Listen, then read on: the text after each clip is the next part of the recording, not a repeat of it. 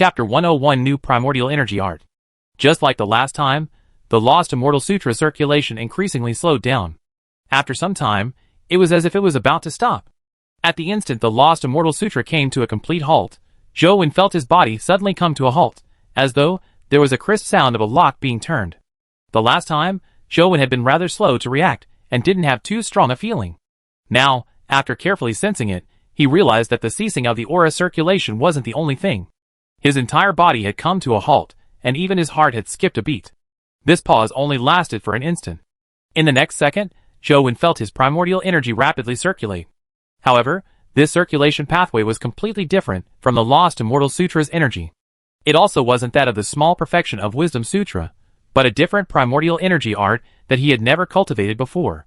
This primordial energy art had a strange feeling of having his body fuse with the world itself. It was as though his entire being had become a part of the universe. His heart and the breathing of the universe was happening at the same frequency. Zhou did not see a single word on the wordless monument, but he could sense the primordial energy art came from it. It was a very strange feeling that was indescribable. Wang Fei constantly observed her students to prevent any accidents happening from staring at the wordless monument.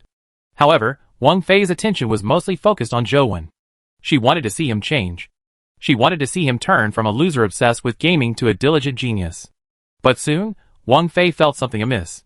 The other students were all sweating profusely, trying their best to hold back their irascible emotions as they wore heavy or ferocious expressions. Even the extremely resolute students were frowning and looking as though they were struggling to cope. However, Zhou was completely different. He naturally looked relaxed as he sat there languidly, as though he was sunbathing. It was as if he didn't feel any pressure. Could it be that Zhou is so disheartened that even the unwinding monument's power can't help him? Wang Fei naturally didn't believe this. She only believed that Zhou hadn't been exposed for long enough. As time passed, the expressions of the other students worsened. The students who had weaker self-restraint started to move around, as if their bodies were crawling with worms. However, none of them stood up. They were the top students from every high school, so they naturally had their pride. None of them wanted to lose to their classmates, so they had to endure it. Li Xian's condition was slightly better. One could tell that his will was extremely firm. He sat there motionless without any changes in expression. However, the sweat on his forehead indicated that he was not having an easy time. As for Zhou, he was still languidly sitting beside Li Xian. His expression hadn't changed from the beginning to the end. Furthermore, he appeared more and more relaxed. If not for Wang Fei's requirements for them to sit, he would likely be lying on the ground. Strange, how did this happen? Wang Fei was alarmed. She had also stared at the wordless monument before, so she naturally knew how powerful it was. Zhou was only at the mortal stage. Even epic experts would be influenced by the power of the wordless monument. It was absolutely impossible to be this relaxed. It has already been 10 minutes, but he hasn't reacted at all.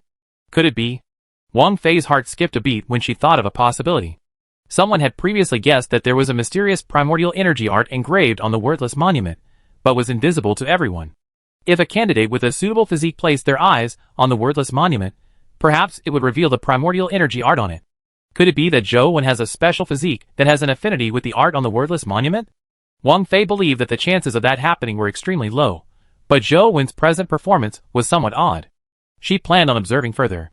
If Zhou truly had a special physique that had an affinity with the wordless monument, she would have to reevaluate Zhou's future achievements. If that's the case, Sis Lan has really picked up a treasure.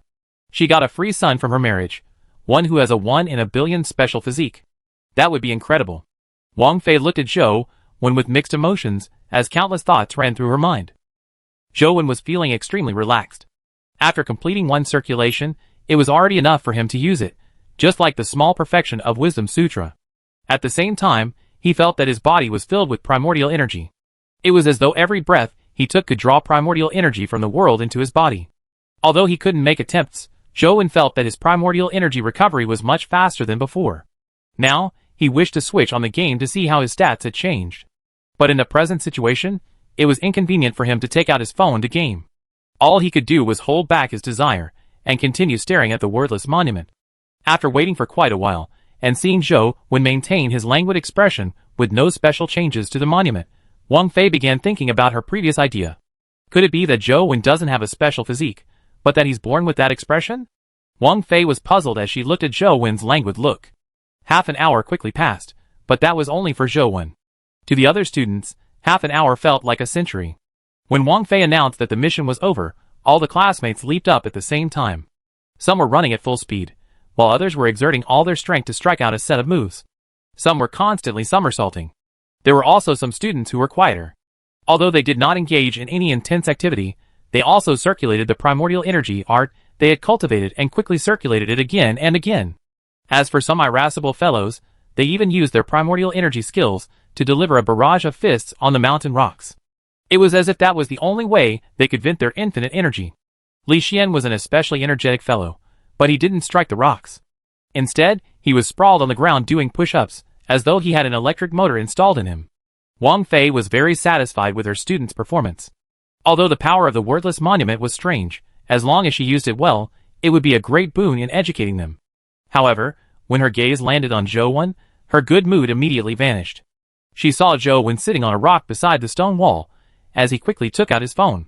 He held the phone in his hands, and was tapping away his fingers at a dazzling speed. Without looking at his phone screen, it was obvious that the fellow was playing a game. Chapter 1023 Antelope. Chapter 1023 Antelope. Zhou Wen secretly dripped a drop of blood on the phone screen. Although the blood-colored avatar was still alive, he still did the same thing. This was because this blood could represent his present physical condition. The blood-colored avatar condensed from the previous blood drop had stats of his previous self. Zhou Wen. Age, 16 years. Lifeform level, mortal. Strength, 10. Speed, 10. Constitution, 11. Primordial energy, 11. Primordial energy art, Lost Immortal Sutra. Primordial energy skill, Vigor Divine Fist, Ashen Palm, Blood Meditation, Penetrating Pierce, Dragon Gate Fairy Skill. Companion Beast, Truth Listener, Silver-Winged Flying Ant, Mutated Lotus Flower Ant. My primordial energy has risen to 11. My primordial energy art is still Lost Immortal Sutra without any new primordial energy art appearing. Zhou Wen looked at his stats as countless thoughts ran through his mind. The game displayed Lost Immortal Sutra as his only primordial energy art. It meant that he had not mastered any others, but he could freely switch modes to the small perfection of Wisdom Sutra or the Wordless Monument's primordial energy art. It was truly fascinating. Seeing the other students desperately venting their energies without paying attention to him, Zhou Wen put away his phone and planned on walking around Mount Laojun to see if he could find the tiny palm symbol. Since he had mastered the small perfection of Wisdom Sutra the last time, he had obtained Truth Listener that was suspected to be a mythical creature. Perhaps, the Wordless Monument's primordial energy art had similar benefits too.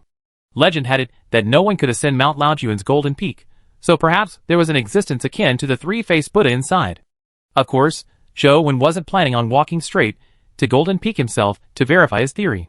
All he wanted was to find the tiny palm symbol to download Mount Laojun's dungeon and try it out in-game. He had only taken a few steps when Wang Fei appeared in front of him. She stared at him and asked, "Where are you going?" No matter how she looked at it, Zhou Wen didn't look like he needed to vent his energy. He was still as languid as usual, but he looked much better than before. "I have an inexhaustible amount of energy all over my body. I need to run to release it." Zhou Wen's insincere words were so obvious that they nearly made Wang Fei laugh out in exasperation. "You want to run? Very good. Run 20 times from the foot of the mountain to the stone bridge in front of Golden Peak. I'll be here watching you. Not one round less," Wang Fei said angrily. "Yes, Miss Wang." Zhou Wen didn't even try to defend himself. Keeping his arms close to his torso, he jogged upwards. The Wordless Monument was the boundary of Mount Laojun. Any further up allowed one to see true dimensional creatures. And from that point onwards, there would be animals from Earth that had mutated. Zhou Wen ran up the stone stairs and saw a white antelope standing by the edge of the cliff. It was eating from a blade of grass that grew out of the cliff. The antelope was snow-white in color, with curved horns on its head that looked like carved white jade. It was obvious that it was not an antelope from Earth. On its forehead, there was a vertical eye that was half open. One could vaguely see a holy white light shimmering within. In between its four hooves, there was a faint stream of white light swirling about, making it look as though it was walking on the light. Although Zhou Wen didn't know the level of the dimensional creature, he could tell that it was definitely extraordinary. The antelope also saw Zhou Wen, but it ignored him. It continued eating the grass on the mountain cliff. The grass grew among the rocks, its leaves withered and yellow. It did not look eye-catching, but the antelope was enjoying its meal as though it was delicious. Mount Laojun's dimensional creature didn't harm others, so Zhou Wen wasn't worried that the antelope would attack him. He approached it curiously, and carefully observed the withered yellow grass growing from the cliff. The grass was split into 5 leaves. A leaf was only the length of a middle finger. It was yellow and withered as if it was about to die. But in the middle of the leaf, there was a white flower. It was about the size of a fingernail and looked as if it was carved from jade. The antelope bit down on the withered grass and flower and chewed repeatedly before swallowing them down. Its face was filled with bliss as though it was extremely satisfied. The antelope was only able to eat withered grass that was relatively close to the steep cliffs. Zhou looked at the mountain cliff and saw that there wasn't much withered grass. An idea couldn't help but come to him. He leaped up and stepped on the mountain cliff with his toes, swirling around like a huge bird. It was none other than the Dragon Gate Fairy skill he had just learned. He grabbed a withered yellow grass in midair and yanked at it forcefully. However, it remained motionless. With Zhou strength, he was surprisingly unable to pull the grass out. Zhou held onto the grass with one hand while his body hung in midair. He turned his head and glanced at the antelope and saw that it had no intention of attacking him. As it chewed on the withered grass, it looked at Zhou with a rather odd expression as though it was mocking him. Zhou made 2 more attempts with all his strength, but the withered grass remained motionless. The leaf didn't show any signs of tearing. It was hard to imagine its tenacity. This withered grass is actually so tenacious. I'm afraid there's something odd about it. Zhou had learned from textbooks that many dimensional zones had strange plants with various magical powers. Some plants could cause instant death from consuming them, while others could increase a human's physical fitness greatly by eating them. They could even break through and evolve to a different level. Since the three-eyed antelope was eating such withered grass, it meant that it wasn't poisonous. As for whether humans could eat it or not, Zhou didn't know. Seeing that he couldn't pluck out the grass, Zhou changed his mind and summoned the lotus flower ants bracer. Pieces of bone that resembled lotus flower petals wrapped around Zhou left arm, forming the razor-like blades along his arm as his fingernails became as sharp as a blade. Raz came. Zhou thrust his fingers forward as though he was cutting tofu and stabbed into the stone cliff. He hurriedly dug a few times and snapped the rocks around the grass and dug it out. Upon landing back on the stone stairs, Zhou was unable to make head or tail. He had no choice but to put the grass back into his backpack. When he turned his head, he realized that the remaining withered grass had already been devoured by the three-eyed antelope. He was only curious at first, so he didn't think much of it as he continued running up the mountain. Mount Laojun was known as the safest dimensional zone, and as long as he didn't cross Golden Peak's gates, there wouldn't be any danger. Even if a human wanted to kill Zhou, they typically wouldn't choose a place like Mount Laojun. Zhou jogged as he surveyed his surroundings, but failed to see any tiny palm symbol. As he ran, Zhou suddenly felt his back tighten, as though someone was pulling him from behind. He couldn't help but be alarmed as he hurriedly turned his head and saw the three-eyed antelope biting his backpack. Chapter 103 Revenge. Chapter 103 Revenge. Zhou could tell that the three-eyed antelope wasn't using much force. Since its bite could chew through the tenacious withered grass, his backpack would have been torn to pieces if it exerted a little strength. It wouldn't remain in one piece as it was now. The antelope bit on the zipper in an attempt to unzip it. It most likely had its sights on the withered grass that Zhou had dug up. Zhou took off his backpack and carried it as he continued walking up the mountain with his back facing the three-eyed antelope. After all, Mount Laojun's dimensional creatures weren't violent, so he wasn't afraid it would do something to him. The antelope clearly wasn't giving up as it circled Zhou and attempted to reach its head into his backpack. Zhou could only constantly move his backpack around to dodge the antelope's head. Without trying, its speed was surprisingly fast. The moment Zhou failed to focus, it had pulled open the zipper of his backpack. This three-eyed antelope is no ordinary mortal. If it wants to eat the withered grass so much, the grass must be extraordinary. With this in mind, Zhou hurriedly hugged his backpack tightly and pressed down the hole. The three-eyed antelope didn't give up either. It buried its head deep into Zhou's embrace, steeling its heart to eat the grass in his backpack. Although the three-eyed antelope didn't use brute force, its strength, speed, and reflexes were much better than Zhou's. Unable to tussle against it, the three-eyed antelope was close to succeeding. Zhou felt indignant, but ignoring how violence was not allowed on Mount Laojun, wouldn't have dared fight the antelope even if he could. The withered grass had already been revealed. Just as the antelope was about to bite onto it, Zhou suddenly thought of something as he spat at it. Saliva sprayed onto the withered grass, covering its surface with spots of foamy saliva. The antelope, who already had its mouth open, was taken aback. It looked at the withered grass covered in saliva before looking at Zhou, its expression extremely odd. "Do you still want it? I'm taking it away if you don't want to eat it." Zhou spread open his backpack generously, but the antelope didn't react at all. All it did was look at the withered grass with a conflicted look. Seeing no response from it, Zhou zipped up his backpack, slung it on his back, and ran up the mountain. The scenery of Mount Laojun was truly impressive. Unfortunately, Zhou Wen didn't see the palm symbol. Although the antelope didn't eat the withered grass, it didn't leave either. It slowly followed behind Zhou Wen without any intention of attacking him. He didn't know what it was up to. Mount Laojun wasn't very high, but after the dimensional storms, the space on the mountaintop seemed to be dilated. Despite the mountain looking short, Zhou Wen ran for quite some time before he gradually approached the mountaintop. From afar, he could see the scenery of the mountain peak. There were ancient buildings of various heights dotted on it. Although the buildings weren't majestic, they were built on the peak of the mountain with clouds clinging around them. They resembled the immortal residences as spoken of in myths. At the end of the stone stairs, there was a wooden structure that resembled a gateway. On it were the words, "Central Heaven Gateway." In front of the gateway was a stone statue of an elderly man riding on the back of a stone cow. His gaze was trained towards the firmaments, but the stone cow had its head turned towards the horizon. Zhou Wen had read the information on Mount Laojun before coming. He knew that the stone statue was likely the founder of Taoism, Li Er. Before the dimensional storms, although Mount Laojun was a scenic spot, it wasn't developed too well. This resulted in few tourists. Instead, it was common for locals to scale the mountain to see the sunrise over the sea of clouds from Golden Peak.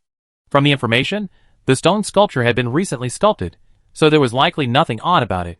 However, when Zhou Wen approached it, the mysterious phone vibrated. Zhou Wen hurriedly took out his mysterious phone and activated the camera function. Soon, he locked onto the stone cow's forehead. There was the familiar palm symbol. "I've finally found it." Zhou Wen was overjoyed. Before coming to Mount Laojun, Wang Fei had repeatedly exhorted everyone not to cross Central Heaven Gateway. If they did, they would have to bear the consequences themselves. Zhou Wen wouldn't have dared venture deeper if he couldn't find the palm symbol. The phone screen showed that he had finished downloading the Mount Laojun dungeon. Just as Zhou Wen was reeling in delight, he suddenly felt a force slam into his back. He involuntarily flew up. The force was immense, making it impossible for Zhou Wen to control his strength. However, the force was extremely strange. Although it was heavy, it didn't injure Zhou Wen's muscles or bone. All he could do was fly involuntarily towards Central Heaven Gateway. In midair, Zhou Wen turned his head to take a glance, only to see that the three-eyed antelope was standing watching. It was giving him a nefarious smile. Holy **T, wasn't it said that Mount Laojun's dimensional creatures are docile? To think that the three-eyed antelope holds such grudges, taking revenge in a blink of an eye. One really can't believe in rumors. Zhou Wen thought unhappily. He had always been wary of the three-eyed antelope, but he hadn't heard any sound before he was sent flying. Zhou Wen slammed through Central Heaven Gateway, and when he landed on the ground, he immediately bounced to his feet and attempted to rush out. However, he was taken aback when he looked back. He had clearly crossed the gateway with the words, "Central Heaven Gateway." But when he looked back, he realized that the gateway, along with the stone sculpture and stairs, were gone. He was by the side of a hanging cliff with clouds swirling around. Is this an illusion? Zhou Wen carefully headed to the edge of the cliff and looked down. A gust of the mountain wind blew and nearly blew him off the edge. Meh! A goat's cry sounded from nearby. Zhou Wen was alarmed as he hurriedly turned his head and saw the three-eyed antelope standing on a nearby boulder, looking at him mockingly. In this day and age, you can't even offend an antelope. Zhou Wen licked his lips and ignored it before glancing at his phone. He finally understood what was happening. The three-eyed antelope didn't dare harm him on the mountaintop, so it had struck him, throwing him onto Golden Peak, hoping to use its forces to finish him. Zhou Wen made up his mind not to head forward. He stood there and waited. Then, he used his phone to scout the way to see what oddities lay ahead on Golden Peak. There was no more downloading notice on the phone screen. On its home screen, there was an icon of a stone cow. On it were the words, "Mount Laojun." Zhou Wen was just about to click on the Mount Laojun icon when he felt something amiss. The hair follicles in his pores began to grow thicker and longer. They even sprouted leaves, turning him into a humanoid grass field. It left him alarmed. No good. Zhou Wen was alarmed as his mind raced. He instantly thought of the new primordial energy art he had learned from the Wordless Monument and quickly switched from the Lost Immortal Sutra to it. Chapter 1043 Talismans. The moment the Wordless Monument's primordial energy art was activated, the grass sprouting on Zhou Wen immediately stopped growing. Furthermore, it gradually began to recede. Soon, Zhou Wen's body returned to normal. The three-eyed antelope wore a look of surprise when it saw this. It stood nearby and sized up Zhou Wen. Thankfully, the primordial energy art of the Wordless Monument works. Zhou Wen heaved a long sigh of relief. He turned his head and saw that the area he came from remained a steep cliff and not the gateway he came from. Forget it. I'll find a way out in-game. Since there's the Wordless Monument's primordial energy art, there shouldn't be too much danger as long as that antelope doesn't find trouble with me. Zhou Wen's heart jumped for joy when he subconsciously looked at the antelope. The antelope, who had been standing nearby just moments ago, was nowhere to be seen. Meh! A bleat sounded from behind Zhou Wen, causing him to break out into a cold sweat. Turning his head, he indeed saw the antelope standing behind him, its eyes sizing him up. That was not all. As it sized him up, it circled around him, as though he wanted to take in every inch of his body clearly, unwilling to miss out any detail. Zhou Wen didn't know what it was up to. He went on full alert, for he wasn't going to just sit back and do nothing if the antelope really wanted to harm him, even if he knew he was no match for it. However, it had no intention of taking action. It circled Zhou Wen a few times as the puzzlement in its eyes intensified. Brother Antelope, let's negotiate. I'll wash that blade of grass and return it to you. Why don't you live and let live? Zhou Wen carefully said to the three-eyed antelope. If he knew that the antelope would be so vengeful, he wouldn't have dug up the grass. The antelope ignored him, as it moved closer, and nudged him to walk inside with its head. The antelope had great strength, so much so that Zhou Wen felt that his strength couldn't put up any resistance. Being pushed by that force, he couldn't help but walk in. Countless thoughts flashed through Zhou Wen's mind, but he ultimately didn't risk his life by fighting with the antelope. The ancient buildings on top of Golden Peak were extremely large. They were connected by stone bridges. Beneath the stone bridges was a swirling sea of clouds, and walking over them made one feel like they were walking in the sky. Brother Antelope, where are you pushing me? Can't I walk on my own? Zhou Wen asked. The three-eyed antelope seemed to understand what he said, and stopped nudging him with its head. It bleated at him before walking off. Zhou Wen knew that his speed and strength were inferior to that of the antelope, as it was likely an epic creature, so it wasn't realistic for him to escape under its nose. All he could do was follow it. The antelope led him through the ancient buildings, passing under many stone bridges before arriving at a Taoist temple. Zhou Wen focused his gaze, and saw that the signboard had the words, Great Pure Temple. Zhou Wen had a superficial knowledge of Taoism, but he didn't know that Great Pure One was one of the three Pure Ones, Jade Pure One, Supreme Pure One, and Great Pure One. Among them, the Great Pure One was the most famous, also known as Taishan Laojun. It was probably a name everyone in East District was aware of. This Taoist temple's name was Great Pure Temple, so it was definitely meant to consecrate Taishan Laojun. Don't tell me that Taishan Laojun is still living here? When Zhou Wen recalled his encounter at the small Buddha temple, he couldn't help but increase his circulation speed of the Wordless Monument's primordial energy art. The antelope came to the entrance of the Great Pure Temple, but didn't enter. With a flash of its figure, it was already behind Zhou Wen and, before he even realized what was happening, it had pushed him into the temple. Zhou Wen was already mentally prepared, so he wasn't surprised. The antelope definitely wasn't taking him to sightsee when it led him here. Standing firm, Zhou Wen studied the situation within. Beyond the door was a compound that looked rather old. The ground was covered in dust and fallen leaves. It was as though no one had stepped foot into it for 1,000 years.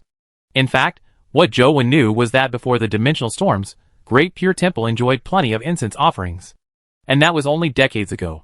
Since you are a disciple of my Taoist school, you can choose any of the 3 pure talismans on the table. An ancient voice rang out from an unknown location, resounding inside Great Pure Temple, as though it came from every direction. It was impossible to tell where the source came from. Yes, master. Zhou Wen didn't dare hesitate. After bowing, his gaze landed on an offering table in the yard. After he passed through the door, he saw 3 talismans on the offering table. They looked completely different in material. One was like flawless white jade, while the second was made of metal, and the last one was carved from wood. The 3 talismans were the size of a palm with similar appearances. However, the runic patterns on them were different. Zhou Wen couldn't read the runes since he had a limited understanding of Taoism. He could only make half-baked guesses. Small Buddha Temple's 3-faced Buddha made me choose a mythical companion egg, but I'm made to choose talismans here. I wonder which one is useful. This is Great Pure Temple, so logically speaking, the 3 talismans should be related to Taishan Laojun. However, that might not be the case. Taoism's 3 pure ones were one embodiment to begin with, so the 3 talismans might represent the 3 pure ones. If my guess is correct, then the Jade Talisman represents the Jade Pure One, Lord of Primordial Beginning. The Wooden Talisman has something to do with nature, so it likely represents Taishan Laojun. As for the Golden Talisman, it should represent the Supreme Pure One. Which one should I choose? Zhou Wen was just making random guesses, so it wasn't as though he knew if he was correct. However, from an aesthetic point of view, he would have taken the Jade Talisman. But upon realizing that he was at Great Pure Temple, he hesitated for a moment before taking the Wooden Talisman. The instant Zhou picked up the wooden talisman, he saw the projection in front of him transform. Like a dream, Great Pure Temple dissipated. When Zhou's vision returned to normal, he realized that he had already returned to the spot beside the stone sculpture of an elderly man riding on the back of a cow. If it wasn't for the wooden charm in his hand, Zhou would have wondered if he had been dreaming. Meh! A bleat sounded. Upon seeing the three-eyed antelope, Zhou confirmed everything that had happened was no illusion. He didn't dare stay here any longer. Although Mount Laojuan's golden peak wasn't as strange as small Buddha temple, it left Zhou apprehensive as he ran down the mountain with the wooden talisman in hand. When he reached the halfway point and saw Wang Fei and his classmates, Zhou heaved a sigh of relief. Zhou, I told you to run. Were you off merrymaking? Why did you bring an antelope back? Wang Fei frowned when she saw Zhou.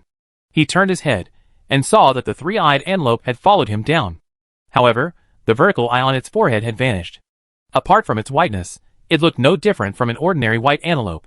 Wang Fei originally imagined that it was an earth animal that had mutated on Mount Laojun, not expecting it to be a dimensional creature. After all, dimensional creatures weren't able to step past the wordless monument. Chapter 105: The Antelope That Just Won't Leave. At the Special Investigation Bureau's dedicated hospital. Liz, answer me honestly. Is there anything you exaggerated in the report you submitted? Xiao Siyuan asked with a grave expression.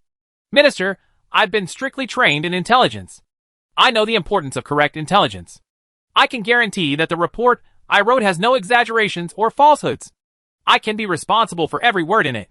Liz struggled to get up as she was pushed down by Xiao Siyuan. You have just received treatment. Only by recuperating and being able to move can you have what it takes to continue fighting. Xiao Siyuan placated Liz and flipped through her report.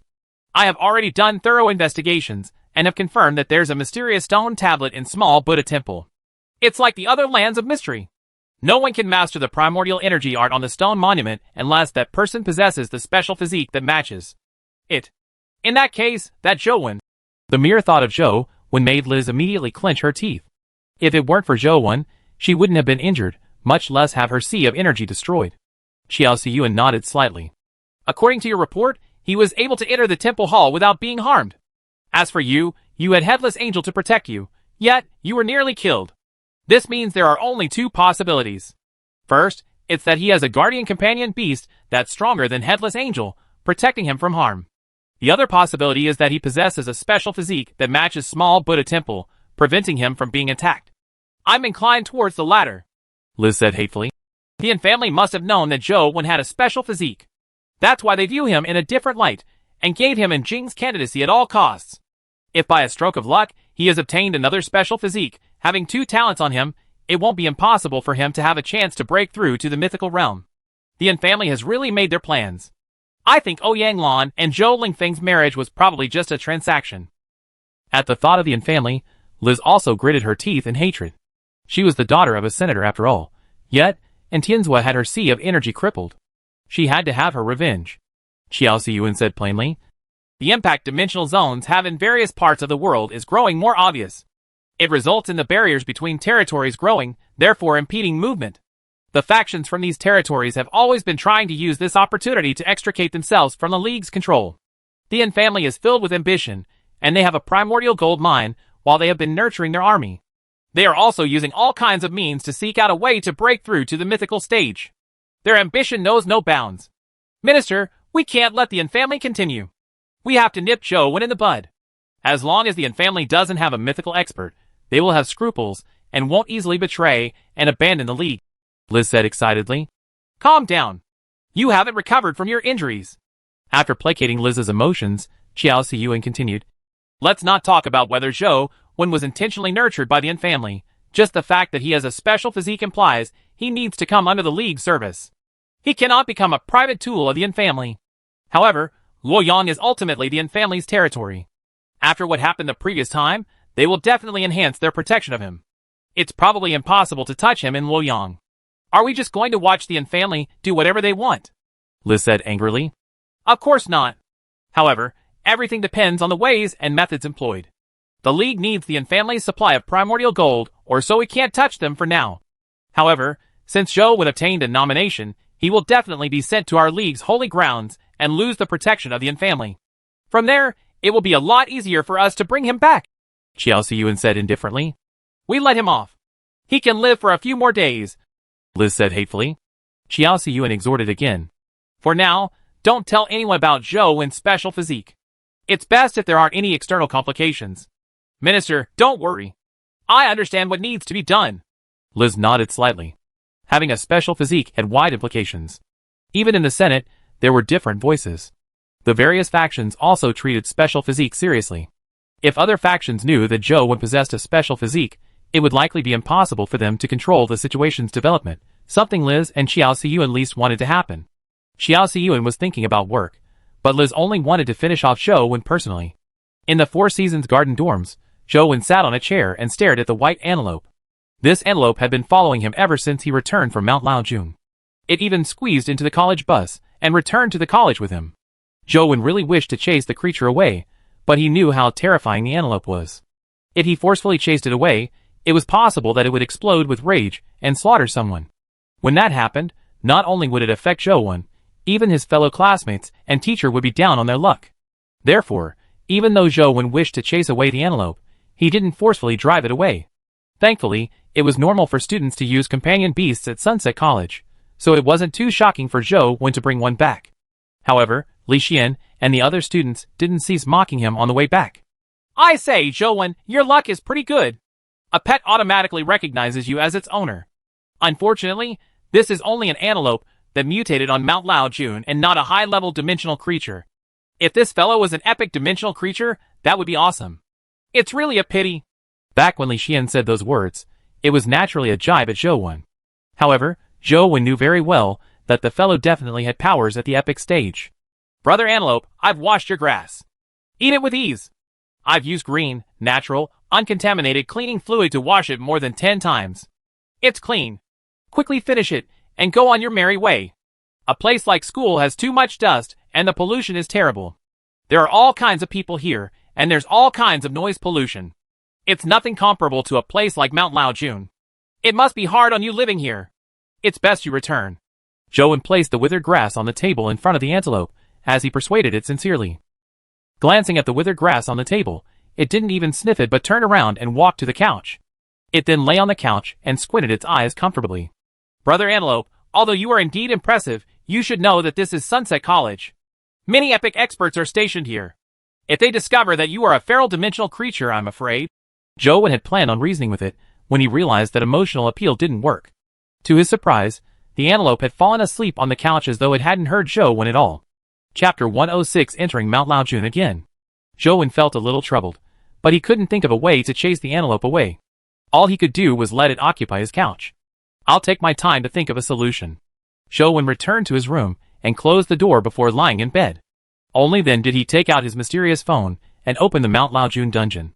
He wanted to see if he could enter Great Pure Temple in game again and choose another talisman. The last time he entered Small Buddha Temple in game, he got Truth Listener from it. Later, he went to Small Buddha Temple in real life, but he didn't discover anything. He did not even awaken the three-faced Buddha. Zhou Wen believed that it was likely that the three-faced Buddha had sensed Truth Listener on him, so the chance to choose wasn't given. Therefore, Zhou Wen first placed the wooden talisman he had chosen to the side and locked it up in a box. Only then did he turn on his phone and enter the game dungeon of Mount Laojun. The environment of the game's Mount Laojun dungeon was identical to the real Mount Laojun. But the dungeon started directly from the spot with the cow statue, which had the elderly man riding on it. The moment the blood-colored avatar entered the game, it stepped through the central heaven gateway. Zhou Wen didn't switch to the wordless monument's primordial energy art in the beginning. Instead, he used the small perfection of Wisdom Sutra, but once he entered, grass grew crazily on him with nothing capable of stopping it. He hurriedly switched to the wordless monument's primordial energy art, allowing the blood-colored avatar to gradually return to normal. It indeed shares the same logic with Small Buddha Temple. One has to master the corresponding primordial energy art to enter, as they please or death awaits them. Zhou Wen had roughly understood the rules of the mysterious lands. Unbeknownst to Zhou Wen, people with Buddhist and Taoist physiques could enter Small Buddha Temple and Mount Laojun unscathed without practicing the respective primordial energy arts.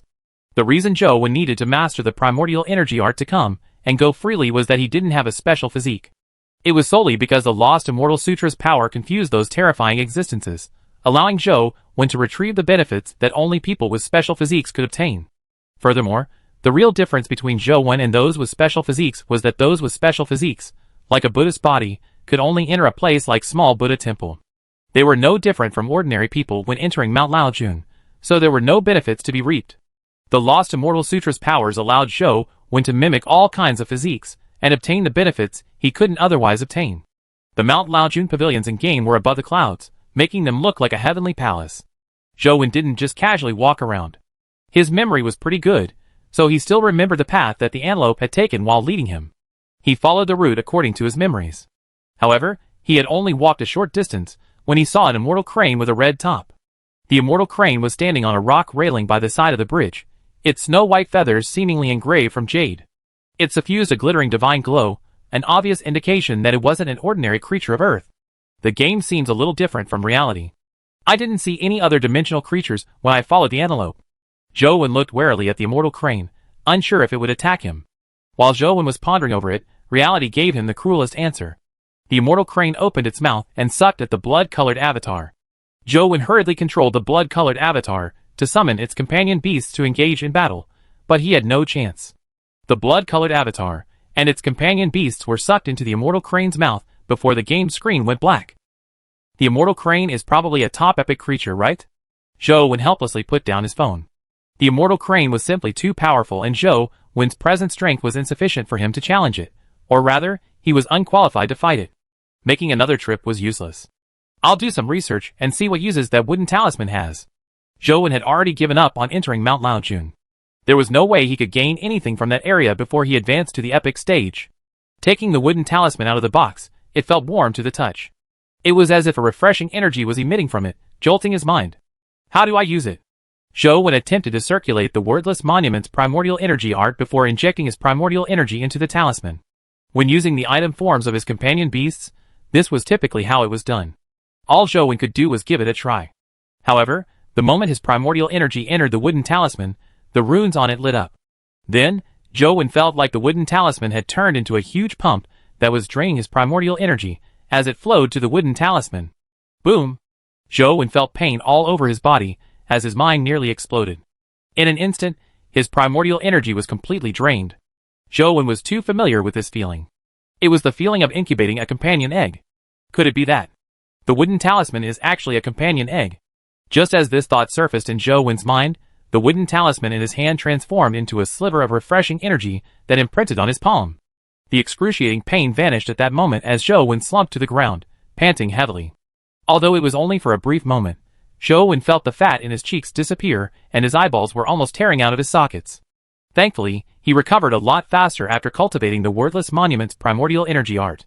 Even if he didn't use primordial energy crystals, his primordial energy would recover quite significantly after some rest. It made Zhou Wen feel a lot better. When he raised his palm, he saw a leaf tattoo. The leaf was green and looked like jadeite. There were some crystal clear white veins in it that looked like they were formed from frost. Zhou Wen already had information about the companion beast appear in his mind. This information was typically only obtained after contracting a companion beast. Based on the very vague information, he had no way of understanding the companion beast in detail. Thus, he still took out his mysterious phone and dripped a drop of blood onto the screen before looking through the blood-colored avatar stats. Indeed, there was an additional companion beast on the blood-colored avatar stats. Banana Fairy, Mortal, Evolvable. Strength 11. Speed 11. Constitution 11. Primordial Energy 11. Talent Skill, Granding Wind. Companion Form, Fan. Its stats are the same as Truth Listener, but why is there only one talent skill? Truth Listener at least has 4. For a companion beast of the same grade, there should be at least 2 or 3, right? Zhou Wen was somewhat disappointed. Although this companion beast could evolve to the mythical stage in the future, who knew how long it would take to nurture it? Its present stats were still more important. A single skill was clearly inferior to having 4 skills in terms of usefulness. With this in mind, Zhou Wen summoned the Banana Fairy to see what kind of companion beast it was. Chapter 107 Banana Fairy. A green light flashed as an adorable palm-sized, green-dressed girl appeared in front of Zhou Wen. She sat on a jadeite-like banana leaf floating in mid-air like a boat swaying above the lake under the moonlight. Why are all mythical companion beasts so small in size? Zhou Wen extended his hand and beckoned to Banana Fairy.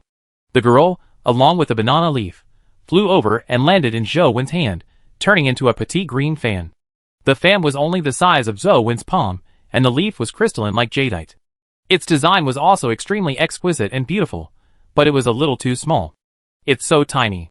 Isn't it a joke to use it as a weapon? Zhou Wen looked around and felt that using the tiny fan as a weapon wasn't suitable at all. Furthermore, he had never learned how to fight with a fan. However, he soon realized that Banana Fairy and other companion beasts were somewhat different. Typical companion beasts couldn't use their talent skills when they were in their companion form, but a Banana Fairy actually could. Zhou Wen held the tiny fan and flapped at a sandbag meant for training. Immediately, an invisible gust of wind blew over, shaking the sandbag left and right. Is that all? Zhou Wen was somewhat disappointed. Although the winds were strong, they were not considered fantastic. They didn't seem to have much destructive force. Zhou Wen reached out to press down on the swaying sandbag and was slightly taken aback. When his fingers touched the sandbag, he realized that it was covered in a layer of frost.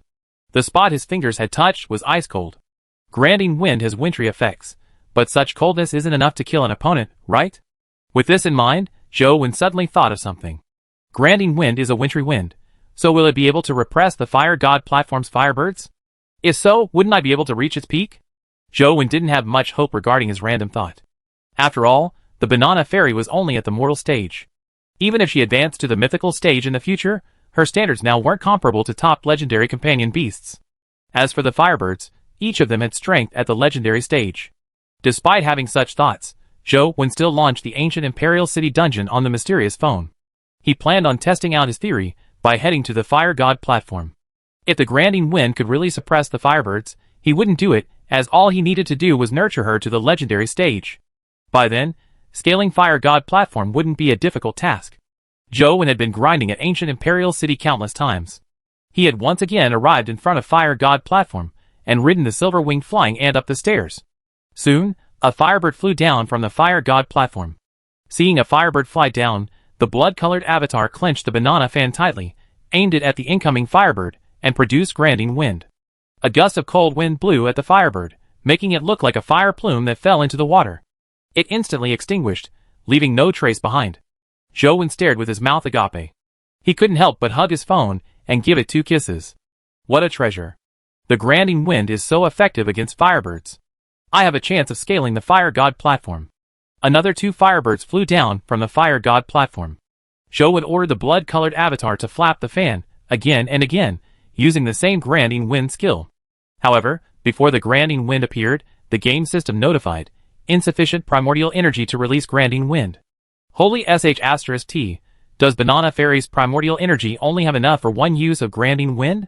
Zhou Wen hurriedly controlled the blood-colored avatar to rush down Fire God platform. Without the Granding Wind, there was no way he could rush up using the blood-colored avatar's capabilities alone. After finding a safe spot, Zhou Wen began researching the Banana Fairy and Granding Wind skill. Indeed, the former's primordial energy had been expended, leaving nothing behind. After grinding a round of skeleton soldiers and having their primordial energy crystals drop, Zhou Wen filled up the Banana Fairy's primordial energy and got her to use Granding Wind once. Indeed, her 11 points of primordial energy were depleted immediately. Zhou Wen made the Banana Fairy turn into a fan, attempting to infuse his primordial energy into it to see if he could use the Granding Wind. He was able to use it, but his 11 points of primordial energy were instantly drained, leaving not an iota behind. With my primordial energy, I can only use the Granding Wind twice in a short period of time. Can I rush up the Fire God platform, only relying on 2 uses of Granding Wind? Zhou Wen frowned and thought. The Granding Wind is an area of effect primordial energy skill. If I can lure the firebirds into a certain range, it's not impossible to get rid of a large number of firebirds at once. If used properly, I might be able to rush to the top with just 2 uses. Zhou Wen inwardly made plans. With the hope of ascending Fire God platform, Zhou Wen didn't hesitate to try it. With the help of the silver-winged flying ant's speed and flight, and Zhou Wen's Dragon Gate Fairy skill, the blood-colored avatar charged all the way up while consciously luring the firebirds in a particular direction. This was because Banana Fairy was only at the mortal stage, greatly limiting the range of the Granding Wind. To eliminate the firebirds as best as possible, he had to try his best to bunch them in a certain spot. More than 10 firebirds were led to a spot by Zhou Wen. Almost reaching his limit, Zhou Wen no longer hesitated. He ordered the blood-colored avatar to hold the banana fan and gently fan the firebirds. The firebirds were instantly extinguished by the Granding Wind. Only 2 firebirds that were not within the Granding Wind's range managed to survive. Zhou Wen was delighted as he controlled the blood-colored avatar to continue charging up Fire God platform. With more than half the distance traversed, A Firebird horde erupted from Fire God platform, blotting out the sky as they charged down like a fiery cloud. The blood-colored avatar once again activated its Granding Wind skill and fanned the fiery cloud. Immediately, a large hole was blown through the cloud with the Granding Wind.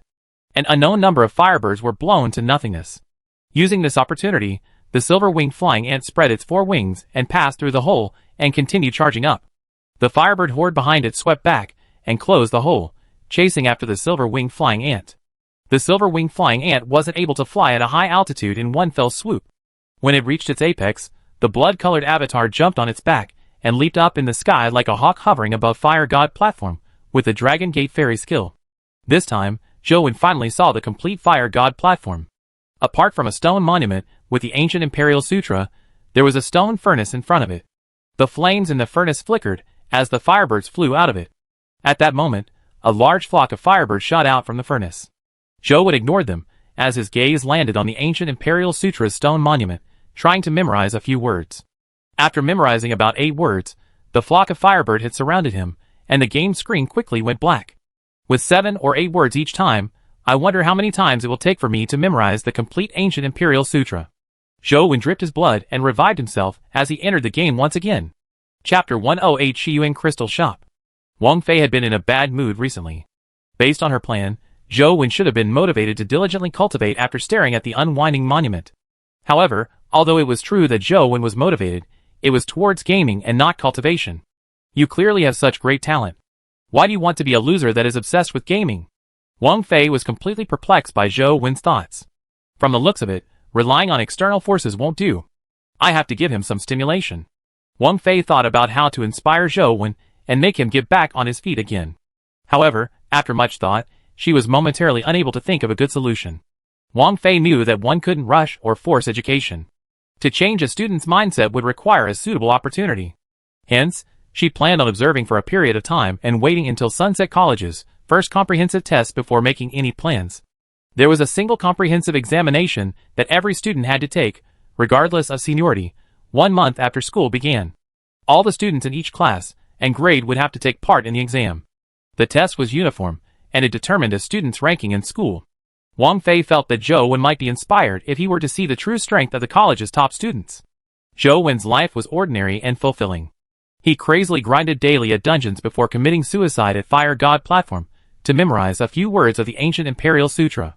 By now, Jowen hated its length. Despite the numerous times he went up, he had only memorized half of the sutra. It was unknown when he would finish it. The antelope took up residence in Jowen's dorm, eating and drinking for free, showing no signs of leaving. Jowen could have just eaten anything without especially heading to the cafeteria, but after this fellow came, it required fresh vegetables daily, forcing him to have no choice but to head to the cafeteria to think of a solution. Jowen wanted to ignore it, but as long as the fellow didn't eat anything, it would stay by Jowen's side. It didn't do anything out of line except circle around Jowen, nudging him with its head, giving him no peace.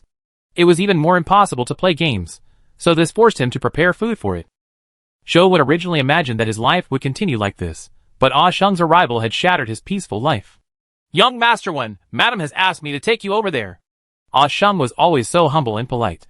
Even a person with a fiery temper would not flare up at him. "Is there a reason why Sis Lan is looking for me?" Jowen asked with a frown. If there wasn't anything important, he'd rather not visit the Yin family again. "Madam wanted me to tell you that she's waiting for you at the shop in the city district. She has something private that needs your help," Ah Sheng said. "All right." Jowen nodded slightly. Since he wasn't going to the Yin family, and he didn't mind Ouyang Lan, he didn't find making the trip too aversive. Ah Sheng drove Jowen out of Sunset College. Usually, after school started, students couldn't leave unless it was a holiday. However, people that Ah Sheng wanted to pick up were clearly not on this list. After the soldier guarding the door saw the pass Ah Sheng took out, he directly let them through. Ah Sheng didn't lie. They really didn't head for the Yin family home. Jowen originally imagined that Ouyang Lan would meet him at a restaurant or a cafe, or perhaps a clothing or jewelry shop. However, when the car stopped, Jowen realized that they had come to a dimensional crystal shop named Shiyuan. He found the name of the dimensional crystal shop a little familiar.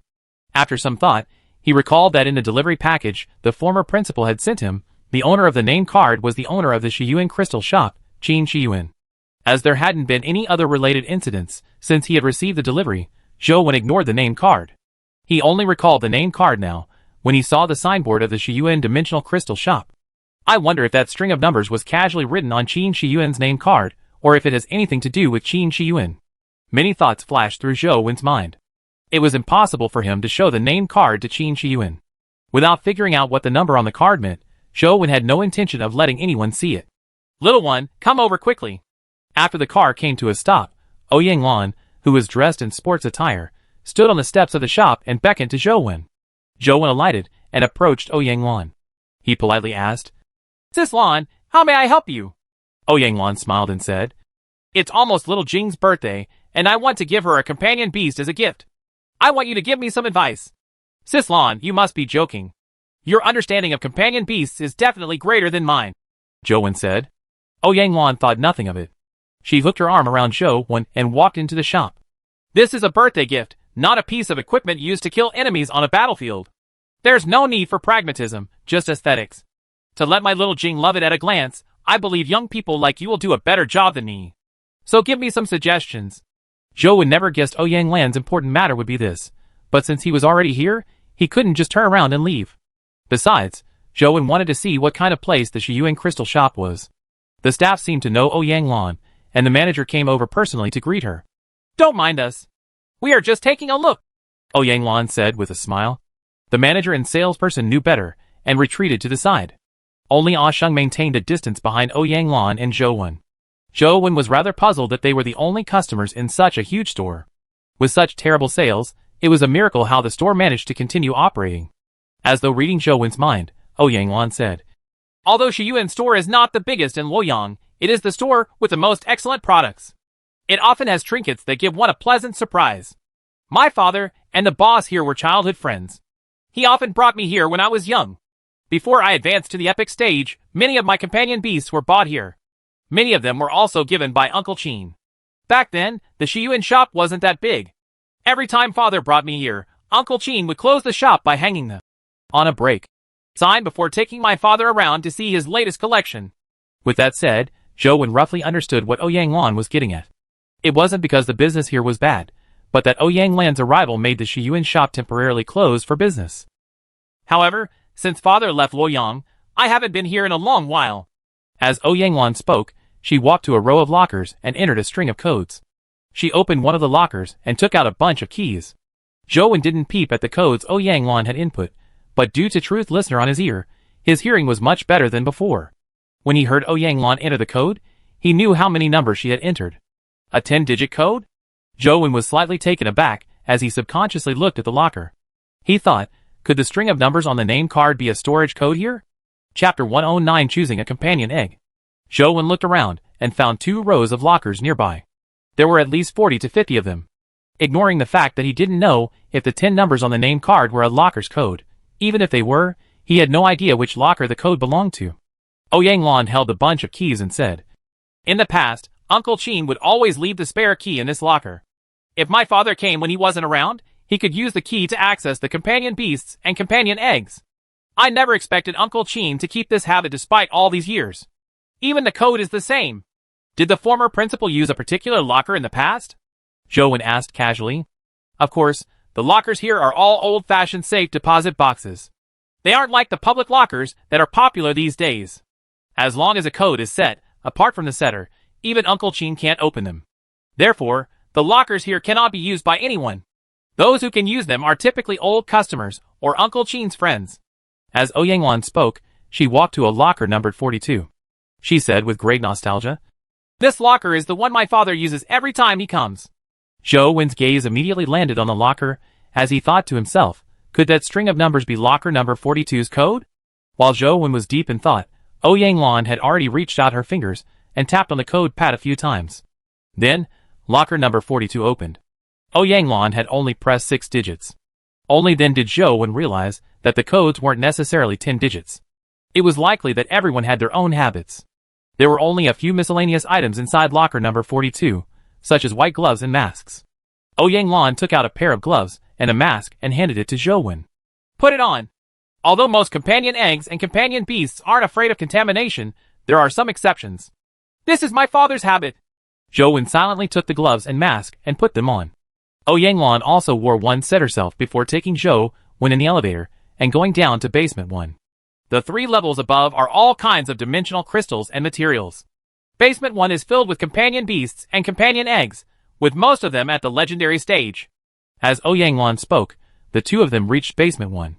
Zhou Wen immediately saw many glass cages in the hall of Basement 1. There were all sorts of companion beasts, some he had heard of, and others he had never heard of.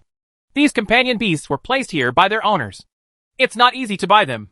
This is because their owners have to pay a huge price to transfer them, so the transfer cost is much higher than buying a companion egg at the same level. Ouyang was very knowledgeable as she introduced all the companion beasts they could see, allowing Zhou Wen to broaden his horizons. When they came to the companion egg area, the numbers clearly increased. Rows of companion eggs were placed behind tempered glass. The colors, sizes, and shapes were all different, making them look like dazzling gems. Besides, each companion egg was a sign. On it was some information on the companion egg. There were even portraits of the beast after the egg hatched. Little one, what do you think of this butterfly fairy companion egg? This ice moon fox seems pretty good too. Ouyang seemed to be enjoying it as she kept asking for Zhou Wen's opinion. As long as it's from you, I believe in Jing will be happy receiving it, Zhou Wen said. That may be right, but I still wish to give her something that she will truly like. You are all young people, so your aesthetic standards are similar. Give me more opinions, Ouyang said while choosing the companion eggs. Zhou Wen didn't say anything else as he thought to himself, as a man, my aesthetic sense is naturally different from women. If I were to give my opinions, the companion egg chosen will probably not be something Jing will like. However, since Ouyang kept asking for his opinion, Zhou Wen couldn't just keep silent. After some hesitation he asked, Sis Lan, can I take pictures of the companion eggs here? Not for others, but it's no problem for you. Feel free to take pictures. Later, I'll take you downstairs. There are some epic companion beasts there which you can take pictures of. If you meet them in dimensional zones in the future, you will be able to recognize them. Ouyang even pointed out some relatively important companion beasts, and got Zhou Wen to take more pictures. Zhou Wen took out his mysterious phone, and pretended to take photos. After taking pictures of the companion eggs, he immediately saw their information and data. He wasn't afraid of being recorded by the surveillance cameras, because he had already tried many times using modern tools, like cell phones, or cameras, to capture pictures of the mysterious phone's screen to no avail. All that was snapped was a blur that prevented anything from being discerned. He really couldn't give any suggestions regarding beauty, but with the feature of the mysterious phone, he could give Ouyang some suggestions of the pros and cons of the companion egg stats. No matter how I look at it, I still find the butterfly fairy and the ice moon fox most suited for my little Jing. Little one, what do you think? Ouyang finally decided on the butterfly fairy and ice moon fox, but she was in a dilemma with which to choose from. You can buy both, Zhou Wen said. With Ouyang wealth, buying 2 legendary companion eggs was just a drop in the bucket. There was no need to fret over it. However, Zhou Wen had used his mysterious phone to look at the 2 companion egg. They had very average stats.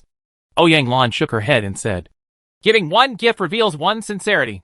Giving 2 would only backfire. It will make Xiao Jing think I'm just patronizing her. Zhou Wen felt a little envious of Jing. He had never had a mother. His father wasn't a person who was good at taking care of children, so no one had celebrated his birthday for him, let alone give him birthday presents. Ouyang thoughtfulness towards Jing made Zhou Wen suddenly realize that if his mother hadn't died from a miscarriage, she would probably have loved him just like Ouyang loved Jing. However, this thought only lasted for a moment. Zhou Wen was already used to living alone. He might end up feeling uncomfortable if he really had a mother like Ouyang. Little one, what's your take?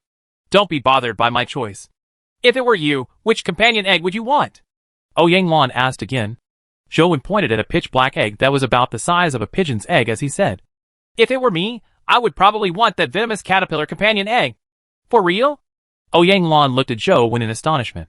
Venomous caterpillars were not powerful companion beasts. Although they were at the legendary stage, their various stats were lacking. The talent skill they had, Vile Venom, was also extremely useless. Such venom would only show its effects on places that the venomous caterpillar crawled over. However, its crawling speed was relatively slow. Even certain mortal creatures were faster than its crawling, much less legendary creatures. Chapter 110 Chained Companion Beast. Key to everything was that venomous caterpillars were really ugly. Furthermore, they even emitted a foul smell when summoned. Typical girls didn't like such companion beasts. Yes, very, Zhou Wen said with a nod. He had already used his mysterious phone to look at most of the companion eggs here. That venomous caterpillar's stats were indeed one of the best legendary companion eggs he had ever seen. Other than having nearly full stats, it also had a rare 3 skills. One of them was basically the godliest skill of a venomous caterpillar. Butterfly transformation was a skill that could transform venomous caterpillar into a venomous butterfly, allowing it to gain powerful flying abilities. Its originally weak speed then became its strongest aspect. The vile venom skill also underwent some changes after the venomous caterpillar became a venomous butterfly. Just touching the venomous butterfly's venomous powder was enough to poison someone. This rare venomous caterpillar, with 3 skills, was considered one of the best excellent grade legendaries. If Zhou Wen had the money, he would probably be tempted to buy it. Of course, it was just a passing thought of his. It was useless even if he bought it. Firstly, it was difficult for him to incubate a legendary companion egg. Secondly, his mutated lotus flower ant and silver-winged flying ant were not weaker than venomous caterpillar, and were perhaps a little stronger. There was no need for him to waste time and energy on it. Even if he really bought it, he could only use it as food for his companion beasts, or for fusion. Your taste is really unique. Ouyang Lan seemed to think of something as she narrowed her eyes, and mumbled to herself. Perhaps this is a good choice. I'm just unsure if little Jing can recognize the companion eggs of a venomous caterpillar. If not, I can tell her that this is a black jade butterfly's companion egg. And when she incubates it, ha. While Zhou Wen was flabbergasted, Ouyang Lan had already used her key to open the glass case, and taken out the venomous caterpillar companion egg. Ouyang Lan called Ah Sheng over and said, Ah Sheng, take this companion egg and pay for it. When the invoice is issued, get them to write it as Black Jade Butterfly. The packaging needs to be done nicely. Why don't you do it yourself? Ah Sheng seemed to be accustomed to Ouyang Lan's random and unconstrained ideas. He didn't wear a look of surprise as he took the companion egg and left. Little one, let's head down and take a look. There are quite a number of interesting companion beasts there. They aren't commonly seen. Ouyang Lan led Zhou Wen downwards. After reaching basement 3, they saw all kinds of independent special rooms. Each room had a companion beast. Although no one was guarding them, there was a powerful security system. Every room needed a different key to open it. Any entry to take a look at the companion beasts here actually required Qin Shi Yuan to personally escort them. However, Ouyang Lan had his key, allowing her to directly open the room and broaden Zhou Wen's horizons. Most of the companion beasts here were left behind by veterans. Companion beasts are their partners and comrades, so they do not wish for companion beasts who have a limitless lifespan to die with them.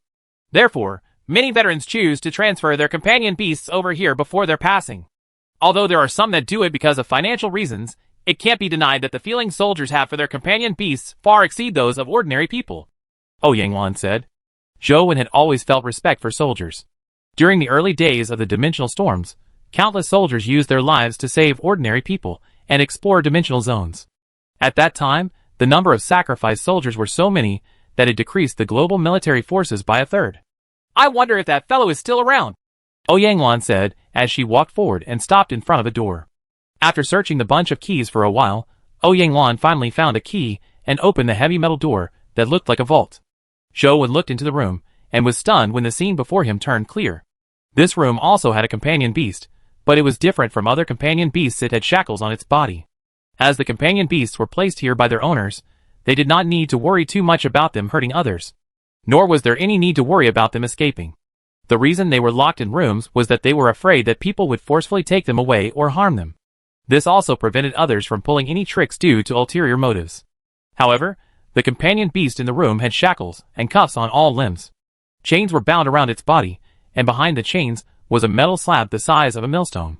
Ouyang Lan walked into the room and looked at the companion beast as she said, When I was young, my father would visit him whenever he came to Uncle Qin's place. It's been so many years, yet he's still here. Zhou Wen also sized up the companion beast. He looked very much like a human, but his muscles were extremely thin as though he was just skin and bones. Even his ribs could be seen clearly. However, his body was dry but not withered. His skin emitted a silver metallic luster. On the skin of his upper body, there were many strange silver tattoos. His long silver hair cascaded down and covered his face and parts of his body. It was hard to see what he really looked like sitting there. It was even difficult to tell his gender. Sislan, what companion beast is this? Zhou Wen had seen a few humanoid companion beasts in his textbooks, but they had traits that were different from humans. But Zhou Wen didn't notice anything obviously different on the companion beast in front of him. I don't know.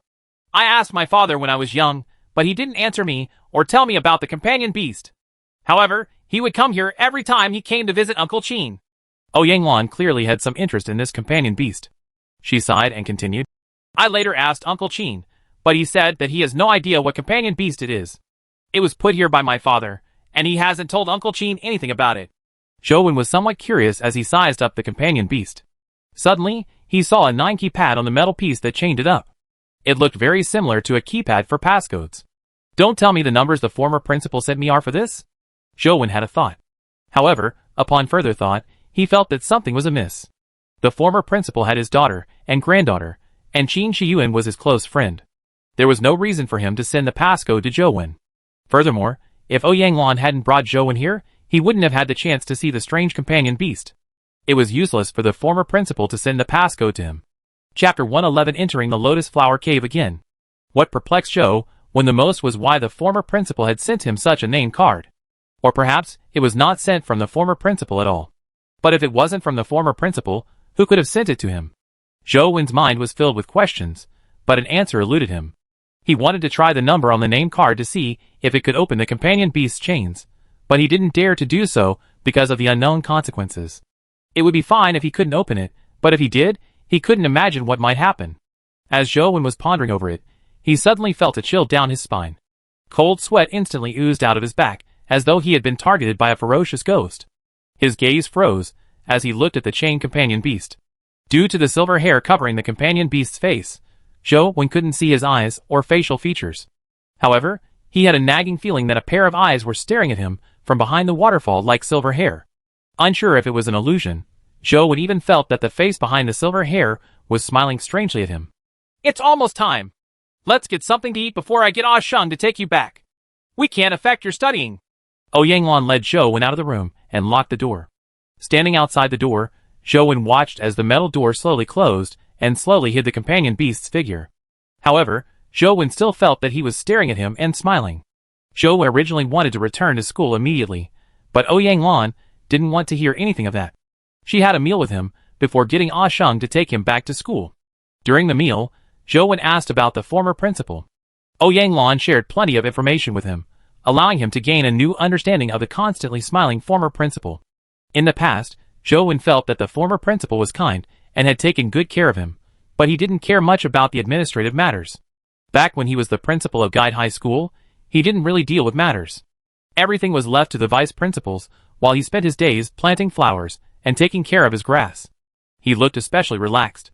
However, from Ouyang Lan's recount, Zhou Wen learned that the former principal was a very famous historian and had experienced the era of the dimensional storms.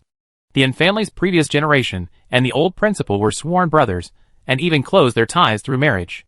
However, life was harsh on Ouyang Lan's ex-husband, and he died too early. Although he learned quite a bit about the former principal, this wasn't of much help to him. The only information that helped him was when Ouyang Lan said that the former principal had indeed been invited to a dimensional zone in Zhuelu County. As the magnetic interference was too overwhelming, it rendered electronic communications almost useless. It had been a long time since Ouyang Lan had received news from the former principal. Although such things happened often in the past, Ouyang Lan was worried as there was nothing she could do. After returning to his dorm, Zhou Wen saw the antelope still sleeping on the couch. This left him disappointed. Lying in the bed, he took out his phone and continued grinding the dungeons. Like before, he first wiped out the various mini-bosses before committing suicide at Fire God platform. When he arrived at Tiger Cage Pass, Zhou Wen saw a word-engraved demonized general appear. Delighted, he closed the distance and realized it was a paper demonized general. Although the word-engraved demonized general was powerful, Zhou Wen had the astral-blade that restrained it. Soon, he killed the paper demonized general and heard a chime. A dimensional crystal dropped. Primordial Energy Skill Crystal. Zhou Wen was delighted when he saw the crystal's name. He impatiently picked up the Primordial Energy Skill Crystal, and the blood-colored avatar successfully absorbed it. Absorbed Paper Demonized General Crystal. Attained Astral Suction Palm. Zhou Wen had longed for the Paper Demonized General's Primordial Energy Skill, and now, with his wish answered, he couldn't help but use it immediately. He reached out and sucked at a demonized soldier at Tiger Cage Pass. The demonized soldier's body was instantly sucked towards the blood-colored avatar's palm, unable to escape no matter how hard it struggled. The blood-colored avatar waved its other palm and slashed down at the demonized soldier's head with astral-blade. It's truly a godly skill. The importance Zhou Wen placed on the astral suction palm was higher than the astral-blade. Although astral-blade was powerful, it was only an offensive measure. Even without it, Zhou Wen still had other offensive means. However, this was the only primordial energy skill he had that could force an enemy to change trajectories. After studying it for a while, Zhou Wen gained a general understanding of the Astral Suction Palm. It was just like Astral/Blade, a primordial energy skill that didn't have fixed primordial energy costs. The further the enemy was or the greater the weight, the more primordial energy that Astral Suction Palm expended. With the amount of primordial energy Zhou Wen had at present, he could easily absorb creatures like demonized soldiers from about 2 meters away. In turn, legendary creatures like a demonized general would be more difficult. However, being unable to draw an enemy didn't mean it was useless. The suction force would still affect the demonized general, causing its actions to deviate from its intentions. A clash between experts lasted for an instant, so any deviation was fatal. The more Zhou Wen studied Astral Suction Palm, the more satisfied he was with it. In the future, after he advanced to the legendary stage, his primordial energy upper limits would increase, thus raising the might of his Astral Suction Palm. It would be an evergreen primordial energy skill. Among the 3 word engraved demonized generals, only the 5th demonized general hasn't been killed. I wonder if the Astral Suction Palm can withstand the 5th demonized general's skills. Zhou Wen couldn't be sure. Now that Zhou Wen had the silver-winged flying ant and the mutated lotus flower ant, he was still unable to defeat the 5th demonized general. It was not that the 5th demonized general was much more powerful than Paper and Blade demonized generals, but that its main skill was just too ridiculous.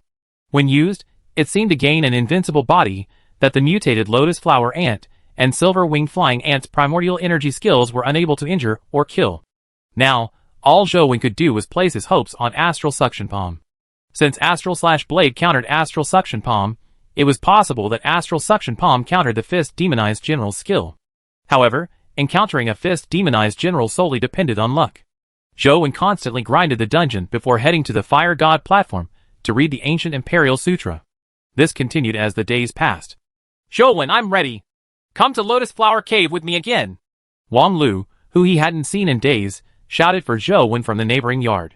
Today was the deadline for her homework mission. Zhou Wen had been paid, so he naturally had no reason to reject her. He had to accompany her to the Lotus Flower Cave. "This is my last chance. Today, I will definitely break Huang Ji's record." Wang Lu was filled with confidence. Zhou Wen declined to comment. All he did was film Wang Lu from behind with a camera. After they entered the Lotus Flower Cave, they searched for fairy monkeys in the stone cave. After exploring several spots in the stone caves, they finally discovered a fairy monkey. However, before Wang Lu could make a move, the fairy monkey was killed by someone else. Chapter 112 Swift Saber Heavenly King. It was a boy of Zhou Wen's age. He held a purple narrow saber in his hand, and his body flashed like a ghost. With a few clashes with the fairy monkey, he slew it. The entire process took less than 20 seconds, and the speed at which it happened was terrifying. Zhou Wen sized up the boy in astonishment. He found it amazing that the boy's speed was faster than a fairy monkey's. It was extremely rare among students. His saber skills were even faster than his physical movement techniques. Fairy monkey's speed and movement techniques were top in class amongst legendary creatures, but for it to fail to dodge a single saber strike implied how terrifyingly fast the saber was. The boy wiped the blood from the saber, and looked at Zhou Wen and Wang Lu. Soon, his gaze landed on Zhou Wen. "Are you Zhou Wen, the one who killed the word engraved demonized general?" The boy stared at Zhou Wen and asked. "I'm Zhou Wen. Who are you?" Zhou Wen asked. "What a pity," the boy said without rhyme or reason before leaving with the saber.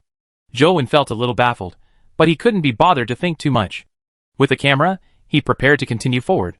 Wang Lu, however, looked in the direction of the boy's departure and said, "I didn't expect Feng Qiuyan to actually come to Sunset College. Why didn't I see him among the special admission students?" "Wreck.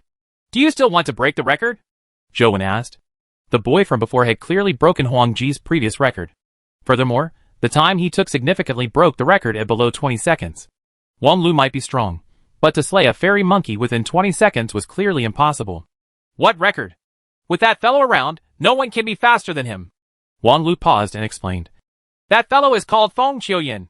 You might not have heard of his name in a place like Luoyang, but where I come from, his fame is at the level of Luoyang's and Jing.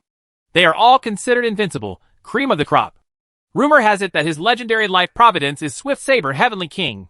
At the same stage, no one can be faster than his saber. You saw it too. Even the fairy monkey couldn't dodge his strike. It's obvious how fast his saber is.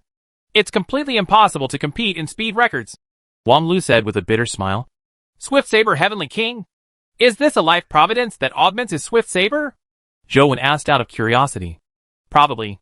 A life providence is a secret for everyone, so people wouldn't usually tell others. I only know that his life providence is known as the Swift Saber Heavenly King that significantly augments anything to do with sabers. After a pause, Wang Lu continued. Do you know there's an organization that especially rates life providence? The Feng family has a senior that works at that organization. When evaluation of Feng Qiuyan's Swift Saber Heavenly King Life Providence was made, the rumored result was an S-grade talent. Isn't it said that the ratings of that organization aren't accurate? Zhou Wen had also heard of the organization. However, it was only a grassroots organization and wasn't created by the League's officials. Therefore, its ratings were greatly limited. Indeed, it can't be confirmed as the life providence they evaluate is firstly based on how much it boosts one's combat ability. As a result, the combat-based life providence ratings are usually higher, but in fact, many life providence might not boost one's combat strength too significantly while still remaining very useful. However, to be rated as an S grade means the Swift Saber Heavenly King Life Providence is undeniably powerful. Wang Lu didn't deliberately belittle that organization. I wonder what my life providence will be in the future. Typically, a life providence is related to a person's physique and the primordial energy art one cultivates. My physique isn't bad, and the primordial energy art I cultivate in isn't weak. I don't think it will be difficult to obtain a powerful life providence.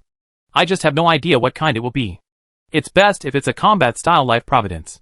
Zhou Wen felt some anticipation for his life providence. However, advancement with the Lost Immortal Sutra was much more difficult than the average primordial energy art. Even the primordial energy arts on the mysterious stone monuments weren't as difficult to cultivate as the Lost Immortal Sutra. With Feng Qiuyan around, there's no hope of breaking the record. I can only blame myself for my bad luck. Wang Lu was slightly depressed. Although she didn't really care about this record, to be doused with cold water after preparing for so long and being at the brink of success would leave anyone depressed. It's not difficult to break his record, Zhou Wen said after some thought. You have a solution? Wang Lu's eyes lit up as she looked at Zhou Wen. She surprisingly didn't have any doubts over his words. There is a solution, but it's not part of my job, Zhou Wen said. Speak. What conditions do you have? Wang Lu saw through Zhou Wen's thoughts and curled her lips. Money, how much can you pay me if I help you break the record? Zhou Wen wasn't materialistic and didn't spend much money. However, to invest in Huang Ji's game required a huge sum of money. Zhou Wen didn't have the time or means to earn money. All he could do was start with trivial matters and save up whatever he earned.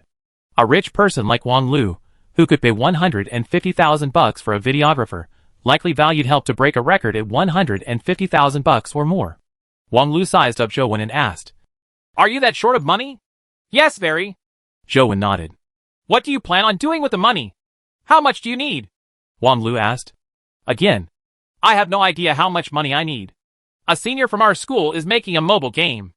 I wish to invest in him, but I don't know how much I need to invest. However, I believe plenty is needed. Zhou Wen didn't hide the fact that it was an investment in a game. He was planning to invest in Huang Ji's game to make others know of it. The more people who knew it, the better. You're really a gaming fanatic. In this era, there aren't many people who are addicted to games like you anymore. Wang Lu thought for a while before saying, But the scale of making a game has quite a range, so the amount of money spent will be highly variable. If you only wish to make a simple game, $100,000 to $200,000 would be enough. I can give you that immediately, but if the game you wish to make is grander in scale, the money I give you will be a drop in the bucket. You might as well write up a proposal. If I think it's feasible, I can invest in both of you. We'll talk about investment in the future. It's best you give me the money for helping you break the record, Zhou Wen said as he extended his hand. Wang Lu fiercely swatted away Zhou Wen's hand. You can have the money, but first you have to break the record for me. How do I know if you can really help me break the record or not? Zhou Wen didn't say another word. He began searching for a fairy monkey in Lotus Flower Cave with Wang Lu. Breaking a record needed them to first find a fairy monkey. Zhou Wen was rather confident about breaking Feng Qiuyan's record. He had been grinding fairy monkeys recently, and had quite some experience killing them. It could be said that Zhou Wen was the person who understood fairy monkeys the most in Sunset College. Chapter 113 Performance. Wang Lu was actually quite doubtful about Zhou Wen's ability to help her break the record. Although he had a pair of legendary wings and powerful movement techniques, that level of movement and speed was definitely capable of dodging Feng Qiuyan's saber. The saber speed which Swift Saber Heavenly King Life Providence brought about made Feng Qiuyan's strikes far exceed the speed of peers at his level. Furthermore, Zhou Wen hadn't advanced to the legendary stage, he was one level lower than Feng Qiuyan. Compared to someone who had the life providence of Swift Saber Heavenly King, even Wang Lu did not have the confidence to beat him in speed. How are you going to help me? Although the homework mission permits a 4-person team to complete it, I do not plan on joining forces with others. If that's the case, defeating Feng Qiuyan would be meaningless, Wang Lu said to Zhou Wen as they walked. When you encounter a fairy monkey later, I'll first demonstrate it to you. All you need to do is remember my steps. With your strength, you will be able to kill fairy monkeys in less than 20 seconds. Having been in charge of filming Wang Lu's combat, he had a good idea of her strength. It was also why he dared to help Wang Lu break the record. You'll be demonstrating? Wang Lu sized up Zhou Wen and asked. We have no choice. You only have one chance left, and I'm afraid you won't be able to grasp the crux by just verbally explaining it to you, Zhou Wen said honestly. His method of slaying fairy monkeys was from the experience he had gained from killing countless whilst in game. Every step had been calculated to extreme precision. He could not afford any mistakes if he wanted to kill one in the shortest time possible. If Zhou Wen were to do it himself, it wouldn't be a problem even if he made a mistake. However, Wang Lu didn't have that much experience fighting fairy monkeys. She only had the theory from the college's information and videos. In fact, the information provided by the school wasn't as logical or pragmatic as Zhou Wen's design plans. After all, there were too few fairy monkeys, and no one had the chance of killing many, so it was naturally impossible for them to have a deep understanding of them. After traveling through several caves, they finally found a fairy monkey. Just as Zhou Wen was about to charge forward, Wang Lu suddenly thought of something. She hurriedly said, By the way, after the Lotus Flower Cave is sealed by the college, students are not to hunt fairy monkeys without permission. Our class was given the homework mission, and we can only kill 2. You aren't a student of our class, so you didn't receive the homework mission that allows you to kill a fairy monkey. I know, so I have no plans to kill it. Zhou Wen didn't stop as he charged at the fairy monkey. This time, Wang Lu became the videographer. She aimed the camera at Zhou Wen, curious to see how he could kill the fairy monkey faster than the Feng Qiuyan. Wang Lu was still a little apprehensive. Zhou Wen had primordial energy skills that she definitely knew couldn't be identical to hers. If he used some special skill which she lacked, then even if Zhou Wen's method was much faster than Feng Qiuyan's, she would be unable to use his method. However, Wang Lu quickly realized that her worries were completely unfounded. This was because Zhou Wen hadn't used any primordial energy skill or companion beast. All he did was rush towards the fairy monkey. If it were anyone else, Wang Lu would have believed that he had a death wish, but she knew Zhou Wen's strength and character quite well. It was impossible for him to do something so foolish. She adjusted the camera to ensure that she could record Zhou Wen's every move, while her gaze never left him. The fairy monkey bared its teeth as it charged down. Its pair of wings made it abnormally agile, swooping down like a bird of prey, while its claws swiped at Zhou Wen's head with a sharp beam. The fairy monkey was much faster than Zhou Wen, but he seemed to have expected it. He slightly tilted his body to dodge the claw beam as he clung close to the fairy monkey's left. The fairy monkey's wings flapped as his body warped. Its claws once again thrust out at Zhou Wen's heart with a sharp claw beam. This time, the fairy monkey was closer to Zhou Wen, and its claw beam was even faster and sharper. However, Zhou Wen's body moved slightly to the side again, dodging the attack in what seemed like an impossibility. Wang Lu stood to the side and watched. Zhou Wen didn't use any primordial energy skills, not even anything related to movement techniques. With his absolute speed deficiency, he leisurely managed to dodge all the fairy monkey's mighty attacks. Zhou Wen gave Wang Lu an odd feeling. It was as though he was the stronger party, not the fairy monkey, who was at the legendary stage. Zhou Wen's every move was calm and composed, but he had the feeling of clairvoyance, emitting a pressure as though the fairy monkey was dancing in his palm. It may have felt slow, but in fact, it all happened very quickly. In just 10 seconds, Zhou Wen had nimbly moved to the fairy monkey's back and easily struck the back of its skull. Paw! It looked like it didn't use much strength, but the fairy monkey appeared to be struck by lightning as it fell from the sky. It fell to the ground and twitched, unable to get up immediately. Wang Lu's eyes widened when she saw this. A mortal stage fellow had only relied on his strength and speed. Without the help of his primordial energy skills and companion beasts, he had knocked out a legendary stage fairy monkey. More importantly, slightly more than 10 seconds had passed, without even exceeding 11. Wang Lu was afraid that none of her classmates would believe her if she told them. How did you do it? Wang Lu asked as she glared at Zhou Wen, who was walking back. You can do the same if you observe and study more. Zhou Wen pointed at the fairy monkey on the ground, who still couldn't get to its feet due to its stupor. It's a little groggy from the strike. It will quickly regain consciousness, so let's leave now. Find a spot and watch my demonstration video a few times. Remember my positioning and the timing of my attacks. It probably wouldn't be difficult to squeeze it within 20 seconds. Also, the spot I struck should be precisely where you hit during your final strike. It will result in a death blow, otherwise, it will be a waste of time. Wang Lu and Zhou Wen came to an empty stone cave before the former carefully watched Zhou Wen's video. How did you figure out such positioning and the fairy monkey's weakness? Wang Lu found it inconceivable the more she looked at it. Even the college's strategies were not as simple and effective as Zhou Wen's. I carefully watched the videos I recorded for you the other day. I studied them for a long time before I could achieve such results. Selling it to you for 150,000 isn't expensive, right? Zhou Wen asked. Not at all. Wang Lu nodded with affirmation. Such experience could not be measured with money. If they were in a real battlefield, it could save one's life. Wang Lu practiced Zhou Wen's positioning for more than half an hour before mastering the crux. Her talent in martial arts wasn't to be underestimated, allowing her to live up to being a special admission student. Then, Wang Lu found the fairy monkey again and killed it according to Zhou Wen's method. The process was rather relaxing. Although the positioning was a little rough, she obtained good results in 17 seconds. It was probably a little faster than Feng Qiuyan. Although the record had been broken, Wang Lu wasn't happy. Others might not know, but she knew very well that Zhou Wen had a more ridiculous result. It was just that his results would not appear in the school's record. Chapter 114 Gym Training. Inside an office, Qiao Siyuan stood respectfully in front of his desk with his head lowered, wearing a humble look. Have you found the thing I asked you to find? A man sat behind his desk. As the only light in the office was the table lamp, the man's face couldn't be seen clearly. Only a blurry silhouette could be seen. Sir, apart from the Yin family, I've searched everywhere I can. I didn't find the thing you were talking about. Qiao Siyuan lowered his head and replied cautiously. Why didn't you go to the Yin family? The man asked indifferently. We had sent people to infiltrate them, but Ouyang Lan keeps the Yin family tightly under wraps. The people we sent didn't have the chance of getting close to where Ouyang Lan and the rest live. They were only able to do miscellaneous chores in the yard. After a pause, Qiao Siyuan continued. In the name of pursuing Jing Daoxian, I had tried using Liz to test the Yin family's attitude. And Tianzhua was very unyielding, and he didn't care about the senator by maiming Liz's energy C. It's not simple to enter the Yin family to search for it. If everything is that easily solved, what do I need you for? The man coldly asked. Yes, sir. You're right. I will think of another solution. Qiao Siyuan bowed slightly before continuing. Sir, I don't think Professor Ouyang left the thing at the Yin family home. Why do you say that? The man sitting behind the light lit up a cigarette with an old lighter. According to my investigations, Professor Ouyang may be close friends with the Yin family, but he did not agree to Ouyang Lan's marriage into the Yin family.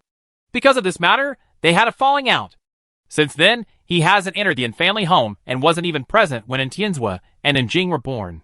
Seeing no response from the man, Qiao Siyuan continued. It's also because after that person's death in the Yin family that Professor Ouyang and Ouyang Lan's relationship improved. However, he's only visited the Yin family a few times and never stays there for more than an hour, much less stay overnight. With Professor Ouyang's relationship with the Yin family, I don't think he will leave something so important there. Then, where would Ouyang hide the thing? The man flicked away some cigarette ash before asking. Sir, do you think Professor Ouyang could have taken it with him? Qiao Siyuan probed. Impossible. That thing can't enter dimensional zones, or it will only spell trouble. Ouyang often needs to enter dimensional zones, so he won't be so stupid. He must have hidden it somewhere. The man paused before saying, Regardless, you must find the thing at all costs. Do not dismiss the Yin family's residence. Who knows if their poor relationship was just an act Ouyang deliberately created? Yes, sir. Qiao Siyuan bowed. We don't have much time left. We need to retrieve it as soon as possible. Those ignorant fools outside think that time can be squandered, but they have no idea that the disaster is already hanging above their necks like a guillotine blade. It can fall at any time. Once the dimensional zone's restrictions are gone, humanity will usher in the apocalypse. Therefore, we need to have that item in our hands to prevent that from happening, the man said. Sir, is that thing really that important? Qiao Siyuan asked the question on his mind. Back when humanity entered the Holy Land, there weren't just 6 heroes. In fact, there were a lot more, but most of them ended up dying inside, their names unknown to people. Besides the 6 heroes, some also left the Holy Land alive and brought certain things out. Jing Daoxian was one of them. Likewise for Ouyang. The thing he has was something I saw him take out the Holy Land with my own eyes. It is of grave importance. We need to gain control of it, the man said. Sir, I think there's a coincidence over a matter, but I'm not sure if it's a problem. Xiao Siyuan said after some thought. Speak. Back when Jing Daoxian was seriously injured and under our pursuit, he actually stayed in Guide City for nearly 10 minutes. Xiao Siyuan said. You've already written this in the report. It's related to that youth named Zhou Wen, right? That's right. Later on, I investigated Zhou Wen in detail. Other than being Zhou Lingfeng's son, he has a rather good relationship with Professor Ouyang. When Professor Ouyang was principal at Guide City, he often invited Zhou Wen to eat at his Placia treatment that other students and even teachers didn't receive. Now, Ouyang Lan has married Zhou Lingfeng. I just find it too much of a coincidence. I'm thinking of the possibility that Professor Ouyang gave the item to Zhou Wen or Zhou Lingfeng. Impossible. The power of that thing isn't something a mortal stage can withstand. It's impossible to even hold it. You can continue investigating Zhou Wen, but you have to place your focus on the Yin family. The only ones with the capability to commandeer that item in the Yin family are Tianzhua and Ouyang Lan. Yes, I understand. Feng Qiuyan wasn't in a good mood. He originally thought that he would definitely be first in class for the homework mission, but he never expected Wang Lu to be faster than him by nearly a second. As expected of Wang Lu, she already has such power even before advancing to the legendary stage. After Feng Qiuyan saw Wang Lu's video for the homework mission, he realized that he had lost fair and square. Wang Lu's comprehension and control over her positioning had reached an extremely high level. This was something that he lacked. After Wang Lu advances to the legendary stage, I will definitely fight her. Before that, I still need to train myself and make myself stronger. Feng Qiuyan quickly walked to the school gym.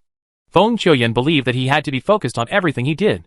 Quality was demanded for everything, so he only practiced his saber techniques. He hoped to make his saber techniques faster and stronger, allowing him to reach the peak of the world. Hence, after arriving at the gym, Feng Qiuyan immediately walked towards the training court where the ball launcher was. It was the most suitable machine for him to practice his sabers. Speed. However, when Feng Qiuyan got to the ball launcher court, he frowned when he realized that someone was occupying the grounds in practice. On careful look, he realized that the person was someone he knew, the freshman who had killed the word-engraved demonized general, Zhou Wen. There was only one ball launcher, so Feng Qiuyan didn't wish to waste any time waiting. Therefore, after some thought, he walked straight into the court and picked up a rubber training saber from the rack before walking towards Zhou Wen. Chapter 115 Unable to touch the balls. Zhou Wen felt that having his strength constantly increased despite staying in his dorm gaming all day seemed a little too eyebrow-raising, so he planned on some outdoor activities. At least, he had to let others know that he was cultivating arduously. After circling the gym once, he had planned on choosing a simple strength training machine to train his legs, allowing him to free his hands and continue gaming. But to his surprise, the gym was filled with people. After searching for a while, he discovered an empty training court. In the past, Zhou Wen had never used a ball launcher. After seeing the demonstration on the screen, he knew what kind of machine it was. The ball launcher was similar to the pitching machines used in baseball practice. Balls were shot out of the machine, and the trainee aimed to hit them. It was just that the launcher would be shot in random directions in a wide area. Furthermore, it could also shoot multiple balls simultaneously. This was slightly different from a baseball pitching machine. There were many practice weapons on the rack: sabers, swords, poles, spears, whips, etc. They were all made of rubber. Zhou Wen casually picked up a short pole and turned on the ball launcher. He was too lazy to study how he could adjust the launcher's difficulty, so he simply switched it on. A ball shot out from the launcher's barrel like a cannonball. Zhou Wen took note of the distance and swung his short stick, easily striking the ball and sending it far away. Soon, Zhou Wen realized that the launcher was rather simple. He could use one hand to strike the balls while using the other for gaming. Some training like this doesn't seem too bad. As Zhou Wen gamed, he didn't need to look at the balls with his eyes to strike them. The listening ability that Truth Listener imbued him allowed him to hit the balls accurately. Furthermore, Zhou Wen discovered that practicing Truth Listener's hearing ability was very helpful to his hearing. There were all kinds of dimensional zones, many that had a great effect on one's vision, causing people to sometimes fight blind.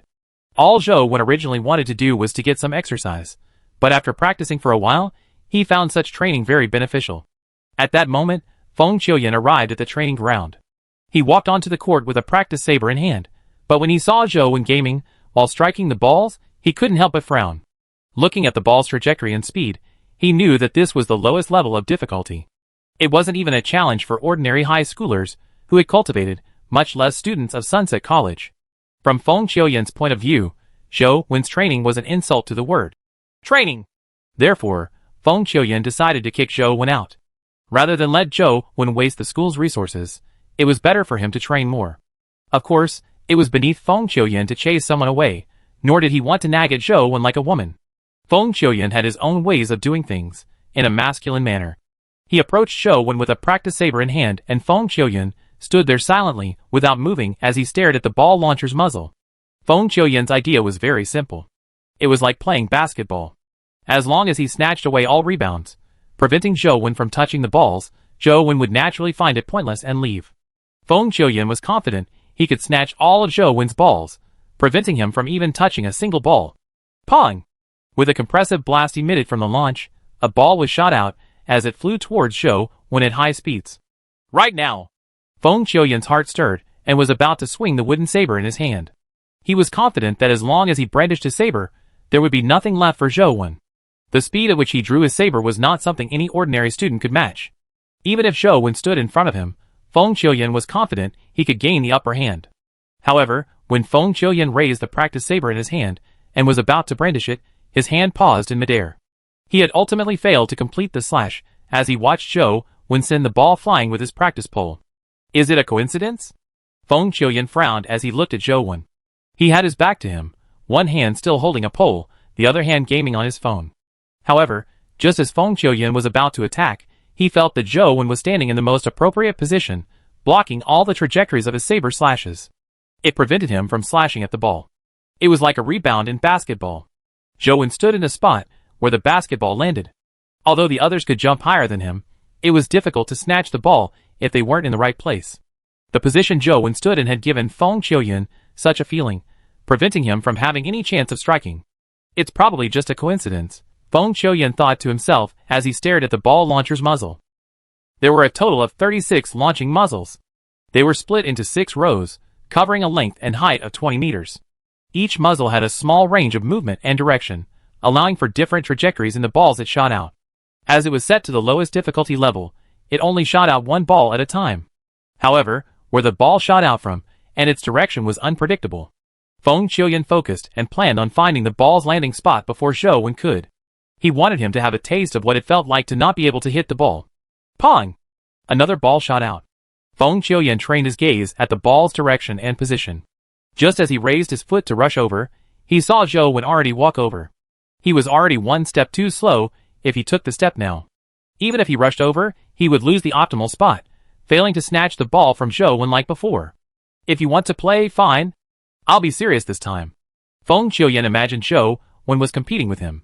Furthermore, Zhou Wen's attitude of gaming, while striking the ball, made it obvious to him that he thought nothing of him.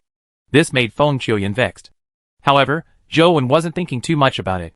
He did hear someone beside him, but he didn't know that the person was Feng Qiuyan, nor did he know that Feng Qiuyan wanted to chase him away. He originally imagined that the training court allowed multiple people in, so he thought nothing of it. He just struck the balls relying on his hearing and senses. The inclusion of Feng Qiuyan was also a form of practice for him. Zhou Wen was still grinding Ant Nest, a dungeon he usually grinded when in public with other people around. Another ball shot out. Feng Qiuyan was already fully focused, but just as he took his step, he realized that Zhou Wen was one step ahead of him, happening to walk to the optimal location before him again. Pong! The ball was sent flying by Zhou Wen again. Feng Qiuyan had failed to touch 3 consecutive balls. He didn't even strike out at all. Chapter 116. How did you do it? At first, Feng Qiuyan had deliberately suppressed his speed, trying his best to maintain it at the mortal stage to compete with Zhou Wen. However, with the passage of time, Feng Qiuyan subconsciously increased his speed after repeatedly failing to beat Zhou Wen to the punch. He began competing with Zhou Wen with speed at the legendary stage. This only served to alarm Feng Qiuyan. Even more speed at the legendary stage was still inadequate. Although his speed was really much faster than Zhou Wen's, with Zhou Wen standing in the middle of the court, which was about 20 meters wide, he only needed to cover 10 meters.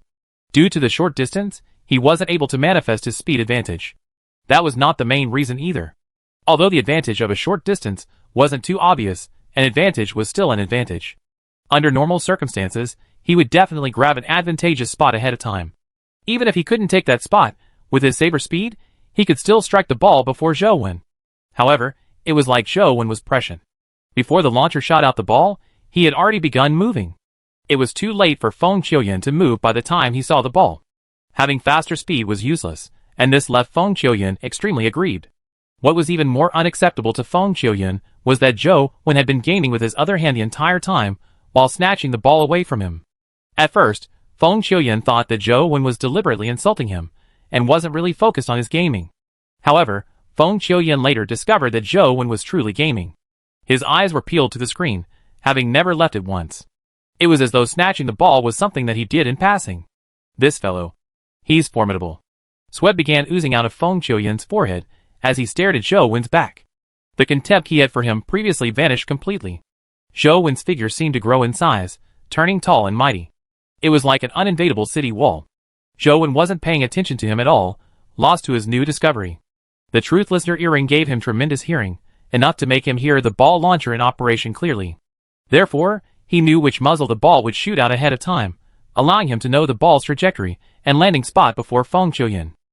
However, this wasn't the biggest surprise for Zhou Wen. What truly surprised him was his train of thought. Zhou Wen was an extremely focused person. In the past, no matter what he did, he could be fully focused without being disturbed by anything. Therefore, others might find him dull due to his lack of reaction, no matter what they said to him. In fact, it wasn't because Zhou Wen was dull and silly, but that he was too focused to the point of not being able to hear what others were saying to him. Now, Zhou Wen realized that he could still be focused on what he was doing, but at the same time, he seemed to be able to handle other matters as well. This feeling was rather indescribable. If an analogy had to be made, Zhou Wen's thought process could be analogous to a computer processor. In the past, Zhou Wen's brain was a single-core processor, but now, it was a dual-core, allowing it to handle multiple programs at the same time. Of course, this was only an analogy, and was limited in its accuracy. However, it was a fact that Zhou Wen could hit all the balls while gaming. There didn't seem to be any interference between the two activities. At the same time, Zhou Wen keenly discovered that while he was gaming and striking the balls, the Lost Immortal Sutra circulation became especially fast. It was more than twice as fast as usual. It appears this is the result of the Lost Immortal Sutra. Zhou Wen increasingly found the Lost Immortal Sutra extraordinary. However, he couldn't figure out why Jing Daoxian had given him such a powerful primordial energy art for no reason. It didn't seem to make sense if it was simply because he caught his fancy. Zhou Wen didn't know the origins of the Lost Immortal Sutra, so he naturally didn't know how terrifying it was. If not for the extraordinary focus he was born with, he would have long been killed by it. Even if he didn't die, he would go mad. Even now, Zhou Wen could hear the murmuring voices resounding in his ears when sleeping at night. It would be difficult for a normal person to endure such harassment. Even if he didn't go mad, he would become extremely irascible. Yet, Zhou Wen didn't suffer from such effects. As Zhou Wen indulged in the thrill of his new discovery and training, Feng Qiuyan's expression became increasingly ugly. He had already done his best, but couldn't snatch the ball from Zhou Wen. Although summoning a companion beast would give him a chance of defeating Zhou Wen, Feng Qiuyan's pride prevented him from doing so. He continued relying only on his physical prowess to compete with Zhou Wen. When Zhou Wen felt that he had enough practice today, he stopped and rested. Just as he was about to return, he turned his head to look at Feng Qiuyan. He couldn't help but be taken aback by what he saw. He recognized Feng Qiuyan, but he looked drastically different from before. He was covered in sweat as he panted heavily. His eyes were glaring at him with eyes as red as a rabbit's eyes. This look like he could devour him at any moment gave Zhou Wen a fright. Feng Qiuyan wasn't truly exhausted, but was suffering from immense mental stress. With his physique at the legendary stage, he had lost to a mortal stage fellow. Furthermore, he had been badly defeated. He had failed to snatch a single ball despite Zhou Wen gaming with one hand. The stress was simply unimaginable. If it weren't for Feng Qiuyan's determination, anyone else with a slightly weaker will would probably have already lost their confidence. The more Feng Qiuyan wanted to win, the greater the stress he was under. The mental fatigue he suffered exceeded his physical fatigue. When Zhou Wen imagined that Feng Qiuyan would lunge at him and bite him, Feng Qiuyan glared at him and suddenly asked, "How did you do it?" "What do you mean how?" Zhou Wen was slightly taken aback. "How are you able to predict the landing spot of the ball without looking for it?" Feng Qiuyan asked the question burning in his heart. He was stronger than Zhou Wen in everything, but he had lost to him on this point. "Because of this." Zhou Wen pointed at his ear before picking up the coat on the chair and left. Zhou Wen was referring to the Truth Listener earring he was wearing, but Feng Qiuyan clearly misunderstood Zhou Wen's words. He believed that Zhou Wen was referring to his ear and instantly, he fell into thought as he muttered to himself, "So that's how it is." So he wasn't really gaming, but using the game to divert his sight, and only use his ears to listen out for the ball. So there's actually such a training method. From the looks of it, the rumors of him being a gaming fanatic aren't as simple as they seem. He's more hardworking than anyone. Even gaming is a form of cultivation. Clearly, Feng Qiuyan misunderstood Zhou Wen. In fact, gaming was his main goal, and practicing his listening skills was just something he did in passing. Seeing Zhou Wen walk out of the court, Feng Qiuyan suddenly snapped to attention, as though he had awoken from a dream. He chased after him and called, "Zhou Wen, wait a moment. Chapter 117, please be my coach." "What's the matter?" Seeing Feng Qiuyan chase after him, Zhou Wen could only stop and turn his head to look at him. Feng Qiuyan stared at him, and enunciated each and every word as he said, "I want to hire you as my personal coach. Help tailor a training plan for me." "You want me to be your personal coach?" Zhou Wen pointed at his nose and asked in surprise. He did not believe that he had the talent to make training plans. His own plan was to game after gaming, ad infinitum. "Please don't reject me. If you have any conditions, feel free to raise them. Money isn't a problem." Feng Qiuyan was quite sincere. Zhou Wen had already opened his mouth, prepared to reject the offer, but upon hearing the words, "Money isn't a problem," he swallowed the words he was about to say. "Are you sure you want me to be your personal coach and tailor training plans for you? I'm only a mortal grade student." Zhou Wen looked at Feng Qiuyan and confirmed it once again. "Your level is not a problem. I just want to know your training methods. If you find it troublesome, you don't have to deliberately plan one for me. I just need to train with you. I'll do whatever you do," Feng Qiuyan said with all seriousness. Feng Qiuyan clearly misunderstood Zhou Wen, believing that he, who could think of using his sense of hearing to train his strikes, definitely had plans for targeted training. Therefore, he wanted to hire Zhou Wen as his personal coach. He wanted to know how Zhou Wen had trained to his present standards. Perhaps, it could aid him in his cultivation, allowing him to break through his recent bottleneck. "I'm very expensive." Zhou Wen didn't think too much about it. Since there was a chance for him to earn money, there was no reason not to. "I'll pay you what it costs to hire the most expensive personal coaches on the market. The payment can be made monthly or per class. If you have any other requests, you can tell me now," said Feng Qiuyan. "It's best we settle it according to class, so a payment for each class." Zhou Wen thought for a moment and realized that he didn't have much to teach. He decided to teach a lesson first, and if he really couldn't handle it, he wouldn't keep scamming Feng Qiuyan. One class would be all. "All right." Feng Qiuyan agreed without hesitation. He paid Zhou Wen for one class and eagerly asked, "Coach, what kind of training do we have for the first class?" Zhou Wen thought for a moment before asking, "You use the saber, right?" "That's right. I train to push my swift saber to the pinnacle, and I pursue extreme speed." Feng Qiuyan looked at Zhou Wen with anticipation. He hoped that Zhou Wen could give him some special training method to aid his breakthrough. Zhou Wen pondered for a while. When he heard that, he suddenly realized that he didn't know any saber techniques, nor had he practiced any of them. The only thing he knew that had anything to do with sabers was Astral/Blade. However, Astral/Blade was a primordial energy skill that resembled a blade beam. It did not have any technique to speak of, as it was cleaved out directly without any need for cultivation. Despite thinking all day, Zhou Wen couldn't think of a training plan tailored to Feng Qiuyan's cultivation. Suddenly, an idea flashed in Zhou Wen's mind, as he thought of the word engraved demonized general in Tiger Cage Pass. The word engraved demonized general had 3 different types. The blade demonized general's Astral/Blade was fast and ruthless, but it could only suppress the paper demonized general, and was useless against the fist demonized general.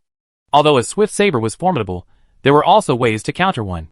In any case, I don't know any saber techniques yet. I'll make Feng Qiuyan practice his saber in a diametrically opposite manner. When the time comes, he'll find something amiss, and won't come looking for me again. Realizing how quick Feng Qiuyan was to pay him, he found him quite a nice guy, and didn't wish to scam him further. "Feng Qiuyan, have you ever heard of the principle of extreme yang gives birth to yin?" Zhou Wen asked Feng Qiuyan. "Are you referring to how things develop in an opposite direction when they go to the extreme?" Feng Qiuyan asked after some thought. "It's almost the same. The ancients say that true wisdom sounds foolish and great skill looks clumsy. It's possible to have the opposite effect once you reach an extreme. You practice in the swift saber, then perhaps one day, if you feel slow drawing your saber, it might mean that your saber techniques can improve further," Zhou Wen said in a cursory manner, hoping that he could satisfy Feng Qiuyan for now, so that he wouldn't seek him out again. Feng Qiuyan took Zhou Wen's words seriously as he asked, "Then, how do I train to reach the realm of the slow saber? Some things require you to figure it out yourself. No matter how well others explain it, that's still someone else's insight. Only something you figure out is yours. I have already given you direction. As for how you should do it, it will require you to think about it." Although Zhou Wen was bullish ting Feng Qiuyan, what he said was truly what he believed in and understood. It wasn't complete nonsense. After managing to get rid of Feng Qiuyan with great difficulty, Zhou Wen jogged back to his dorm and lay comfortably in bed as he took out his mysterious phone. Perhaps it was his luck. This time, while he was grinding the Lotus Flower Cave, although he failed to obtain a rank 9 Dragon Gate Fairy skill, he managed to obtain a Fairy Monkey Companion Egg. Fairy Beast. Legendary. Life Providence. Pet of Air. Strength, 15. Speed, 18. Constitution, 15. Primordial Energy, 14. Talent Skill, Dragon Gate Fairy Skill. Companion Form, Wings. The Fairy Monkey's stats were clearly incomparable to the Silver Wing Flying Ant, so he directly fed the companion egg to Truth Listener. In the past, Truth Listener didn't react much after eating a companion egg. However, after swallowing the companion egg this time, a system notification appeared.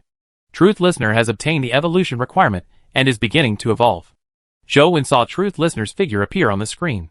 It was a tiny beast in the shape of a golden silk monkey. At this moment, Truth Listener was glowing with resplendent golden light, as though it was a golden Buddha statue. It was so blinding that it filled the entire screen with golden light. After feeding it for so long, it's finally evolving. Zhou Wen was delighted. Truth Listener at the mortal stage was not of much use. However, it would definitely be very useful after advancing to the legendary stage. After a while, the golden light on the screen gradually faded away, revealing its true looks. At the same time, a system notification popped up on the screen. Truth Listener's evolution completed. However, Zhou Wen didn't seem to notice much of a change. Its body was still small, only slightly bigger than his fingers. It was covered in golden fur, and its eyes were sparkling with golden light. No, it's still a little different. Zhou Wen realized that Truth Listener was indeed somewhat different. It originally resembled a golden silk monkey with just a pair of ears, but now it had another pair of ears. It now had 4 ears. However, its ears were very small. They were neatly placed on both sides of its head, without making it look ugly at all. If one didn't look closely, one would not notice that it had 4 ears. Chapter 118 Heaven Senses. Truth Listener. Legendary, Evolvable. Life Providence. Heaven Senses. Strength, 21. Speed, 21. Constitution, 21. Primordial Energy, 21. Talent Skill, Truth Listener, Indestructible Golden Body, Evil Warding, 9 Extremes. Companion Form, Earring. In the past, Zhou Wen thought that the maximum stats for legendaries was 18. He later found through the mutated Lotus Flower Ant and Silver Wing Flying Ant that 18 wasn't the limit, but he had never seen 21. Mythical creatures are really different. Even if they haven't evolved to the mythical stage, their stats aren't something ordinary companion beasts can compare with. However, I have no idea what exact use Heaven Senses has. Zhou Wen read Truth Listener's stats carefully, and saw that there was an additional note regarding the Life Providence, prying into the secrets of the world using ears instead of eyes. When he summoned Truth Listener, it still looked petite. It was glowing with golden light, as if it was a piece of golden silk monkey art carved out of gold. From its appearance, it did not seem powerful at all. The legendary mutated skeleton ant that shared its level looked many times stronger than it. Getting Truth Listener to turn into an earring before wearing it, Zhou Wen closed his eyes and focused. He immediately felt that the Truth Listener earring had augmented his sense of hearing in a way that was much better than before. Although he had his eyes closed, everything around him appeared like a 3-dimensional figure in his mind. It was as though Zhou Wen could see everything around him. The only difference was that the 3-dimensional figure in his mind was black and white instead of the colored world he saw with his eyes. Zhou Wen knew that he wasn't really seeing anything but the ability brought by the Truth Listener earring.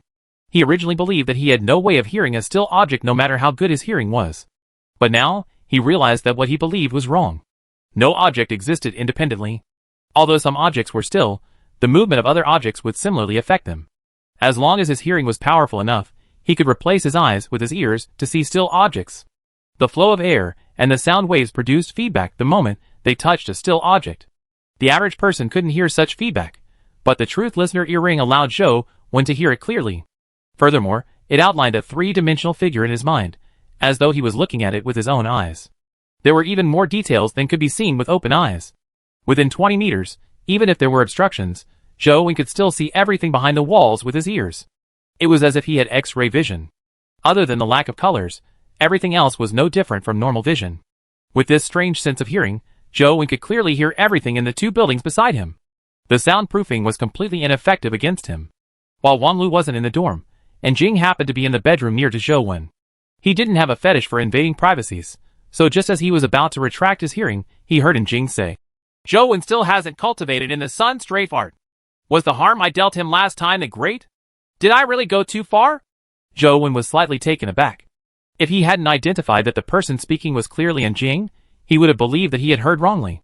His impression of An Jing was always one that was haughty and aloof, as if she viewed everything in a condescending manner. It was hard to imagine that these words came from her mouth. Zhou Wen couldn't help but feel curious.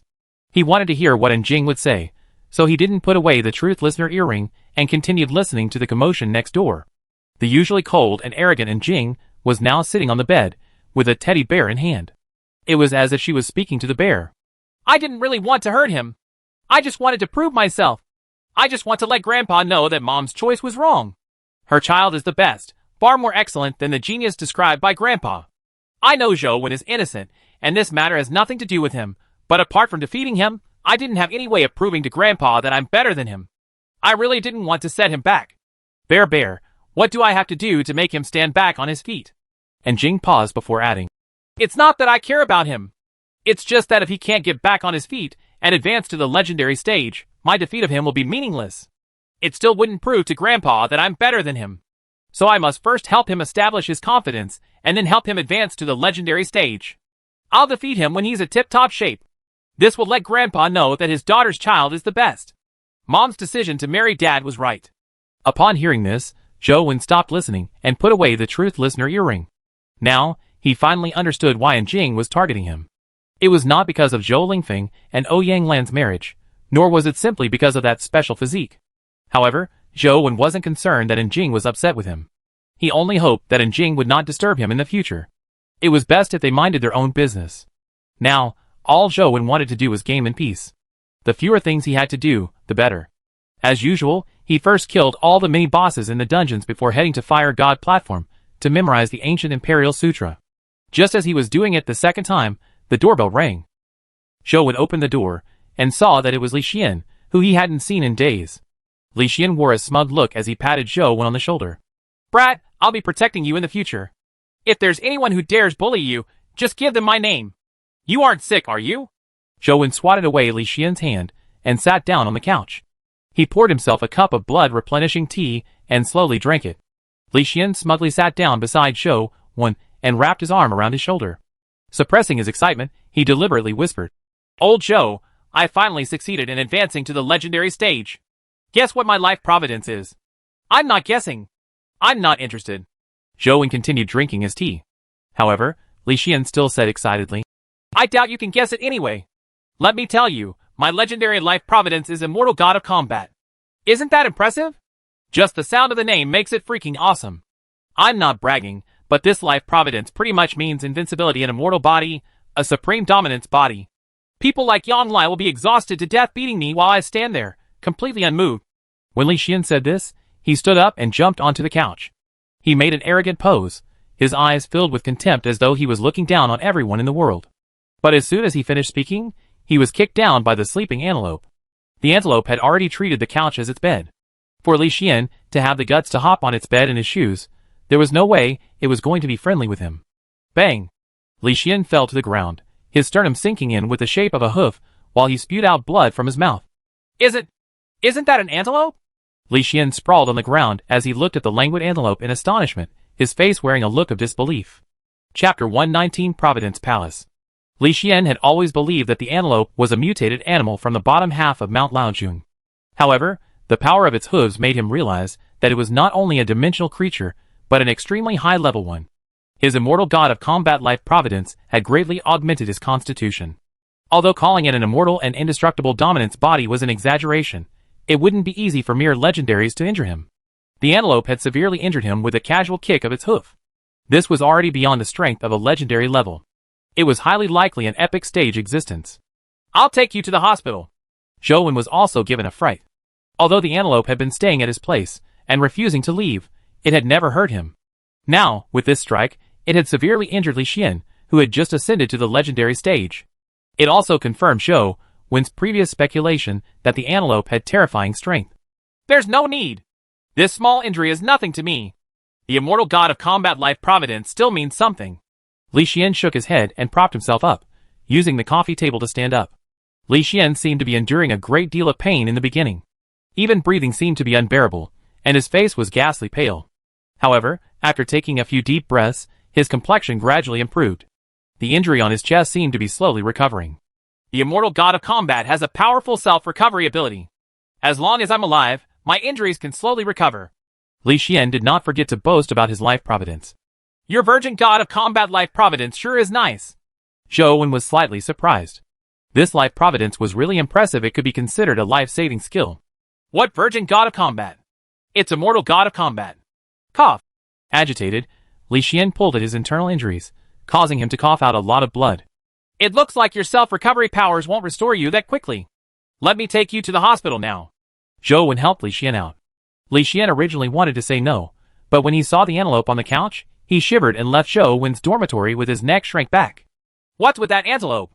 Isn't it a mutated animal from Mount Laojun? Li Xian asked in a suppressed voice after Zhou Wen helped him out of the building. I'm not too sure either. It's been following me all this time, but it hasn't injured anyone before. It's the first time today, Zhou Wen said honestly. Forget it. I'll just blame it on my luck. There's no need to go to the hospital. Let's find a place to rest. I still have something to tell you. Li Xian felt depressed. Zhou Wen sized Li Xian up and asked, Is your injury really alright? It's just a flesh wound, and I'm not internally injured. Even if we don't go to the hospital, it will only take a few days before I recover. It'll be troublesome if we go to the hospital, but you be careful in the future. Don't end up getting kicked to death by that animal, Li Xian said. The two of them sat down on a long bench on the lawn. Li Xian's complexion was much better now, having appeared to have returned to normal. From the looks of it, he wasn't just bragging. The immortal god of combat was indeed impressive. It's not bad to have a life-saving life providence, like Li Xian's, Zhou Wen thought. The school's first comprehensive test is almost here. How's your preparation going? Li Xian asked after taking a few deep breaths while on the long bench. What preparation? Zhou Wen knew about the monthly comprehensive test, but he had no idea why he needed to prepare for it. Li Xian rolled his eyes at Zhou Wen speechlessly. Let me guess. You didn't read the syllabus for the comprehensive test? No, has it been announced? Zhou Wen shook his head slightly. Li Xian complained. You really don't know anything about the outside world. All you focus on is gaming. Every year, the first comprehensive test is the same.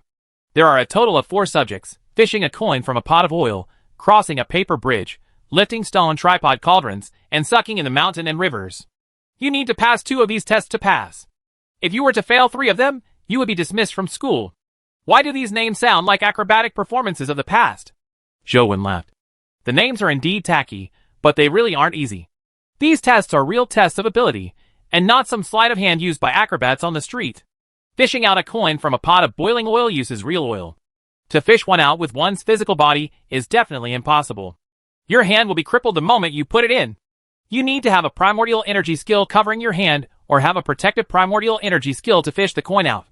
Crossing the paper bridge is the easiest test to fail. It's a paper bridge spanning 100 meters. The bridge's surface is made of thin calligraphic paper, and tearing it when stepping over it will be considered a failure. Without a primordial energy skill that imbues you with alacrity, there's no way to cross it. The lifting of the stone tripod cauldron is easy. As long as you have enough strength, using some primordial energy skill that enhances strength will allow you to pass. It's not difficult to devour the mountain and rivers either. As long as you have 9 points of primordial energy, you'll basically pass. These are the basic requirements Sunset College sets. You should be fine for the latter 2, but you need to prepare the first 2. If you don't have the type of primordial energy skills required, I can lend you a few primordial energy skill crystals. Li Xian said. There's no need. I have my ways of passing. Zhou Wen had Lotus Flower Buddha's primordial energy skill, so it shouldn't be a problem to fish out a coin. As for crossing the paper bridge, he also had Dragon Gate Fairy skill. It wouldn't be difficult for him to cross the bridge. However, Zhou Wen didn't plan on completing all the tests, since he could pass as long as he completed 2 tests. There was no need for him to participate in all 4 of them. However, Li Xian said, don't take this matter lightly. If you can squeeze into the top 10 in the comprehensive test, you can get a chance to enter Providence Palace. Besides Sunset College. That's an awesome place unique to Sunset College that you can't find elsewhere. Providence Palace? Zhou Wen was surprised. Zhou Wen had heard of this name before. Providence Palace was actually the royal palace in the era of the Sui and Tang dynasty. Back then, Luoyang City was the capital and center of politics of the country, and Providence Palace was the political center of Luoyang. Later on, Providence Palace was later buried in history and was destroyed during a war. However, after the dimensional storms, its ruins formed a dimensional zone. Zhou had heard a lot of rumors about the Providence Palace's dimensional zone. It was a relatively special dimensional zone without much danger inside, yet it was possible to obtain great opportunities inside. In the past, when he was in high school, there were rumors of a certain student obtaining a particular treasure in Providence Palace and ended directly shooting to stardom, advancing to the legendary or even the epic stage. Of course, they were only urban myths. The Providence Palace's dimensional zone had always been under Sunset College's control and had never been open to the public. Only a handful of Sunset College students had the qualification to enter. As for what benefits lay within, Zhou really did not know what it was. Chapter 120 Providence Palace's Treasures. I've already found out that there aren't many areas in Providence Palace that have been cleared. We can only walk to the main entrance and can't even enter the city gates. In fact, people do not even consider entering Providence Palace, Li Xian said. If we can't even get in, why are we heading there? Zhou asked, puzzled. Don't be anxious. Listen to me slowly. Li Xian acted all mysterious and continued. Usually, the doors of Providence Palace are sealed shut. Even the most famous epic experts would not be able to enter, much less us. That's why no one knows what's inside to date. However, one day every year, the city gates to Providence Palace will open. Many strange and magical items will appear from everywhere as though they are dragged by invisible ghosts, lining up to fly inside. I heard that there are all sorts of treasures in there. There are rare antiques, weapons and armors, gemstones and jade, and all kinds of precious treasures. However, they are practically no use to us. True treasures are the companion eggs and dimensional crystals. Rumor has it that a senior once obtained a companion egg which was an epic stage angel. You definitely know of angel companion beasts. They are dimensional creatures that only appear in the West District's dimensional zone. Logically speaking, we shouldn't have any angel companion eggs here, Li Xian said in a tone of mystery. Is that true? Zhou found Li Xian's words getting more and more outrageous, as he found it unbelievable. Why would I lie to you? Someone from our Li family has already entered, but they didn't pick anything good, Li Xian said. According to what you've said, since there are so many good things in Providence Palace, why don't they invite more people to head in to take them out? Why do they only allow the top 10 in the comprehensive test in? Zhou still found it unbelievable, as Li Xian's account didn't make sense at all. Do you think anyone can choose what they want? When they first discovered the Providence Palace dimensional zone, they discovered 10 tokens. On that day, only a person with a token had the right to choose one of the items to bring back. Those without the token couldn't even touch anything inside. Those with a token could only choose one object, nothing more, Li Xian said in apparent seriousness. Although Li Xian's words were bizarre, Zhou knew that there was no need for him to lie. Instead, he was a little curious about Providence Palace. Li Xian smiled and said, It's useless to think too much now. If I want to choose something from Providence Palace, I'll have to enter the top 10 at the comprehensive test, or it's useless. There are all kinds of experts in Sunset College, so even though I've advanced to the legendary stage, I don't have the confidence of squeezing into the top 10. Old Zhou, you haven't even advanced to the legendary stage. It will only be harder for you to enter the top 10. Ignoring everything else, there's Huang Ji, Hui Haifeng, Wang Lu, Feng Qiuyan, and that sister of yours. Those 5 people will definitely enter the top 10, occupying 5 spots. The remaining 5 spots have many powerful fellows vying for it. I'm sure I can enter the top 10 given a year or two, but now, it's a little hard to say. Zhou didn't know many students at Sunset College, but he knew all of the people Li Xian mentioned. There's nothing wrong with the rest, but Wang Lu hasn't advanced to the legendary stage yet, right? How do you know that she would definitely be able to take up a spot? Zhou looked at Li Xian suspiciously. Do you really not know it, or are you faking it? The Wang family's Wang Lu cultivates in the youth rejuvenation divine art. If she can't take the spot, who else can? Li Xian said. Zhou was confused by what he heard. Seeing that he did not know anything, Li Xian explained in detail to Zhou. The youth rejuvenation divine art was the Wang family's primordial energy art, which few outsiders knew much about. After cultivating this primordial energy art, the first breakthrough would result in someone regaining their youth. The youth here didn't mean age, but the drop of one's stage to the mortal stage. At the same time, one's physique and talent would improve tremendously. Not only was advancing quick, but one's attainment was higher when redoing the cultivation. Wang Lu's first advancement to the legendary stage happened when she was about the same age as Jing. However, after the advancement, the effects of the youth rejuvenation reduced her back to the mortal stage. She needed to cultivate and advance to the legendary stage again, but she wouldn't suffer a repeat. However, After Wang Lu advanced to the epic stage, she would experience the effect of youth rejuvenation again. She would still drop to the mortal stage and have to cultivate again. Wang Lu definitely must have taken a liking to the opportunity of Providence Palace by choosing to study at Sunset College. Before the comprehensive test, she will definitely be able to advance back to the legendary stage, Li Xian said with great certainty. I see. Only then did Zhou Wen realize that Wang Lu actually had such a story. Anyway, I've already informed you. Think about it yourself. Call me if you need anything. Li Xian rubbed his chest and got up to leave. His Invincible Kane Divine Art Life Providence and Invincible Kane Divine Art could heal his body quickly, but the pain didn't lessen one bit. After Li Xian left, Zhou Wen had been thinking about the comprehensive test. If it was only a competition for placement, Zhou Wen definitely wouldn't have wanted to vie for it.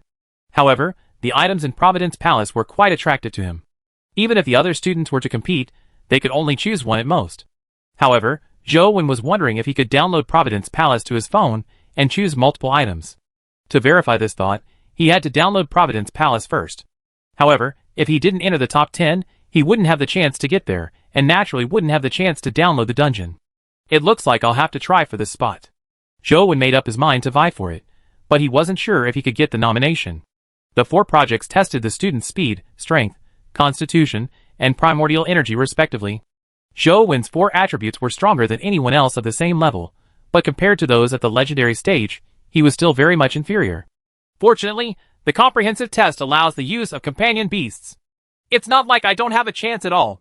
After Zhou Wen returned to his room, he began crazily grinding again. In the past few days, Zhou Wen's luck had seemed pretty good. When he was grinding Lotus Flower Cave, another fairy monkey companion egg was dropped. Furthermore, its attributes were extremely high. Zhou Wen couldn't bear to use it as food. Finally, he steeled his heart and fused the fairy monkey companion egg with the stone shieling companion egg. If he could get an excellent grade companion egg with 2 skills, Zhou Wen decided to take the risk to incubate it.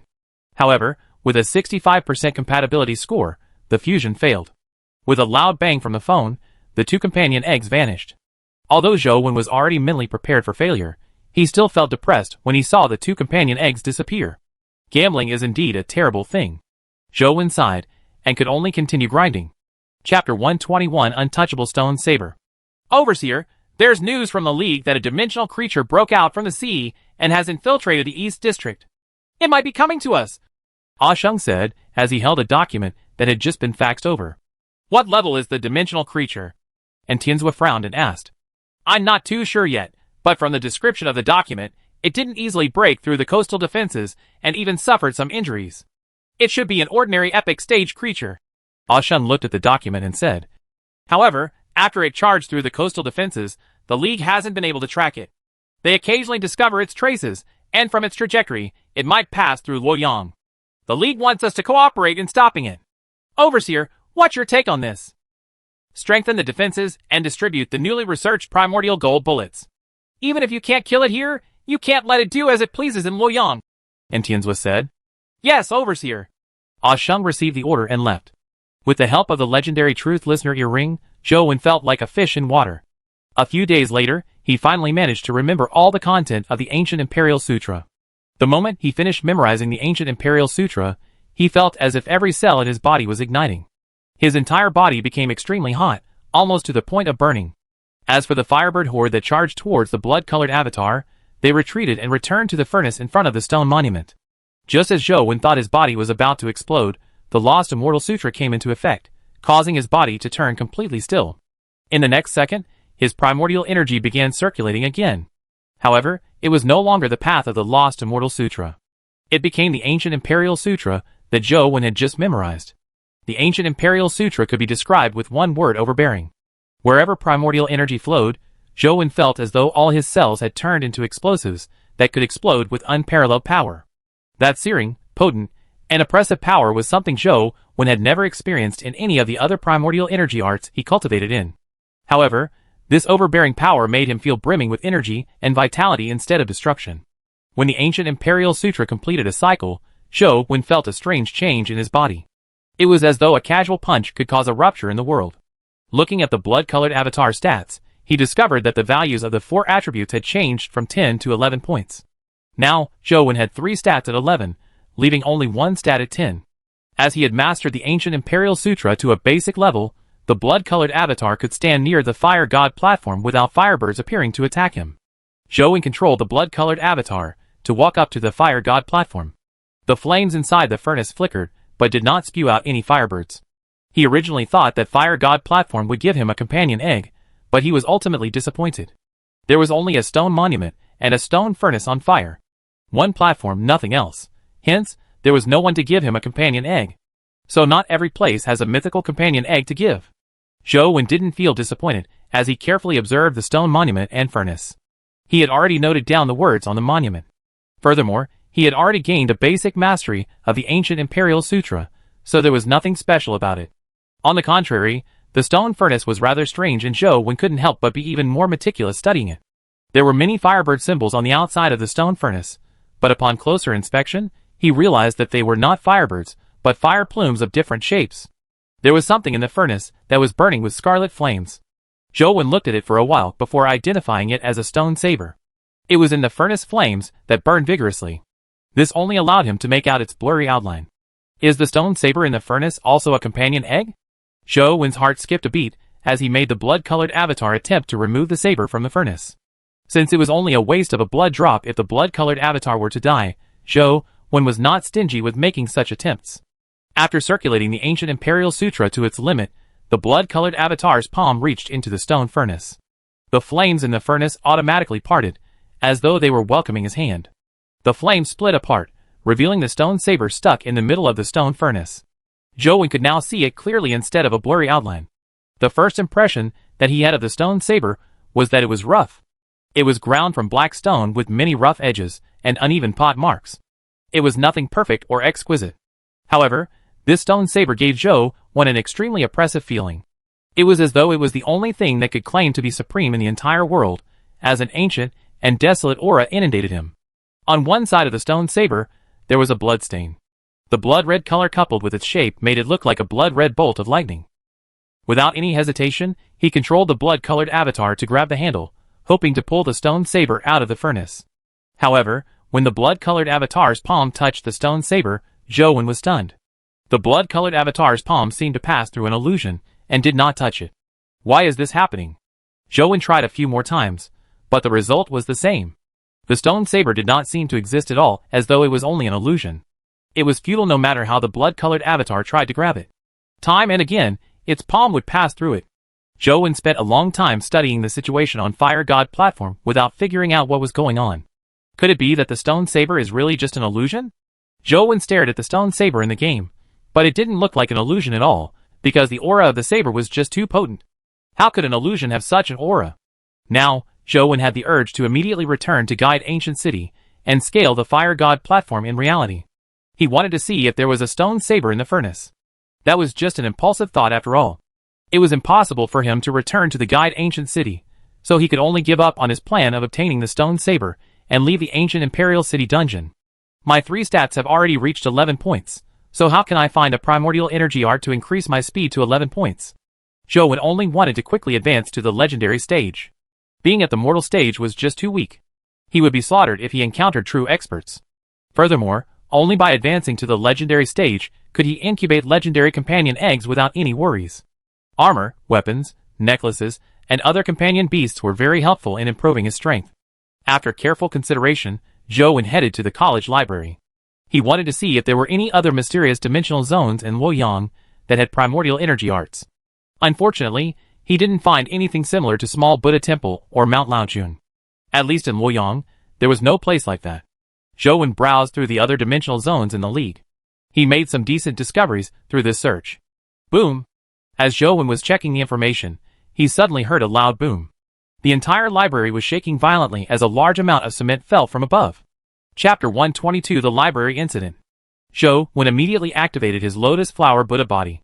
At the same time, he extended his silver wings and retreated more than 10 meters. His left hand, which was wrapped by the Lotus Flower bracer, shattered the large piece of concrete steel that came crashing towards him. Boom!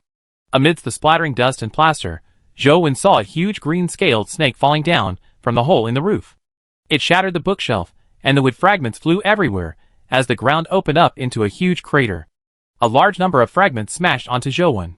Thankfully, he had already activated Lotus Flower Buddha body, so none of the flying rubble harmed his body. The green-scaled snake was extremely large, spanning more than 100 meters long. It was as thick as a water barrel, and on its back was a pair of gigantic wing-like fins. The students in the library dodged and screamed as they ran out. Although Zhou didn't know what was going on, he knew that he couldn't stay here for long. Just as he was about to flee the library, he saw the huge snake open its enormous mouth in a bid to devour a student. The student was too close to the spot where the snake had landed. A flying fragment of a steel slab had pierced through her calf, and her body was pinned to the ground. She could not free herself to escape. Zhou took a look and realized that the student was Fang Ruoshi. With a thought, the silver-winged flying ant immediately separated from him and transformed into a silver stream of light, pulling her out before the snake could devour her. The silver-winged flying ant carried the injured Fang Ruoshi and flew back to Zhou side. The enraged snake lifted its neck and opened its mouth, wanting to lunge towards him. Zhou was just about to flee when he suddenly heard a series of gunshots. A large number of soldiers jumped down from the hole and held their assault rifles in their hands. They fired unceasingly at the snake.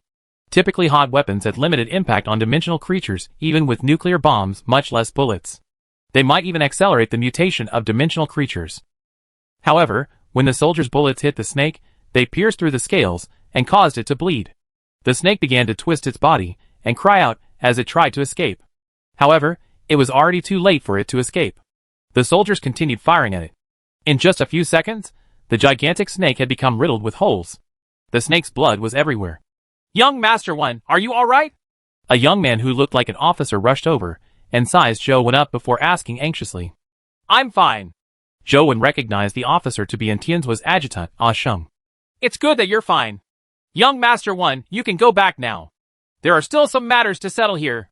Ah Sheng called two soldiers over and asked them to escort Zhou and Fang Ruoshi out of the library. Fang Ruoshi's calf was injured, and the steel slab was still piercing through it. Thankfully, the injury was not serious. The moment they left the library, the medical team rushed over with a doctor to treat Fang Ruoshi. "Thank you, Zhou. You took the risk to save me even though I treated you badly in the past," Fang Ruoshi said to Zhou. She had been brooding over the fact that she had failed to form a team with Zhou. "It's nothing. It wasn't much of a risk. If it were any other student, I would also have saved them. You don't have to think too much." Zhou turned around and left. The middle-aged female doctor, who was treating Fang Ruoshi's wound, almost burst out laughing when she saw the disappointment on Fang Ruoshi's face.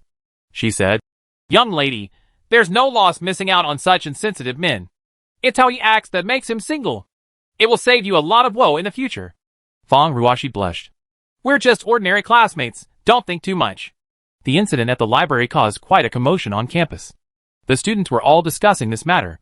The college also gave an official account that a criminal was escaping with a companion beast and ended up entering the college accidentally under the military's pursuit. The criminal and the companion beast were both killed on the spot by the military. Zhou had seen the gigantic snake with his own eyes, but he didn't feel that it was a companion beast with an owner. It resembled more of a feral dimensional creature. Zhou himself also felt that it was impossible.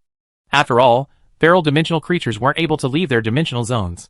However, when he thought of the antelope in his dorm, he felt that it wasn't exactly possible. If all dimensional creatures can rush out of their dimensional zones, what would the human world become? Zhou could not help but shudder when he thought of this possibility. The number of human experts had increased over the past few decades, and epic experts were no longer rare. But compared to those dimensional creatures, they were still far inferior. Ignoring everything else, just like the three-faced Buddha in Small Buddha Temple, and the expert, who didn't even show his face at Mount Laojun, they were probably existences that few humans could match. Furthermore, there were many places like this on Earth. If there really comes a day when dimensional creatures are able to rush out of the dimensional zones, it would be the end of the world for humans. One must be strong enough to survive. Zhou felt that the day wasn't too distant. The examples of the antelope and the snake made his sense of danger tingling. "I still need to increase my strength." Zhou felt the urgency to improve his strength. He needed to have the ability to survive in such a disaster. After returning to his dorm, he decided to take a shower and change out of his tattered clothes and dirt-covered clothes before taking a shower to continue gaming.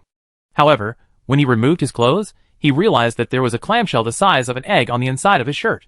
The clamshell's rainbow colors made it extremely beautiful. Zhou casually pulled it off and was about to throw it away when he noticed something while holding it in his hand. Inside, the clamshell was filled with blue seawater. Even if the clamshell was facing downwards, not a single drop of seawater stirred, it all remained inside. Zhou Wen was a little surprised to suddenly see waves rise up from the seawater. Ripples spread out, and something slowly floated up in the middle. He was alarmed, as he quickly threw away the clamshell. At the same time, he summoned his companion beasts, and fused with them to prepare for battle. However, the clamshell that Zhou Wen threw was floating in midair. A petite, beautiful figure emerged from the rippling seawater. It was a mermaid-like creature with a head of golden wavy hair. However, her ears looked like fish fins, and her eyes were blue like the sea, seemingly possessing an indescribable charm. Is this a mermaid or a siren? Zhou Wen frowned slightly. He was now sure that this was definitely a feral dimensional creature. Chapter 123 The First Order of Chaos. Without much hesitation, the moment he saw the siren-like mermaid appear, the transparent wings on Zhou Wen's back vibrated, and he slammed his feet on the ground, wanting to rush out from the balcony. There were too many unknown and terrifying existences in this world. Regardless of his chances of defeating a siren, Zhou Wen was unwilling to risk it. But just as he moved, a large amount of seawater burst out from the clamshell behind the siren. The egg-sized clamshell spewed out seawater, like a waterfall that engulfed the entire living room. Zhou Wen's body collided with the waterfall formed by the seawater, and immediately felt his body being pushed back into the living room, like a wave. Kiki, foolish human. When standing before the Queen of the Sea, resistance is futile. Your only option is to become my slave and be used by me. The siren's body gradually walked out of the clamshell and gradually grew in size, becoming as big as an ordinary human. Zhou Wen gathered his strength and repeatedly slammed into the waterfall formed by the seawater. He was repelled every time. Even Astral/Blade left a tiny crack when he slashed down on the waterfall before the hole disappeared in the blink of an eye. It's useless, foolish human. Stop doing such foolish acts and become my slave. As the siren spoke, a strange light shone in her blue eyes, exuding an indescribable charm. Zhou Wen's gaze landed on the strange pair of eyes, and his eyes immediately lost focus. As though in a trance, he dazedly walked towards the siren. Yes, that's right. Come into my embrace and be my slave. It's a great honor for a human. She spread out her arms and embraced Zhou Wen like a mother. At the same time, she was about to plant her pale blue lips on his forehead.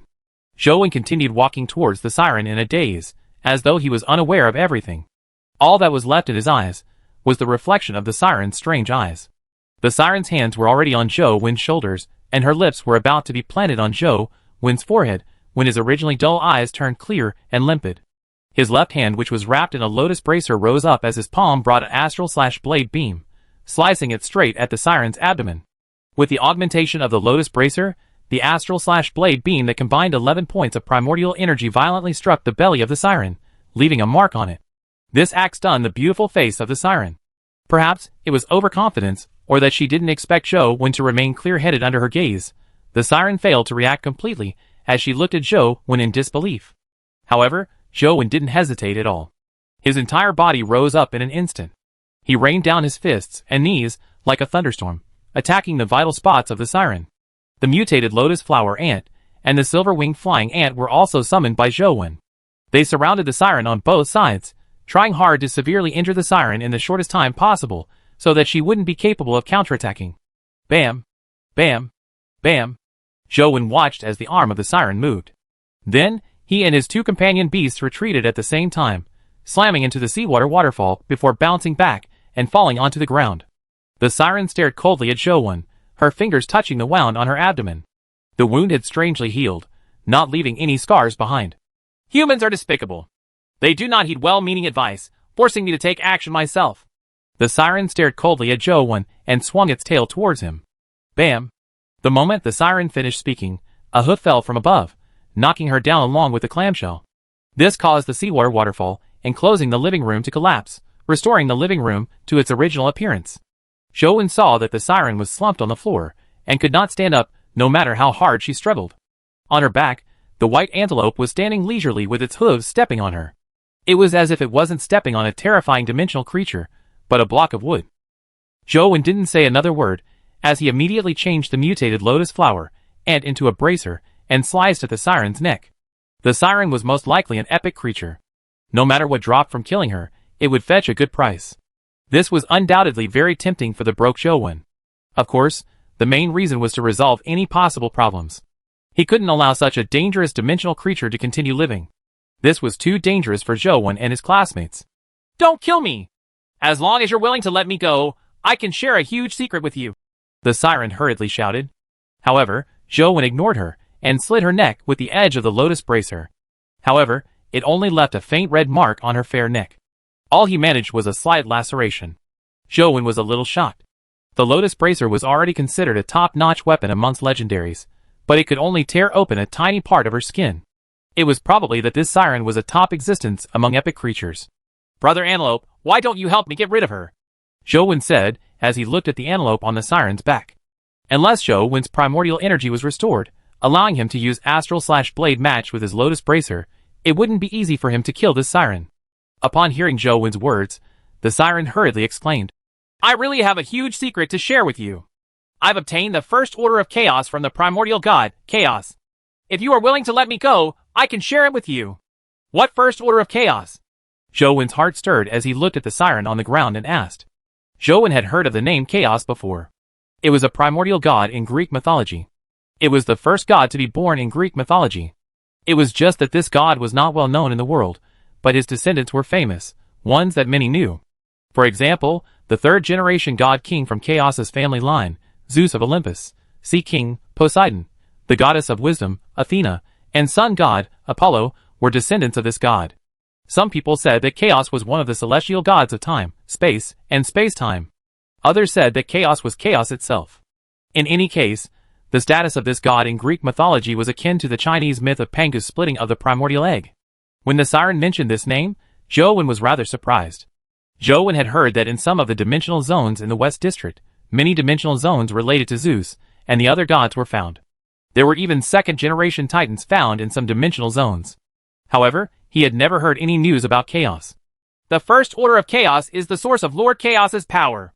To you humans, that is Lord Chao's primordial energy art," the siren hurriedly said. Chapter 124 Crystal Ball. "Did you bring out the first order of chaos? Is it the original version?" Zhou Wen didn't really believe that the siren could obtain the original version of Chaos's primordial energy art. Although to Zhou Wen, the siren was very powerful, she was definitely not a top-notch expert among dimensional creatures. There were too many dimensional creatures that could kill her.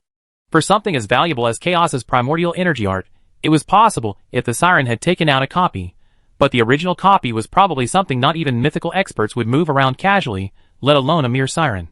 However, a copy was useless to Zhou Wen. The Lost Immortal Sutra needed the original version of the primordial energy art to do its magic. The siren said, "Of course it's the original version. Don't look down on me. Although I'm not strong, Lord Chaos's blood runs through my veins. There's that tiny bit.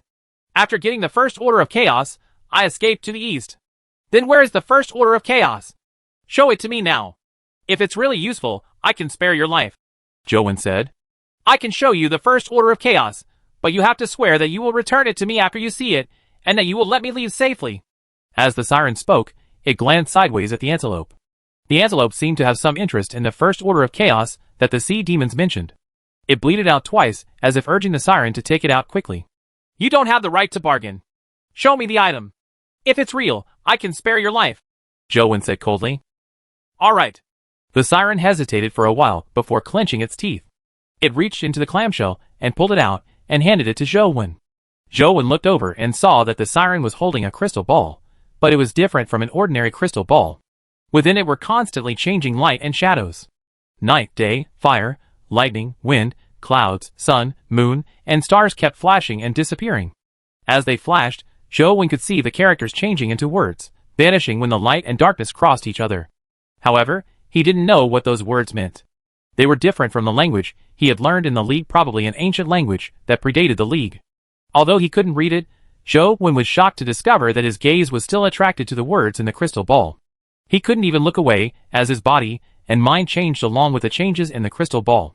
It felt as if he had entered the world within the crystal ball, feeling his body assaulted by all kinds of things, burned by flames, and struck by lightning. He shivered in the darkness and sank into the sea. It wasn't only Zhou Wen. Even the antelope, which was also staring fixedly at the crystal ball, seemed to suffer from dementia. Upon seeing this, the siren was delighted as a sinister smile appeared on her face. "How can fools like you be able to withstand Lord Chaos's divine powers? Without the bloodline of Lord Chaos, reading the first order of chaos in the chaos space is simply courting death." The siren struggled to get up, hoping to kill Zhou Wen and the antelope, who were entranced by the text in the crystal ball. However, with the antelope's body on her, it was like a mountain. Despite exerting all her strength, there was no way to break free. Damn it, how is this antelope so strong? Although I was injured before I escaped, I shouldn't be so weak that I can be suppressed by an epic creature. The siren wasn't anxious despite not being able to break free. The siren knew very clearly that as long as they spent more time looking at the First Order of Chaos, they would be assimilated very quickly, and would be thrown uncontrollably into the chaos space. All she needed to do was wait patiently for the time to pass. After waiting for a moment, a look of doubtful shock flashed in the siren's eyes. Zhou Wen was clearly a mortal stage student, which gave him an upper limit of less than a minute before he should be pulled into the chaos space and be trapped inside. However, 2 to 3 minutes had already passed, and Zhou Wen was still standing there looking at the chaos space. He had no intention of walking forward. This human is really strange. Thinking back to how her eyes had failed to entrance him, she couldn't help but examine him. For a mortal stage to perform as such, she believed that he might have some treasure on him. Otherwise, it would be difficult to explain why he was able to resist her eyes and be able to look at the First Order of Chaos for so long. As for that antelope, she had already determined that it was an extremely powerful existence. It was not surprising that it could persist for so long. Thus, an extremely bizarre scene happened in the 2-story living room of Zhou Wen's building. An antelope was standing on a mermaid, while a human and antelope were staring intently at the crystal ball held by the mermaid. Time ticked by. Half an hour later, the siren was certain that Zhou Wen must have an extremely powerful treasure, when he still didn't walk towards the crystal ball. God really watches over me. Not only was I lucky to get the First Order of Chaos, but I actually have a powerful treasure to deliver itself to me. The siren was delighted, and wished to immediately free herself from the antelope and search Zhou Wen's body for the treasure. Suddenly, the antelope on her back moved and slowly walked towards the crystal ball. They're finally moving! The siren was overjoyed. She threw the crystal ball into the air, causing it to float far away from her, making the antelope slowly walk towards it, getting off her in the process and giving her freedom. She had not thrown the crystal ball at the antelope earlier because she was afraid that with it pressing down on her body, it would also pull her into the crystal ball. The siren didn't take back the crystal ball immediately to deal with the antelope, but instead headed straight for Zhou Wen. Even a powerful creature like the antelope was attracted by the words in the First Order of Chaos, walking towards it involuntarily. Yet, Zhou Wen managed to be unfazed by it, affirming her belief that he had a powerful treasure on him, one not weaker than the chaos space. The siren wriggled her tail impatiently and swam towards Zhou Wen, but at that moment, Zhou Wen, who was standing there like a wooden pole, suddenly moved. The silver wings behind him spread out like a silver bolt of lightning and flew up into the air, lunging in the direction of the crystal ball where the chaos space was. The first reaction of the siren was that Zhou Wen finally couldn't withstand the power of the First Order of Chaos and was being attracted over to it. However, she immediately dismissed such a thought. How could people who were attracted by the First Order of Chaos use primordial energy skills and companion beasts? Zhou Wen was very close to the crystal ball to begin with. Therefore, with the siren's hesitation, he managed to grab onto it with one hand. You have a death wish. The siren didn't panic as she looked at Zhou Wen and sneered. Without a chaos bloodline, touching the chaos space would cause one to be sucked into it and be trapped inside forever. Chapter 125 Chaos Space. Chapter 125 Chaos Space. Even the siren with some of the chaos's bloodline couldn't easily touch the chaos space at first. Only after cultivating some of the First Order of Chaos could she use her hands to touch it before fleeing to the east. However, at the moment Zhou Wen grabbed the crystal ball, the expression of the siren changed. When he held it, it actually retracted its brilliance and everything within it vanished. The text of the First Order of Chaos naturally vanished as well. Seeing Zhou Wen play with the chaos space that had lost all its glow in his hands, the siren was dumbfounded. Impossible. How is this possible? You are an Eastern creature. You can't possibly have the blood of Lord Chaos. The siren spoke incoherently, unable to accept the fact that Zhou Wen had control over the chaos space. Meh! With the crystal ball controlled by Zhou Wen, the antelope immediately sobered up. It flew into a rage as it glared at the siren and let out an angry bleat. The siren shuddered and turned to flee. Unfortunately, it was too late. The third eye on the antelope's forehead opened and a blinding white light shot out and hit the siren. The latter didn't even let out a cry before it was sucked into the vertical eye of the antelope. The antelope closed its vertical eye and its mood changed for the better. It had been too careless and thought that nothing would happen with its strength. Yet, it fell for the siren's scheme and almost got sucked into the chaos space. If it wasn't for Zhou Wen, it would really have perished. Zhou Wen didn't notice the expression on the antelope's face as he fiddled with the crystal ball in his hand. It wasn't very big, about the size as a billiard ball. In the beginning, Zhou Wen had indeed been affected by the First Order of Chaos. Fortunately, after being influenced, the Lost Immortal Sutra slowly stopped its circulation, and when it restarted, it had turned into a brand new primordial energy art circulation method, naturally the first order of chaos. In fact, Zhou Wen had already regained his clarity of mind. However, he wasn't a match for the siren, and with the crystal ball in her hands, there was no way he could snatch it away from her, much less save the antelope. Without rescuing the antelope, he still wasn't the siren's match when she regained her freedom, so he could only wait for a chance. After the siren threw out the crystal ball, Zhou Wen knew that his opportunity had arrived. He snatched the crystal ball and controlled it with the power of the first order of chaos primordial energy art, allowing the antelope to regain its lucidity. This crystal ball was indeed very strange. When Zhou Wen used the power of the first order of chaos to control it, he found that its interior was a huge space that could contain infinity. If he hadn't cultivated the first order of chaos, this crystal ball would only allow entry, just like a huge prison cell that didn't allow escape. However, after cultivating the first order of chaos, he could control it freely. It wasn't difficult for him to extract something from the chaos space. Isn't this equivalent to a huge storage space? With a thought, Zhou Wen injected the power of the first order of chaos into the crystal ball, causing it to shrink according to his will, and it soon became the size of a bean.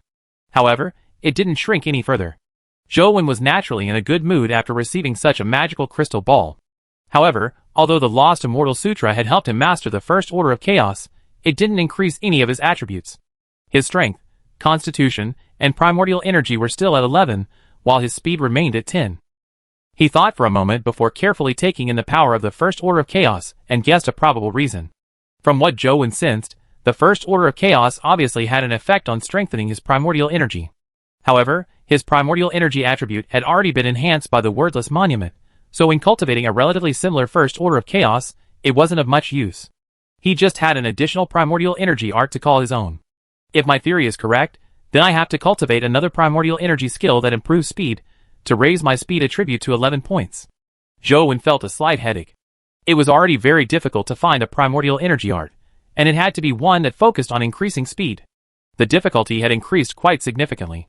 The information I found in the library did mention lands of mystery similar to Small Buddha Temple and Mount Lao Jun, but how can I confirm that the primordial energy arts in that particular land of mystery will increase speed? Zhou Wen was a little vexed. Those lands of mystery weren't in Luoyang to begin with, and now there was such a limitation. Zhou Wen was momentarily at a loss where to find the primordial energy arts. I'll wait until after the comprehensive test. Zhou Wen couldn't leave the college now, so even if he had a target in mind, he wasn't able to go. The antelope sized up Zhou Wen and finally slumped back on the sofa, looking rather listless. Zhou Wen returned to his room and closed the door. He then took out the crystal ball that was about the size of a soybean and attempted to put things like teacups inside before retrieving them. It went very smoothly. Be it small items like teacups and spectacle boxes, or bigger items like blankets or chairs, they could easily be put inside and retrieved. It was like a particular robot cat's pocket. However, after Zhou Wen mastered the complete first order of chaos, the mysterious light, shadows, and text in the crystal ball didn't appear again. It lost the ability to attract other creatures to enter by themselves. When Zhou Wen tried putting the mysterious phone into the crystal ball, he realized that it couldn't fit. After studying it for a while, Zhou Wen put away the crystal ball and went online to search for items like jewelry or accessories. In the past, all sorts of gemstones, jade, and diamonds were expensive. But now, the prices of those items were very cheap, and ordinary people could buy them. Especially the price of diamonds. They weren't much more expensive than natural crystals now. Firstly, it was because diamonds weren't worth much, with artificial diamonds capable of replacing the demand for natural diamonds. Furthermore, in this era, people were more willing to spend money on companion eggs and dimensional crystals. This caused the price of diamonds to naturally drop drastically. Now, an increasing number of high-level jewelry was made with dimensional crystals. Anyone who had a bit of money wouldn't wear ordinary diamonds. Zhou Wen was trying to hide the crystal ball inside an accessory. It was easy for others to suspect a single crystal, but it was difficult to feel any problems when the crystal was surrounded by several inlaid crystals similar to it. After all, the Chaos Space crystal ball usually looked no different from ordinary crystals. After some choosing, Zhou Wen chose a silver bracelet made of natural crystals and diamonds. Chapter 126 Bracelet. Chapter 126 Bracelet. As Zhou Wen had deliberately chosen a seller in the same city, the silver bracelet he had bought over the internet was delivered the next afternoon. When he went to the school gates to get the delivery, he saw Ah Sheng driving up. "Young Master One, Madam has ordered some dishes at a restaurant and wishes you to have a meal with her." Ah Sheng was so polite that it was embarrassing to reject him. Zhou Wen thought for a moment. Since he was going to the restaurant and not the An family's residence, there was no harm in him going. The bracelet didn't take up much space, so Zhou Wen didn't return to the dormitory first and got into Ah Sheng's car. Young Master Wen, rest for a while. It will take about half an hour before we reach the place. Ah Sheng started the car and said to Zhou Wen as he drove. Aren't you and Tianzua's adjutant? Why do you always work for Sister Lan? Zhou Wen asked curiously. Ah Sheng smiled and said, I'm the overseer's adjutant. Other than my usual duties, I'm also in charge of taking care of the overseer's life as well as the safety of the An family. You can think of me as half a butler of the An family. Zhou Wen nodded and didn't say anything more. As half an hour was just too long, he thought for a moment and opened the accessory box and took out the silver bracelet. The bracelet looked beautiful and exquisite. On it was quite a number of diamonds and crystals.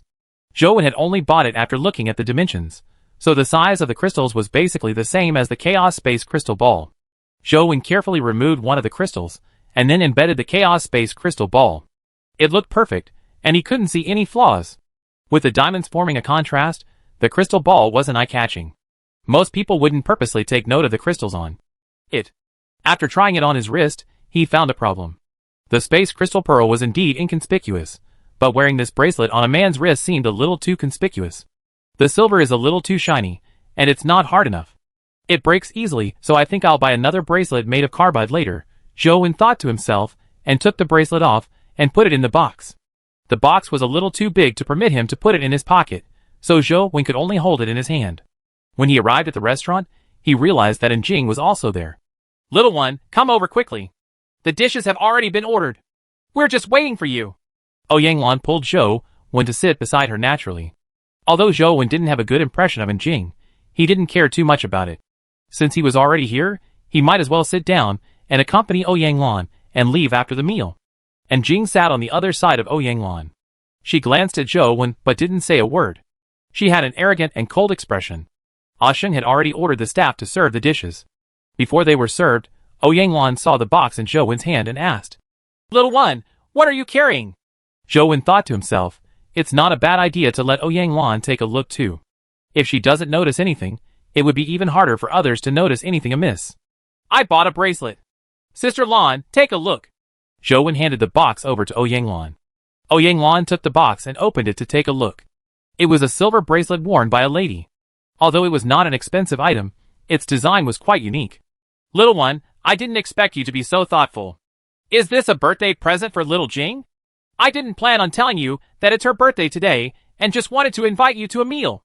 I never expected you to get her a gift. Ouyang Lan really imagined that Zhou Wen had bought a present. If not, why would a man like him bring a female bracelet here? Zhou Wen was stunned when he heard that. He didn't know that he had bought a female bracelet since he only bought it because the dimensions for embedding the Chaos Space Crystal Ball was perfect. If Ouyang Lan hadn't told him, he wouldn't have known that this was a female bracelet. And Jing also thought that Zhou Wen had really bought this bracelet for her. She felt a little ashamed in her heart. Zhou Wen is quite a nice person. I went a little overboard in the past. Should I find a chance to apologize? Just as An Jing was thinking about this, she suddenly heard Zhou Wen say, Sis Lan, I didn't know it was An Jing's birthday today. This isn't a gift for her. And Jing's expression froze. For a moment, she had mixed, conflicted feelings. Ouyang Lan hurriedly changed the topic and said, You bought such a pretty bracelet. Is there a girl you like? Zhou Wen shook his head and said, I bought the wrong item. I bought a male bracelet myself and ended up buying a female one. I'll have to return it later. This little rascal, he's like an impervious rock. Zhou Lingfeng is so good at reading people, so how did he give birth to such a brat? Ouyang Lan felt a little despondent hearing Zhou Wen's words. Since you bought the wrong item, and have no intention of giving it to someone else, can't you just give it to An Jing? It's not like a bracelet costs much. How could Ouyang Lan know that there was a Chaos Space Crystal Ball embedded in the bracelet? How could Zhou Wen give it to An Jing? This meal was very awkward. Ouyang Lan didn't have a solution either. After quickly finishing the meal, she got Ah Sheng to take Zhou Wen back first. After Zhou Wen returned to the dormitory, he immediately ordered another bracelet online. This time, Zhou Wen was more careful and confirmed that it was a male bracelet. He even specially chose a carbide bracelet. After Zhou Wen received the new bracelet, he embedded the Chaos Space Crystal Ball into it, and found it very suitable. Even if he looked closely, it was difficult to distinguish the Chaos Space Crystal bead from the diamonds and natural crystals. Moreover, Most people wouldn't be able to see him wearing a bracelet with his sleeves usually covering it. After much effort, Zhou Wen finally managed to settle the bracelet. The date for the comprehensive test was already nearing. He had not seen Li Xian for days, perhaps a result of him working hard to improve his strength. He had the Li family backing him, so he had endless numbers of dimensional crystals and companion eggs. Raising his stats and contracting powerful legendary companion beasts wasn't a difficult task. It was expected that his strength would soar extremely quickly. Only on the day of the comprehensive test did Zhou Wen realize how many students Sunset College had. The dense horde of people probably numbered more than 10,000. There were 4 special zones on the field. In one area, there were about 100 pots with scorching hot oil. Blue smoke emitted from them, as though it would ignite at any moment. In another zone, there was a 100-meter-long bridge made with 30-centimeter wide calligraphic paper. It was probably the testing venue for crossing the paper bridge. The other 2 testing venues were quite far from Zhou Wen. He could only see a few stone tripod cauldrons and nothing else. Old Zhou, how are your preparations? Are you confident of entering the top 10? Li Xian came to Zhou Wen's side and threw his arm around his shoulder. Upon hearing Li Xian's words, one of the group of female seniors beside them said with a laugh, "Juniors, you guys are really amusing. You want to get into the top 10 as freshmen? Nice dreams and aspirations. Here's me wishing you all the best as a senior." Chapter 127 Comprehensive Test. Seniors, since you think so highly of us, why don't we be friends? We should work on our communication for pure friendship at school. Li Xian used this opportunity to chat with the seniors as he walked over.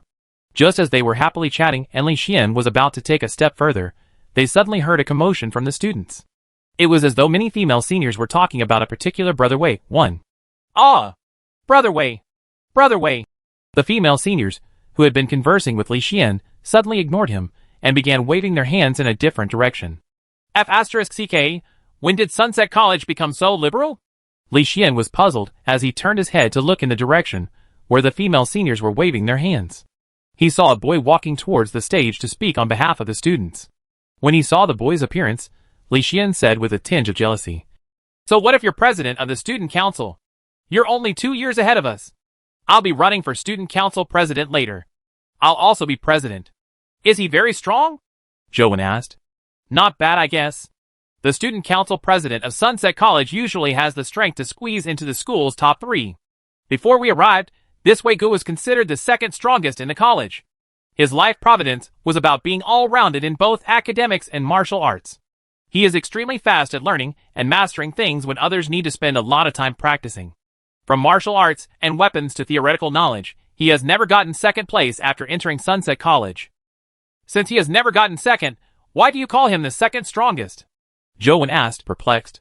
Li Xian chuckled and said, "He hasn't been second before, but he has been beaten up badly by someone. However, that person was the weirdo, Wang Ji. Now, the situation is different. The 2 of us are here in Sunset College, so he can only be 4th in the future." After Wei Gu delivered his speech, he did a demonstration for all the students in the 4 tests, mainly to teach the freshmen how the test was to be held. In the coin fishing and oil pots, there were a total of 100 pots with boiling oil inside. However, the 100 pots were split into 10 groups. Each group had 10 oil pots, and the further back the oil pots were, the higher the temperature. Normally, if one could pull out a coin from the pot with the lowest temperature, it would be considered a pass. This test is very dangerous. Before choosing it, you must consider it carefully. Even if you have decided to participate in it, please start with the oil pot with the lowest temperature," said Wei Gu as he summoned a companion beast, a black-furred gorilla. "This is a black iron gorilla at the mortal stage. Its constitution is at about 9 points, so it's considered top-notch among the mortal stage." With that said, Wei Gu ordered the black iron gorilla to fish out the coin from the first oil pot. However, just as its claws reached into the pot, it screamed. The black iron gorilla screamed as it retracted its claw, but the fur on it had already blistered. It looked very scary, and there was even a faint meat fragrance. Everyone's heart skipped a beat when they saw this. Those students who were originally hoping to try their luck immediately gave up on the idea of choosing this test. "I believe everyone has seen it. You must be careful when choosing this option. Next, I will demonstrate it for everyone." Wei Gu smiled as he rolled up his sleeve. A red tattoo appeared on his smooth arm, a red-scaled snake. Following Wei Ji's summoning, the red-scaled snake tattoo on his arm seemed to come alive. It transformed into a red-scaled bracer that wrapped his entire arm and palm. Then, Wei Gu extended his hand into the oil pot and took out a coin as if nothing had happened. Following that, Wei Gu demonstrated the remaining 3 options, But he only did it for the lowest difficulty, mainly to let the freshmen know how the options were tested. Out of the 4 options, only crossing the paper bridge did not have any ranking. All the paper bridges were 100 meters long, and the results were determined by the time it took for one to cross. Tearing the calligraphic paper meant 0 points. Besides, one was not allowed to use flying companion beasts when crossing the paper bridge and had to walk on paper.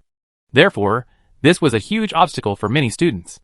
After Wei Ji's demonstration, the students started signing up for the options they were participating in. Each of them had to declare at least 2, and of course, they could select all 4.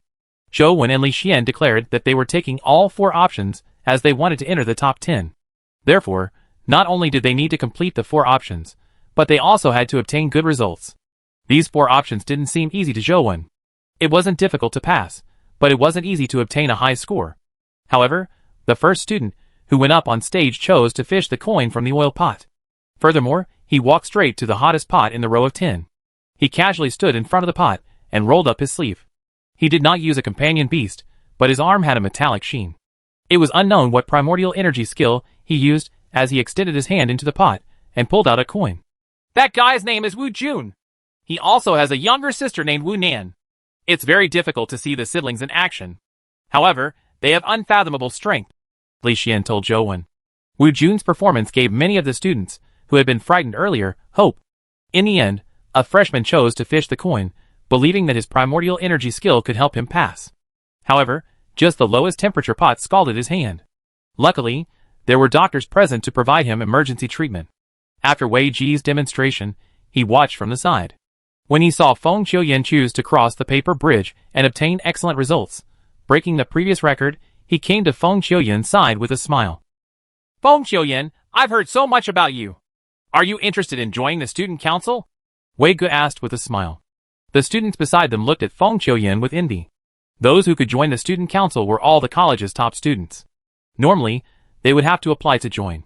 Yet, the student council president, Wei Ge, personally invited him. To the typical student, it was a great honor.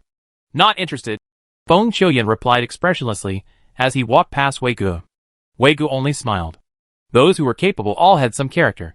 He could understand that, but at the same time, he firmly believed that it was only a matter of time before Feng Qiuyan joined the student council. He turned to look at Feng Qiuyan and realized that he was actually walking towards Li Xian. Wei Ge naturally recognized Li Xian, a famous scion from Luoyang City. He couldn't help but be surprised that with Feng Qiuyan's temper, he would actually have ties with Li Xian. It was truly unbelievable. However, Wei Ge soon discovered that Feng Qiuyan was not looking for Li Xian, but the boy standing beside him. 1. The name of Viagra in Chinese. Chapter 128 The Rejected Wei Ge. With a careful look, Wei Ge recognized Zhou Wen. As the president of the student council, he paid attention to the top freshmen. Wei Ge had already carefully studied Zhou Wen and Li Xian's battle of the mutated Buddha Heart Lotus, as well as the video of him slaying the word-engraved demonized general. Zhou Wen's performance was indeed good, but it also exposed some problems. Therefore, Wei Ge had only placed Zhou Wen on a list of possible nominees as student council members. As for whether he would invite him to join in the future, it also depended on what life providence he obtained after he advanced to the legendary stage. Li Xian was talking to Zhou Wen when he saw Feng Qiuyan walking over. He found it odd, but ended up seeing Feng Qiuyan walk straight towards Zhou Wen. Zhou Wen's heart skipped a beat when he saw Feng Qiuyan. Could it be that Feng Qiuyan found out that I was just being perfunctory with him and came to settle scores with me? Coach, when's the next class? Feng Qiuyan asked Zhou Wen. Wait, coach? What's happening? Li Xian widened his eyes as he looked at Feng Qiuyan and Zhou Wen. Upon hearing Feng Qiuyan's words, Zhou Wen's hanging heart eased. He said to Feng Qiuyan, First, master what I said previously. We'll talk about the rest later. All right. Feng Qiuyan agreed and sat down beside him. Old Zhou, what's going on? Li Xian felt like a cat was clawing at his curiosity. He really couldn't understand why Feng Qiuyan was acquainted with Zhou Wen and addressed him as coach. It's nothing. It's just that Feng Qiuyan invited me to be his personal coach and tailor a training plan for him, Zhou Wen said casually. After Li Xian heard this, the way he looked at Zhou Wen became even odder. With Feng Qiuyan by his side, it wasn't appropriate for him to say anything. However, he thought to himself, what the hell? Feng Qiuyan can hire any coach. It's not difficult even finding an epic expert as a personal coach for him. Why would he find a student from the same school? Furthermore, Zhou Wen hasn't even advanced to the legendary stage. Is Feng Qiuyan bonkers to hire him as a coach? Li Xian sat there uneasily, eager to know what had happened between Zhou Wen and Feng Qiuyan. However, it wasn't the best place to ask him. When Wei Gu saw Feng Qiuyan sitting beside Zhou Wen, he was somewhat surprised, but he didn't think too much about it. Seeing that Wang Lu had finally appeared on the field and had just registered for the tests she was taking, Wei Gu hurriedly went up to her and smiled like a gentleman. Wang Lu, I'm the student council president, Wei Gu. I wish to invite you to join the student council. Sorry, I don't plan on joining any club. Wang Lu politely rejected Wei Gu before walking towards Zhou Wen as well. Wei Gu was not surprised that Wang Lu had rejected him, because her family background was obvious. Others might think highly of the student council's connections and influence, but Wang Lu had no need for it. However, when Wei Gu saw that Wang Lu had actually walked over to Zhou Wen and exchanged a few words with him before sitting down beside him, he couldn't help but be alarmed. When Wei Gu saw Jing, he didn't mention the invitation to her. He just went up to greet her to acquaint himself with her. Sunset College was originally under the Yin family, so if she were to join the student council, she would definitely become president. When that happened, he would have to step down to the rank of vice president, so Wei Gu naturally wouldn't do such a stupid thing. Fortunately, after all this time, Jing hadn't shown any intention of joining the student council. This relaxed Wei Gu a lot more. Jing nodded politely as a response to Wei Gu before walking towards Zhou Wen again. What the hell is wrong with that punk? He's only been in Sunset College for a month, yet he already has such connections? Wei Gu was secretly alarmed as he couldn't help but think more highly of Zhou Wen. Jing came in front of Zhou Wen. She looked at him and said, If you can get into the top 100 at the comprehensive test, I'll count you as winning the bet. With that, she walked away. Zhou Wen was slightly taken aback before recalling the 3-month declaration Jing had made with him.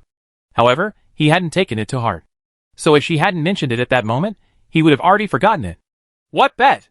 Li Xian probed, his eagerness for gossip rearing its head. Nothing. Zhou Wen shook his head without saying a word. Wei Gu sized up Zhou Wen from a distance, wondering how he could pull him onto the student council. Since Zhou Wen had such connections, it would be of great help to the student council's future development if he could get him on the student council. Wei Gu could also use Zhou Wen's connections, perhaps to break into Wang Lu's and Jing's circle. As he was thinking, he saw Huang Ji walking over from the front. Wei Gu immediately changed directions, unwilling to meet Huang Ji. In this school, the person he hated the most and also didn't dare provoke the most was Huang Ji. In the past, he had wanted to rope Huang Ji onto the student council, but had been rejected. Later, he used some tricks, only to realize that Huang Ji was much more powerful than he had imagined. This ended up in him being beaten up. The school knew that Huang Ji had beaten him up, but they did not know why. Ever since that time, Wei Gu would circle around Huang Ji when he saw him. He had stopped thinking of roping Huang Ji onto the student council again. Moreover, he did not think that anyone had such a pull with Huang Ji. After Wei Gu circled around Huang Ji and looked back, he saw Zhou Wen stand up and wave at Huang Ji, as though he was beckoning for him to head over. By then, Huang Ji had already taken a seat. With Wei Ji's understanding of him, he believed that Huang Ji definitely wouldn't bother with Zhou Wen. However, to his surprise, Huang Ji actually got up and walked over after hearing Zhou Wen calling out to him. When he arrived beside Zhou Wen, he began chatting very warmly with him. Wei Gu was dumbfounded. What's going on? That weirdo Huang Ji can actually chat with someone for so long. He had no idea that the reason Huang Ji was chatting with Zhou Wen for so long was that Zhou Wen was talking about his game and investment. That was why Huang Ji was so interested. This first-year freshman, Zhou Wen, needs serious observation. Wei Gu felt that it was necessary to reassess Zhou Wen again.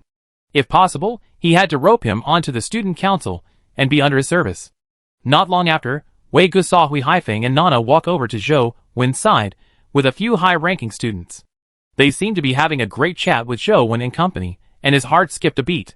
By right, since he was the student council president, there shouldn't be anyone in Sunset College who could compete with him. However, Hui Haifeng was an exception. If Wei Gu was a classic model student at Sunset College, Hui Haifeng was a typical bad role model. Most of the students around him were people who didn't abide by the rules. Chapter 129 Perfect Score. Sunset College is indeed one of the best schools in the East District. There are just too many formidable people around. Li Xian couldn't help but feel nervous when he saw someone raise the heaviest stone tripod cauldron. Zhou Wen had roughly guessed that based on the present situation, the two of them had to obtain perfect scores on at least 2 tests before they could enter the top 10. Hui Haifeng and Feng Qiuyan had already passed the test, each scoring full marks on 3 and 9 points on the 4th. Hui Haifeng was 1 point short of crossing the paper bridge, and Feng Qiuyan was 1 point short in the coin fishing test. As Li Xian expected, Wang Lu had indeed advanced to the legendary stage. Like in Jing, she had obtained 4 perfect scores very easily. Wang Ji hadn't taken the test, but considering how he had beaten up Wei Ge previously, Zhou Wen knew that it was highly likely that Wang Ji would receive 4 perfect scores as well. There were already 5 people in the top 10. In addition, there were Wu Jun and Wu Nan who had outstanding performances, leaving 3 spots left. Nah. That's not right. There are only 2 slots left. That way Gu will definitely score 4 perfect scores, warned Li Xian. In that case, we need to obtain 4 perfect scores to safely enter the top 10. Zhou Wen pondered for a moment before saying and basically giving up. After all, he had yet to advance to the legendary stage. He could only rely on his companion beasts, so it was very difficult for him to score high. Hui Haifeng, Wang Lu, and company looked at Zhou Wen and Li Xian with smiles. They had already received their results, so they were all waiting to see the duo's performance. We have to give it a try no matter what, Li Xian said through clenched teeth. The situation was worse than he had expected.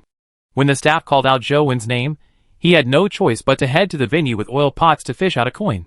Just as he was about to register with the staff and head on up, he was stopped by someone. Zhou Wen, mind if we have a chat? Wei Ge said with a smile. How may I help you? Zhou Wen stopped and asked Wei Ge. Let the other students take the test first. Let's have a chat at the side. Wei Ge led Zhou Wen to a quiet spot. Feel free to speak your mind, Zhou Wen said. Zhou Wen, you haven't advanced to the legendary stage yet, right? Are you confident of getting into the top 10? Wei Ge said when he saw Zhou Wen looking at him suspiciously. Don't misunderstand me. I don't have any other intentions. I just feel that you are a talent. It'll be a pity if you can't get into the top 10 because of your stage. What do you mean? Zhou Wen looked at Wei Ge in puzzlement, unsure what he was getting at. The student council still has an empty spot for vice president. I admire you very much and wish to recommend you to be the vice president of the student council. Wei Ge paused for a moment before smiling and saying, As a member of the student council, I will naturally do my best to help you. Perhaps it will help you enter the top 10 in the comprehensive test. Thank you for your kind intentions. However, I've already made an agreement with Li Xian to organize a club on my own, Zhou Wen said. Sunset College had a clear rule that students who had already joined a club could not become members of the student council. This was to prevent some clubs from using the power of the student council to seek personal gains. Is that so? That's such a pity. The doors of the student council will always be open to you. If you ever change your mind, hit me up anytime. Wei Ge looked saddened but did not say anything else. Zhou Wen went to the staff to register before heading to the first test venue, fishing a coin from a pot of boiling oil. President, will Zhou Wen become the second Hui Haifeng? A student council member standing beside Wei Ge whispered. Wei Ge didn't answer him. He thought for a moment and asked, Were you in charge of setting up the venue? Yes, it was all set up by our student council. Didn't you arrange for it? Zhang Tianlun was puzzled. I didn't arrange for you to tamper with it, right? Wei Ge narrowed his eyes at Zhang Tianlun. Zhang Tianlun's forehead immediately broke out into a cold sweat. He forced a smile and said, As expected, I can't hide anything from you, President. I was just trying to help some friends out. I wasn't trying anything else since all they wanted was a pass. Wei Ge said indifferently. You don't have to worry. I didn't say anything before, and I won't say anything now, but I need your help with something. If there's anything, President, please instruct us. We will definitely do it well, Zhang Tianlun hurriedly said. The difficulty of Zhou Wen's options should be lowered. The lower the level, the better. It's best if he gets 4 perfect scores, commented Wei Ge. Zhang Tianlun asked with a puzzled look. President, that Zhou Wen has already rejected you. Why are you still helping him? Rejection doesn't make him an enemy. This person isn't simple. There's no harm in doing him a favor. Wei Ge smiled at Zhou Wen when he said that. He didn't say certain things. If he were to become an enemy in the future, this matter might become a skeleton in the closet for Zhou Wen. Cheating was a serious matter at Sunset College. The punishment ranged from having a black mark on their records to being expelled. Alright, I'll do it now. However, all we can do is adjust it within a certain range. If it's at the mortal stage, I'm afraid it will be difficult for him to get a perfect score, Zhang Tianlun said after some thought. Just do what needs to be done. Remember, I don't know anything, Wei Ge said. I got it, President. Don't worry, this has nothing to do with you at all, Zhang Tianlun said hurriedly. Zhou Wen came to the oil pot and was rather cautious. He began with the pot that had the lowest temperature. How many points do you think Zhou Wen will get? Li Xian asked Hui Haifeng. Hui Haifeng shook his head and said, It's hard to say. Normally, without advancing to the legendary stage, he won't have any legendary companion beasts or primordial energy skills. Fishing out a coin from the 5th pot is already quite impressive. However, Zhou Wen is somewhat abnormal. He might have some unexpected results. It's about the same as I expected. With his abilities, I think he should be able to obtain around 7 points. It will be a little difficult to get any higher. Li Xian knew Zhou Wen quite well. In fact, Zhou Wen had roughly estimated getting such a score. Although the Lotus Flower Buddha body could protect him, it was a primordial energy skill that augmented his entire body. It was inferior to primordial energy skills that specialized in augmenting one's arm. Furthermore, his constitution wasn't comparable to those at the legendary stage.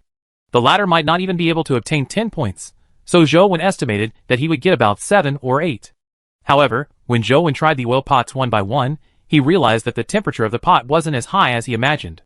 He had managed to successfully take out a coin from the final pot and obtain full marks without any surprises.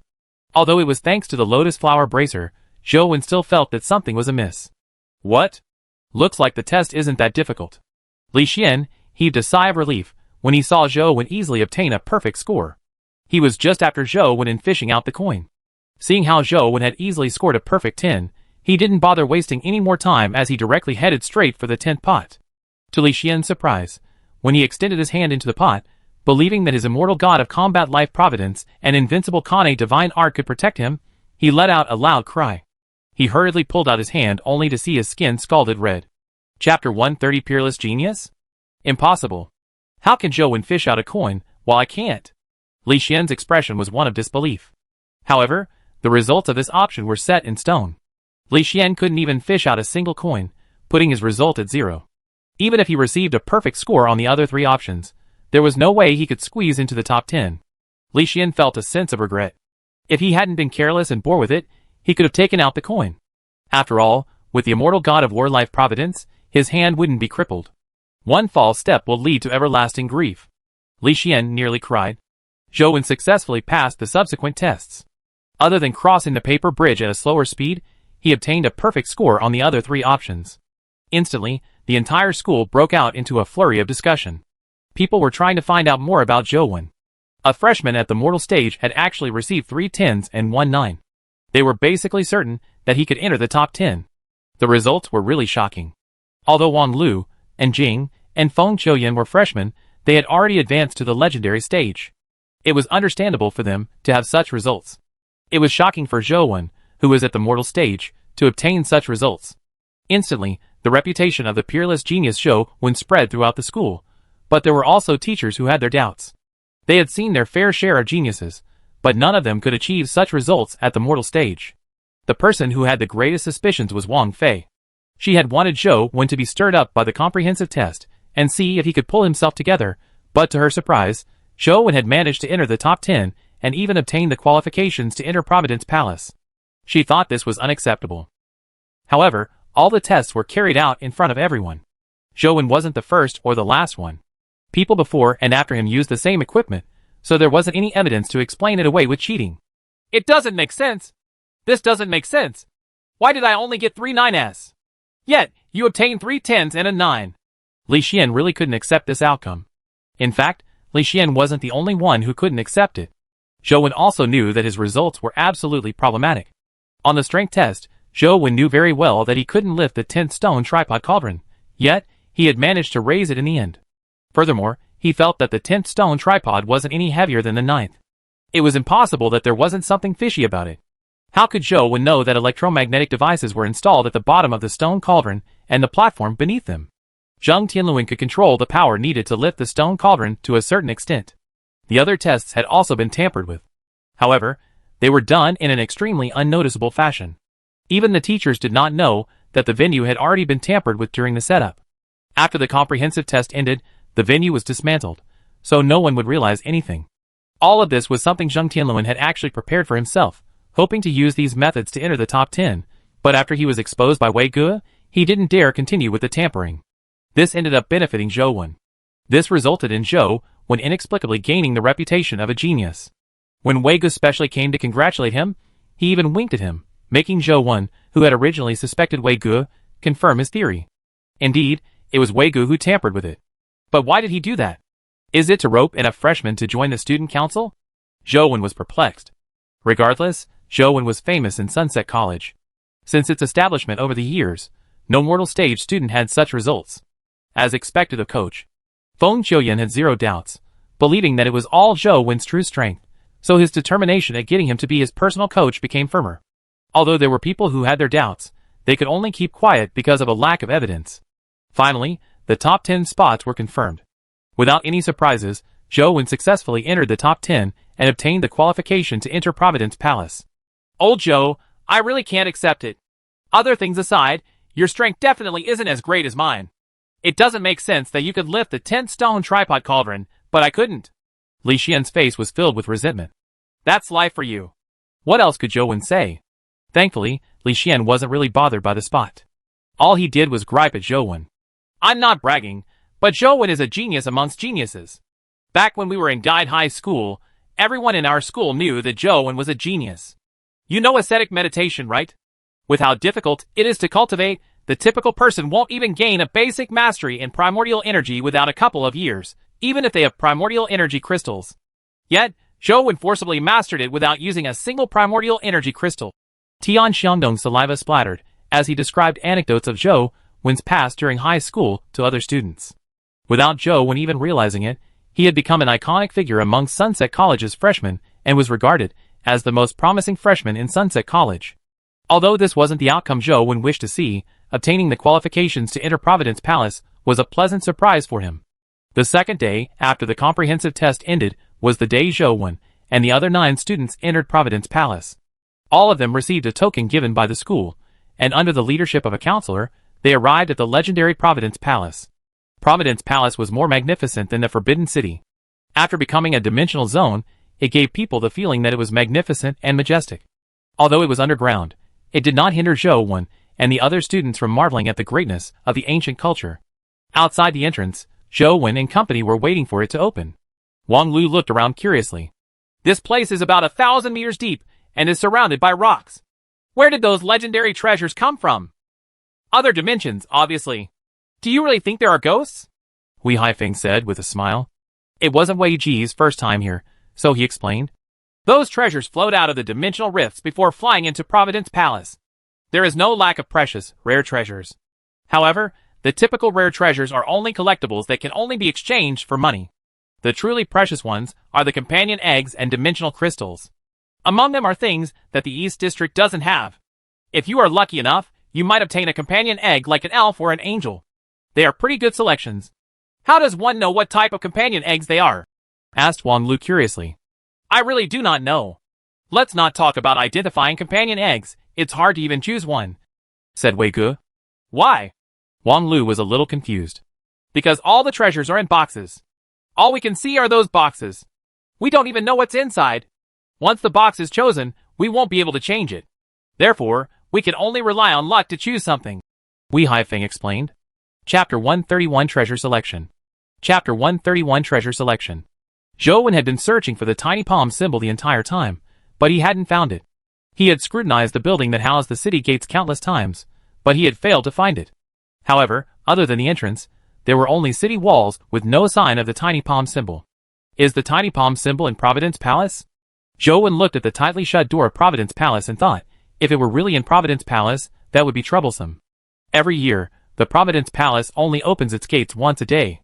However, the counselors have repeatedly exhorted us not to enter. In the past, there were experts at the epic stage who had entered the Providence Palace on this day without being able to exit. Furthermore, I'm only at the mortal stage. Just as he was feeling disappointed, he suddenly heard the melodious and solemn music from within Providence Palace. Accompanied by the music, it was as if the city gates, that had been sealed shut for centuries, were slowly opening. The city gate was filled with a brilliant purple glow, so blinding that it was hard for anyone to look straight at it.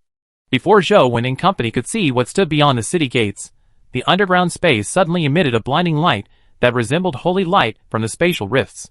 Then, they saw an inconceivable sight. They saw large and small boxes flying out from the spatial rifts.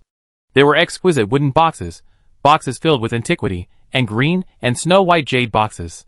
There were also large metal chests. There were also gold and silver boxes with gems embedded in them. They looked dazzling and exquisite. The girls stared at them, almost entranced. There were many gift boxes. In just a moment, more than 1,000 boxes flew towards the entrance in a line. Just like the legend said, There seemed to be invisible ghosts dragging them into the entrance. There are so many boxes. How should I choose one? Feng Qiuyan frowned. You can only rely on luck. There's no other way. Hui Haifeng took a large stride towards a golden box with all sorts of gems embedded in it. He took out his token and lightly tapped the small golden box with the token. The small golden box stopped floating in midair, having lost its support as it fell to the ground. Hui Haifeng immediately reached out and held onto the small golden box, then returned. He was very decisive. Zhou Wen looked at the gift boxes that numbered more than 10,000. He really didn't know which one to choose from. At that moment, Wang Lu said to Zhou Wen, My luck has always been good. If you need it, I can help you choose one. When Wang Lu said this, she was brimming with confidence. It was as if she would definitely be able to choose something good. Alright, I'll leave it to you then. Zhou Wen was extremely disappointed having failed at finding the tiny palm symbol. Choosing a box held little meaning for him. If he couldn't download the Providence Palace dungeon, the probability of choosing a gift box with a companion egg in it was just too low. To be able to choose a gift box with a high-level companion egg was even more difficult. Zhou Wen never had luck with gambling, so it didn't matter whether he chose it or not. He couldn't be bothered to waste his time and energy, and casually threw the token to Wang Lu. Even if he had to choose it himself, he could only randomly pick one. It was no different from letting Wang Lu choose one. He might as well save some time to see if he could find the tiny palm symbol. Anyone else need my help? Wang Lu looked at the others and asked. Since we are already here, it's all down to luck anyway. It's better to choose one yourself, Wei Gu said with a smile.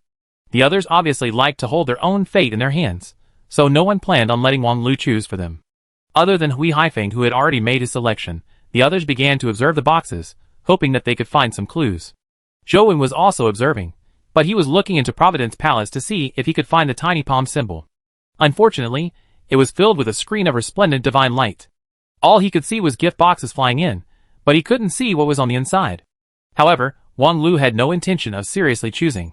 She treated the 2 tokens as darts, and threw them into the row of boxes. With 2 clangs, 2 boxes were knocked to the ground by her random throw. Wang Lu grinned as she ran over and carried the 2 gift boxes back, handing one to Zhou Wen. The gift box was carved out of wood. It was about 30 centimeters wide on all sides, and there were cloud patterns engraved on it. Other than that, there was nothing else. Zhou Wen wasn't in the mood to see what was inside. After receiving the box, he stuffed it into his bag and continued gazing into the palace. Aren't you going to open it? Wang Lu said. There's no need. It doesn't matter what it is, Zhou Wen said casually. Wang Lu was a little displeased that Zhou Wen didn't care about it. Seeing that everyone was choosing their boxes, and that no one was paying any attention to them, she said to Zhou Wen. Don't think that I just randomly chose it. My luck is really good. The items inside will definitely be good. Yes, thank you, Zhou Wen said perfunctorily. Wang Lu was incensed when she saw Zhou Wen's perfunctory manner. She glared at him hatefully, but Zhou Wen had been observing the situation inside Providence Palace the entire time without giving her a second glance.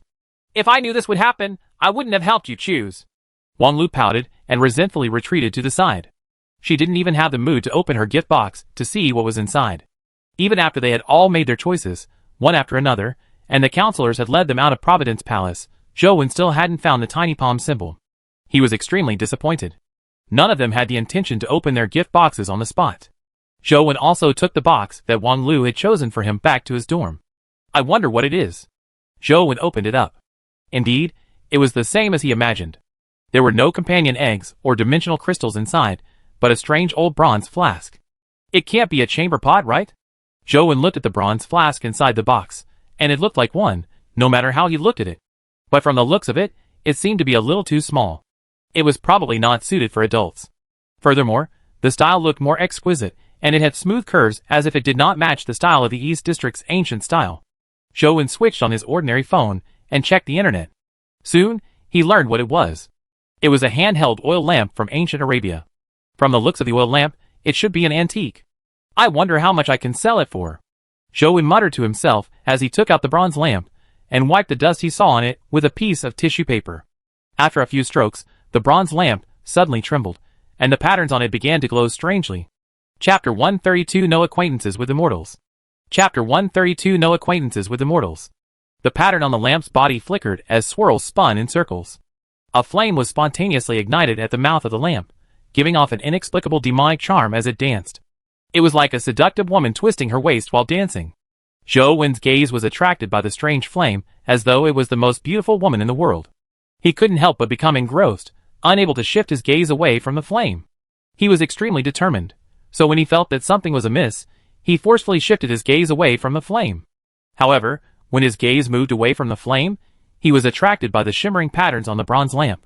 Only then did Zhou Wen realize that the patterns weren't simple patterns. Instead, they were ancient words. The demonic powers contained in them were countless times stronger than the flame, making him unconsciously attracted. How is this happening? Zhou Wen's fingers on his left hand suddenly moved, as though they were playing a piano. However, his mind hadn't willed his fingers to make any movements. Zhou Wen wanted to use his other hand to control his left hand, but his other hand's fingers moved along with it. Soon, it wasn't only his fingers, but Zhou Wen's entire body. He moved uncontrollably in an irregular fashion, something he realized to be dancing. Zhou Wen had never come into contact with dancing, nor was he interested in dancing. He didn't even watch dancing shows, but he was now like a professional dancer. His body danced with the rhythm of the music, making all sorts of moves he had never thought of before. And no matter how he looked at it, he could see that it was a woman's dance moves. They were enchanting and charming, light and elegant. However, to have a man dance, it made him look extremely comical.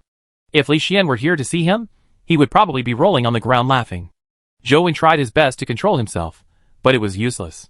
He had repeatedly switched a few primordial energy arts, but they were all useless. His body was squirming more and more intensely, and there were also many coquettish moves included. Soon, Zhou Wen discovered that his actions were identical to the flickering of the lamp. It was as though he was a puppet controlled by the flame.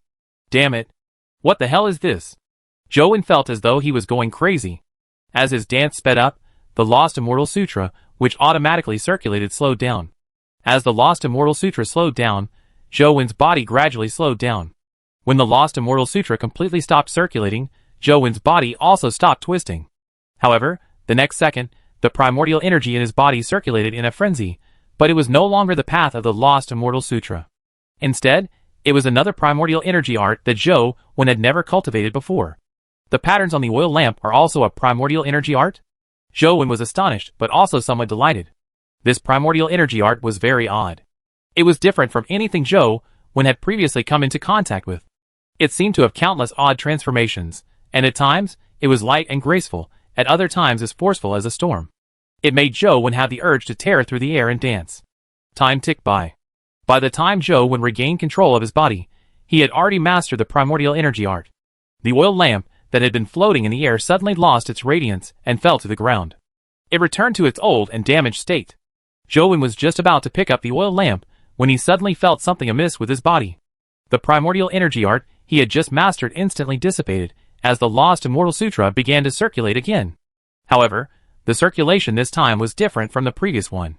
Primordial energy flowed through his body, like blood circling his body. Boom! Zhou Wen felt his brain buzz as a voice resounded incessantly. If God opposes me, I will slay God. If an immortal opposes me, I will call the immortal. No exchanges with God.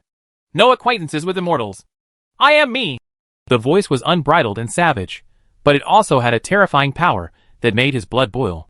It was as if something was stirring in one's heart, eager to poke a hole in the sky. This voice wasn't unfamiliar to Zhou Wen. Over the countless nights he had cultivated in the Lost Immortal Sutra, the voice had kept whispering into his ear. However, in the past, he couldn't hear the voice clearly. Today, he finally heard what that voice was saying. It was a woman's voice, but it had a heart-stopping aura. It was as if all living beings from the various worlds would fall prostrate at her feet. Although Zhou Wen only heard a voice, he couldn't help but envision a scene. Countless deities prostrating themselves on the ground, bowing towards a woman as though on a pilgrimage. Unfortunately, this was just Zhou Wen's imagination, and was able to see the woman's face clearly. He felt that her bearing was incomparable. She was lofty, but she wasn't as holy as an immortal or Buddha. She had a killing aura. The voice in his mind became weaker and weaker, as if it was about to disperse. In the end, it was almost inaudible. Zhou Wen vaguely heard a sentence that sounded a little different from the repeated sentence he had just heard. My return will spell the death of all immortals. However, the voice at the end was so soft that he didn't hear the complete sentence. Boom! The Lost Immortal Sutra in his body seemed to explode as all the cells seemed to bind together. It made Zhou Wen suspect if his body had self-destructed. Falling. Constantly falling. Zhou Wen felt as though his consciousness had plunged into the deep sea as it constantly plummeted. Finally, his consciousness was completely submerged in the darkness. Ever since he had mastered the Lost Immortal Sutra, He hadn't had a proper sleep. Every time he fell asleep, no matter where he was, or what time it was, there would be a voice whispering into his ear, akin to scripture chantings by Buddha or a devil's enticements. Together, with the sleep paralysis, anyone else would have gone berserk. Zhou grinding every day was certainly to raise his strength, but it also included his thoughts of trying to avoid sleeping. Up to this day, the feeling of being haunted by ghosts finally completely dissipated. Zhou slept soundly, as though nothing in the world was more blissful than having a good sleep. When he woke up and stretched his back, he felt so comfortable that he almost moaned in delight. All his cells seemed to emit comfortable cheers. Zhou pressed his palm down on the bed to sit up, but when he pressed down, his body bounced up, slamming his head into the ceiling. Half his head was inside the ceiling made of steel and cement, leaving him dangling from it. Chapter 133 Exchange Student. Chapter 133 Exchange Student. Pooey! Pooey!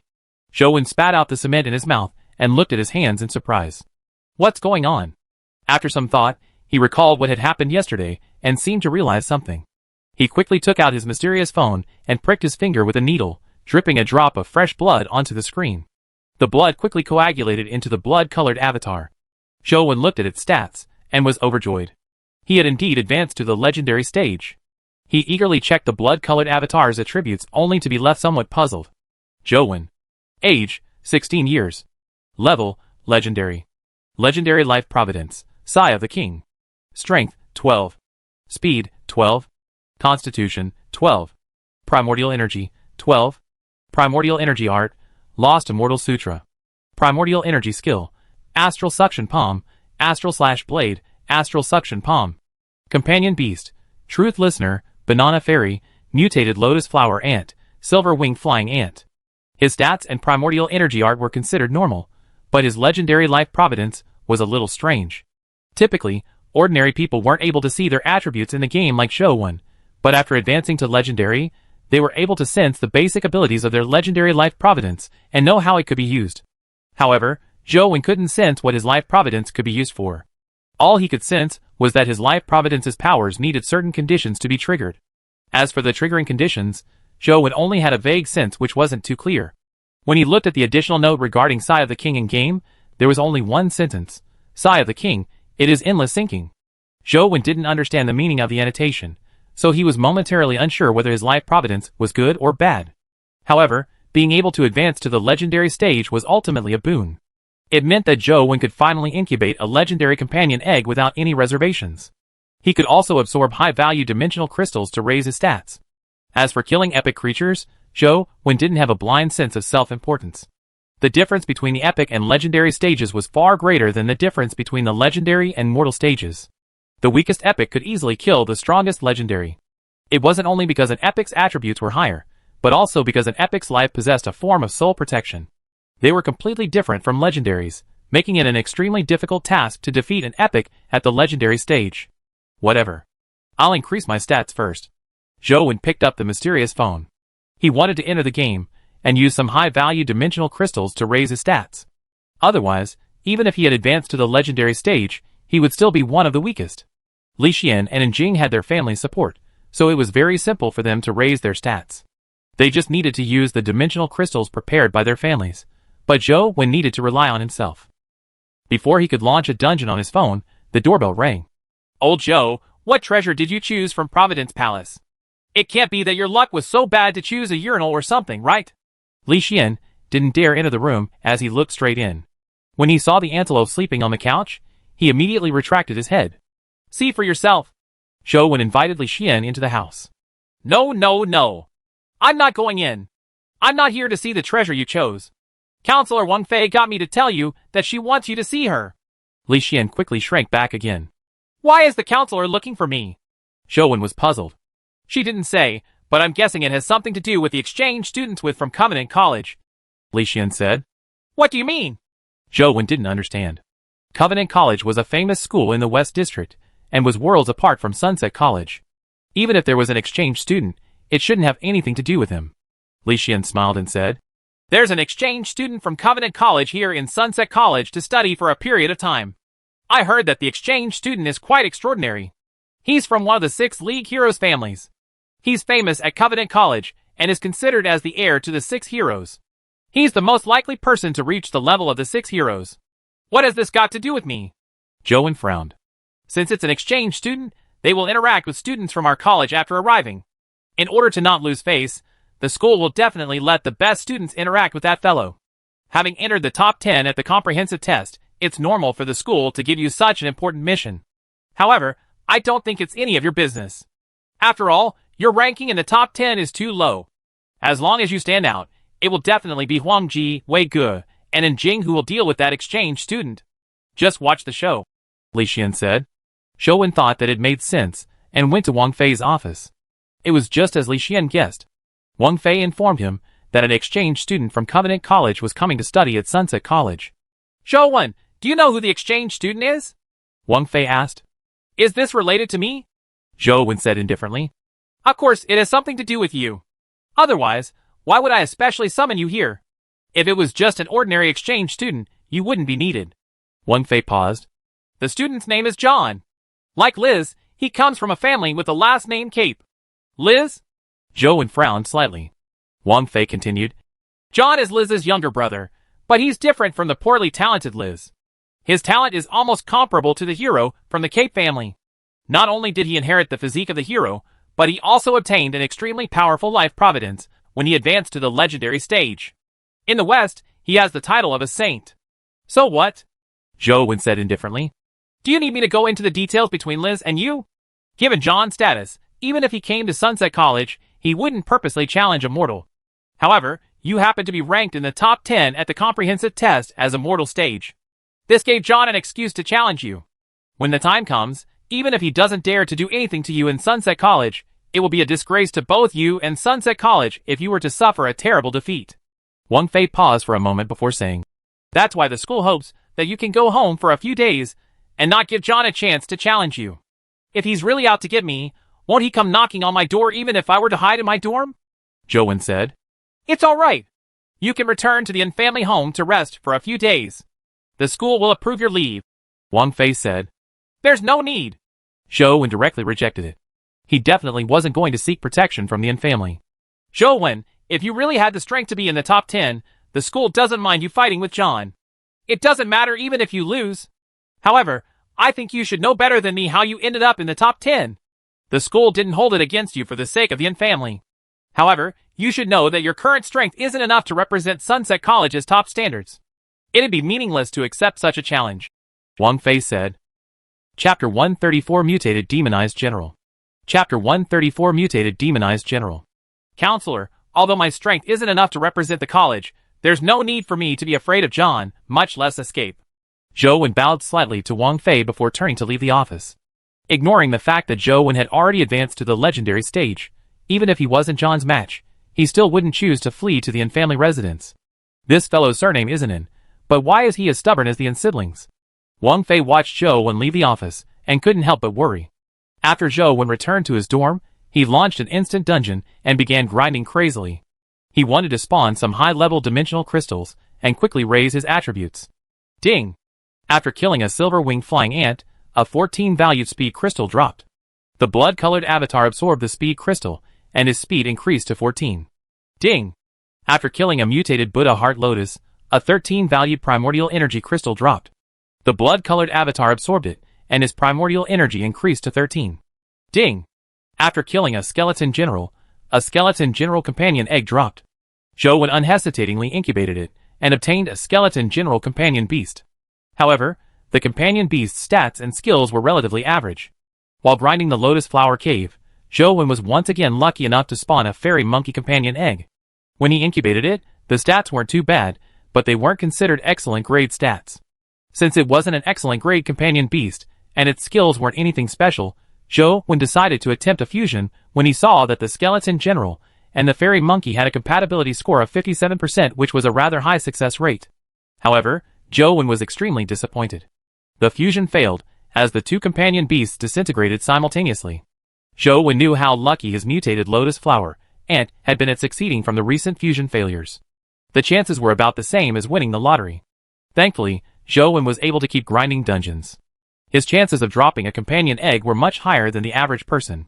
After persisting for an entire day and night, Zhou Wen's stats experienced a significant boost. His strength and constitution had reached 16 points. His speed and primordial energy were slightly weaker, and had only increased to 15 points. This made Zhou Wen clearly feel that his body was much stronger. During this process, he managed to raise his Dragon Gate Fairy skill to rank 9, raising his movement technique to its limit. Rank 9 was a standard primordial energy skill limit. There was no way to continue raising it with primordial energy skill crystals. In the past, rank 9 was the highest Zhou Wen could reach. However, with the precedent of Ashen Palm, he knew that rank 9 wasn't the limit, and that there was room for improvement. However, that required him to train and figure it out himself before being able to reach Dragon Gate Fairy skills limit of rank 10. It was unknown how many times he had entered Tiger Cage Pass dungeon before he encountered a demonized general with the word fist engraved on its helmet. It delighted Zhou Wen. Seeing the demonized general turn golden in color, like a golden armored god of war, Zhou Wen controlled the blood-colored avatar to charge forward instead of retreating, clashing head-on with the fist demonized general. Now that Zhou Wen had advanced to the legendary stage, his speed had increased significantly. Coupled with the silver wing flying and silver wings, his speed was no longer slower than the fist demonized general's. He easily dodged its strange spears, rust before slashing at its neck with his hand wrapped in the lotus flower bracer. With a clang, Zhou Wen's present strength combined with the lotus flower bracer was still unable to damage the fist demonized general. Instead, his opponent balled its other hand into a fist and threw a punch at the blood-colored avatar's stomach. Astral Suction Palm. Zhou Wen guessed that the Astral Suction Palm could restrain the fist demonized general's primordial energy skill. Unsure if it was true, he gave it a try. The strength of the fist demonized general's fist was extremely domineering, as though it had gathered all of its energy into one point. Even the mutated lotus flower ant at the same level would explode with one punch. The astral suction palm appeared nothing powerful with how soft and weak it was. The instant his palm clashed with the fist, Zhou Wen felt a strange feeling. His astral suction palm seemed to be able to guide the forces of the demonized general's fist. With a thought, Zhou Wen pulled and pushed with his astral suction palm, directing the demonized general's domineering punch right back into the other side of his enemy's chest. With a boom, the armor on his body shattered and blood spewed out. Zhou Wen was delighted when he saw this. He controlled the blood-colored avatar to charge forward, penetrating the wound on the demonized general's chest with his palm which wore the lotus flower bracer. This impact burst the heart inside. Killed fist demonized general. Discovered companion egg. Zhou Wen was still immersed in the excitement of his killing the fist demonized general for the first time when he saw the system notification appear. He couldn't help but be pleasantly surprised. Upon careful look, he saw a black-colored companion egg drop on the ground. He hurriedly ordered the blood-colored avatar to pick it up, but seeing its attributes, he couldn't help but find it odd. Mutated demonized general. Legendary. Legendary life providence. Malignant general. Strength, 19. Speed, 17. Constitution, 18. Primordial energy, 18. Talent skill. Astral fist, demon flame spear, demon rider summon. Companion form, none. How can a mutated demonized general not have a companion form? Zhou Wen found it odd, but its stats were really high. It was considered a top-notch existence among legendaries. He directly incubated the mutated demonized general, since he had no plans on giving such an excellent grade companion beast as food. He summoned the incubated mutated demonized general, and it was exactly the same as the one in the game. A burly demonic general riding on a red horse, with a strange spear in his hand. With one charge, the strange spear in its hand could knock over a large number of demonized soldiers. It was extremely powerful. Another demonized general. Zhou Wen was delighted. With the boost provided by the demonized general's skills, far greater than the mutated lotus flower ant and the silver wing flying ant, it was good as a vanguard. Taking advantage of the excitement of having a new companion beast, Zhou Wen continued grinding. He wanted to raise his stats in one fell swoop. It would be best if he could raise everything to 18. Perhaps due to luck, Zhou Wen encountered another mutated demonized general when he respawned again and went to Tiger Cage Pass. However, the demonized general's helmet had the word blade engraved on it this time. He didn't attack himself, allowing the fist demonized general to charge forward. Due to the effectiveness of the fist demonized general against the blade demonized general, it killed the blade demonized general with one charge. The blade demonized general's astral/blade was shattered by the astral punch and was made completely useless. Exceeding Zhou Wen's expectations, the blade demonized general once again dropped a companion egg. Having obtained 2 mutated demonized general companion eggs consecutively, this was a probability that Zhou Wen found unbelievable. Mutated demonized general. Legendary. Legendary life providence. Malignant general. Strength, 19. Speed, 18. Constitution, 17. Primordial energy, 16. Talent skill, Astral/Blade, Demon Flame Spear, Demon Rider Summon. Companion form, none. Chapter 135 Demonic Words. The Blade Demonized General's attributes were similar to the Fist Demonized General's. Only its talent skills were somewhat different. Zhou looked at the system notification and discovered that the compatibility score between the two demonized generals was as high as 88%. It tempted him greatly, and in the end, he couldn't help but tap on the fusion button. Ding! When he heard the system's chime, Zhou heart couldn't help but pound. He was even a little nervous. Fortunately, a compatibility score of 88% was as true as it gets. The fusion succeeded and produced a new demonized general. Just by looking at the new demonized general's appearance, it seemed to be even more ferocious and domineering. It wore red-vested armor, and its eyes were fiercely glowing red. It looked like a ferocious general in a raging inferno. And the word engraved on its helmet was neither blade nor first, but the word Demon. Mutated Demonized General. Legendary. Legendary Life Providence. Malignant General. Strength, 19. Speed, 18. Constitution, 18. Primordial Energy, 18. Talent Skill, Astral/Blade, Astral Fist, Demon Flame Spear, Demon Rider Summon. Companion form, none. These stats are a little sick. Furthermore, it also has the Astral/Blade and Astral Fist skills. If I were to obtain another paper demonized general companion beast and fuse with it, would it result in an excellent grade with all three skills? Zhou thought to himself. However, it wasn't easy to have two mutated demonized general companion eggs drop. It was unknown how long it would take to have another one drop. Thankfully, Zhou had to grind Tiger Cage Pass dungeon every day, so he wasn't in a rush. There were always opportunities. The mutated demonized general was good at the offensive and defensive. It killed everything in its way, and together with the mutated lotus flower ant and silver-winged flying ant, they formed a team that could kill monsters from both air, land, and sea. Most of the time, the blood-colored avatar didn't even need to move a finger to kill the dimensional creatures. With my current strength and truth listener at the legendary stage, can I try clearing Ant City? Zhou had always been obsessed with the golden beam of light in Ant City.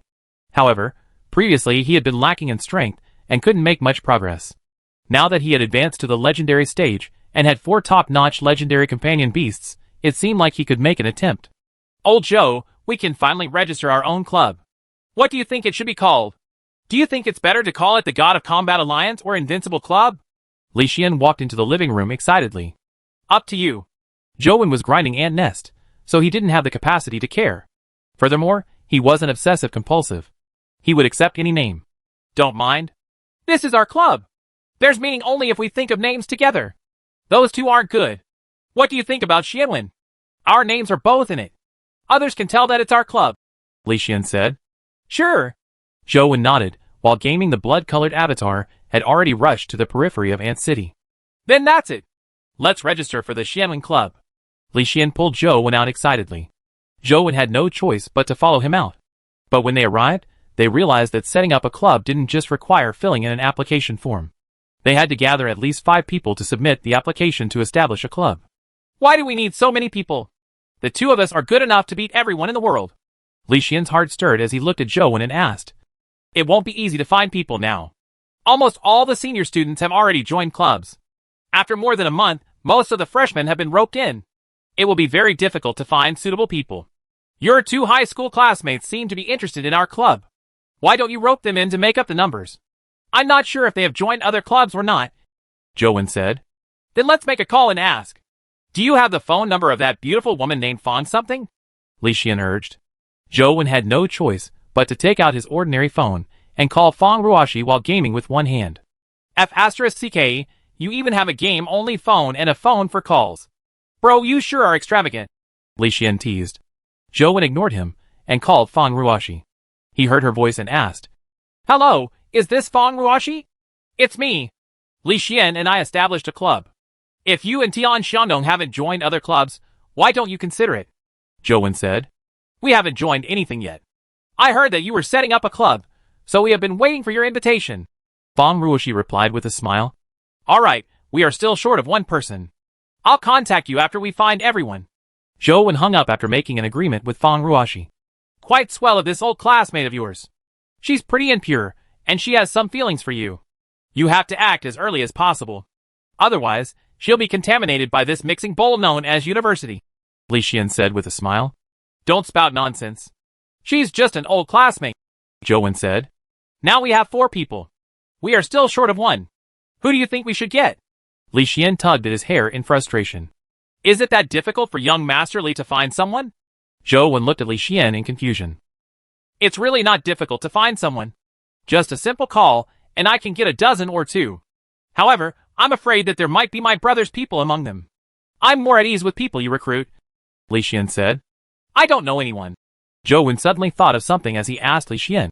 Do you know Gu Tian? Of course I know him. How can I not know this person? He's the school's most problematic person.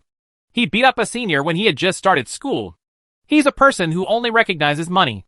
As long as he's paid, he will do anything, Li Xian said as he looked at Zhou Wen in puzzlement. Why are you asking about him? Has he joined a club? Zhou Wen asked.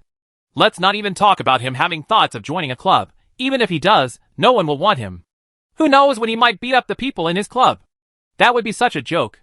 Wait. Don't tell me you want to recruit him? Li Xian widened his eyes. I think he's not bad. If there's really no other candidate, we can give him a try, Zhou Wen said. That won't do. Such a person will definitely be bribed by my brother. When the time comes, he will harm us once again.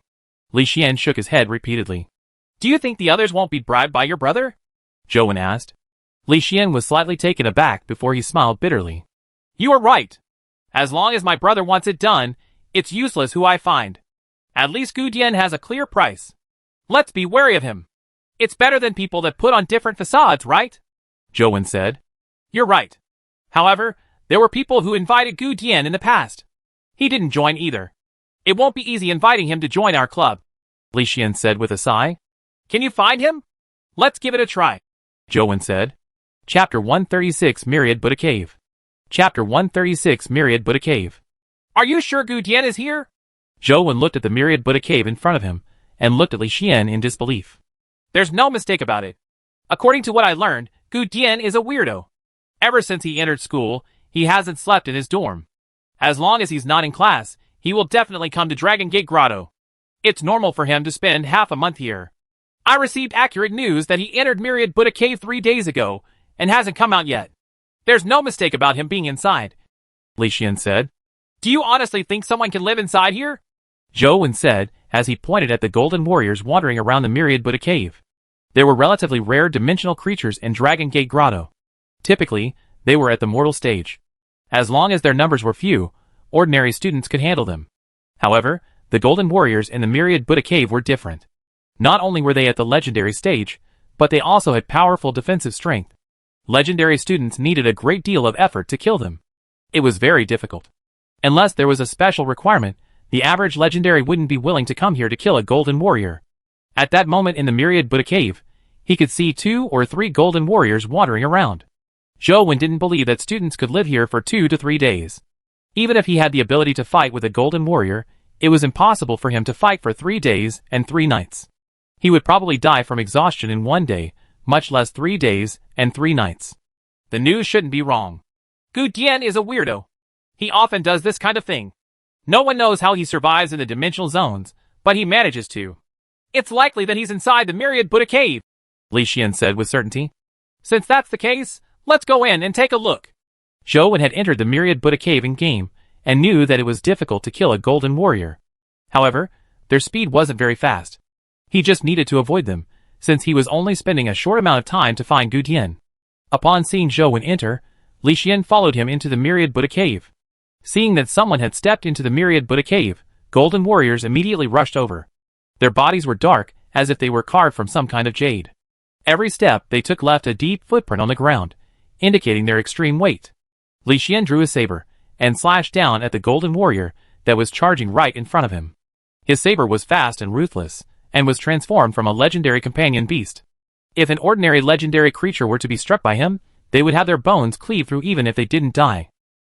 However, when the blade landed on the golden warrior, sparks flew everywhere, producing a sound of metallic hum. Only a faint white mark was left on the golden warrior while Li Xian's palm went numb from the shock. It's harder than the legends say. Li Xian hurriedly dodged, afraid to clash head-on with the golden warriors. Zhou Wen dashed in, and had no intention of fighting the golden warriors. Not only were they strong, but they also possessed the talent skill, Golden Bell. Unless someone wanted to have Golden Bell drop, No one would waste their time killing golden warriors.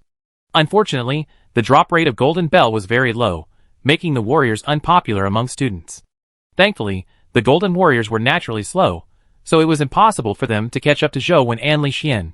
As they ran, they avoided the golden warriors' attacks and entered the myriad Buddha cave. Perhaps it was because no one had been here to kill the golden warriors for a while.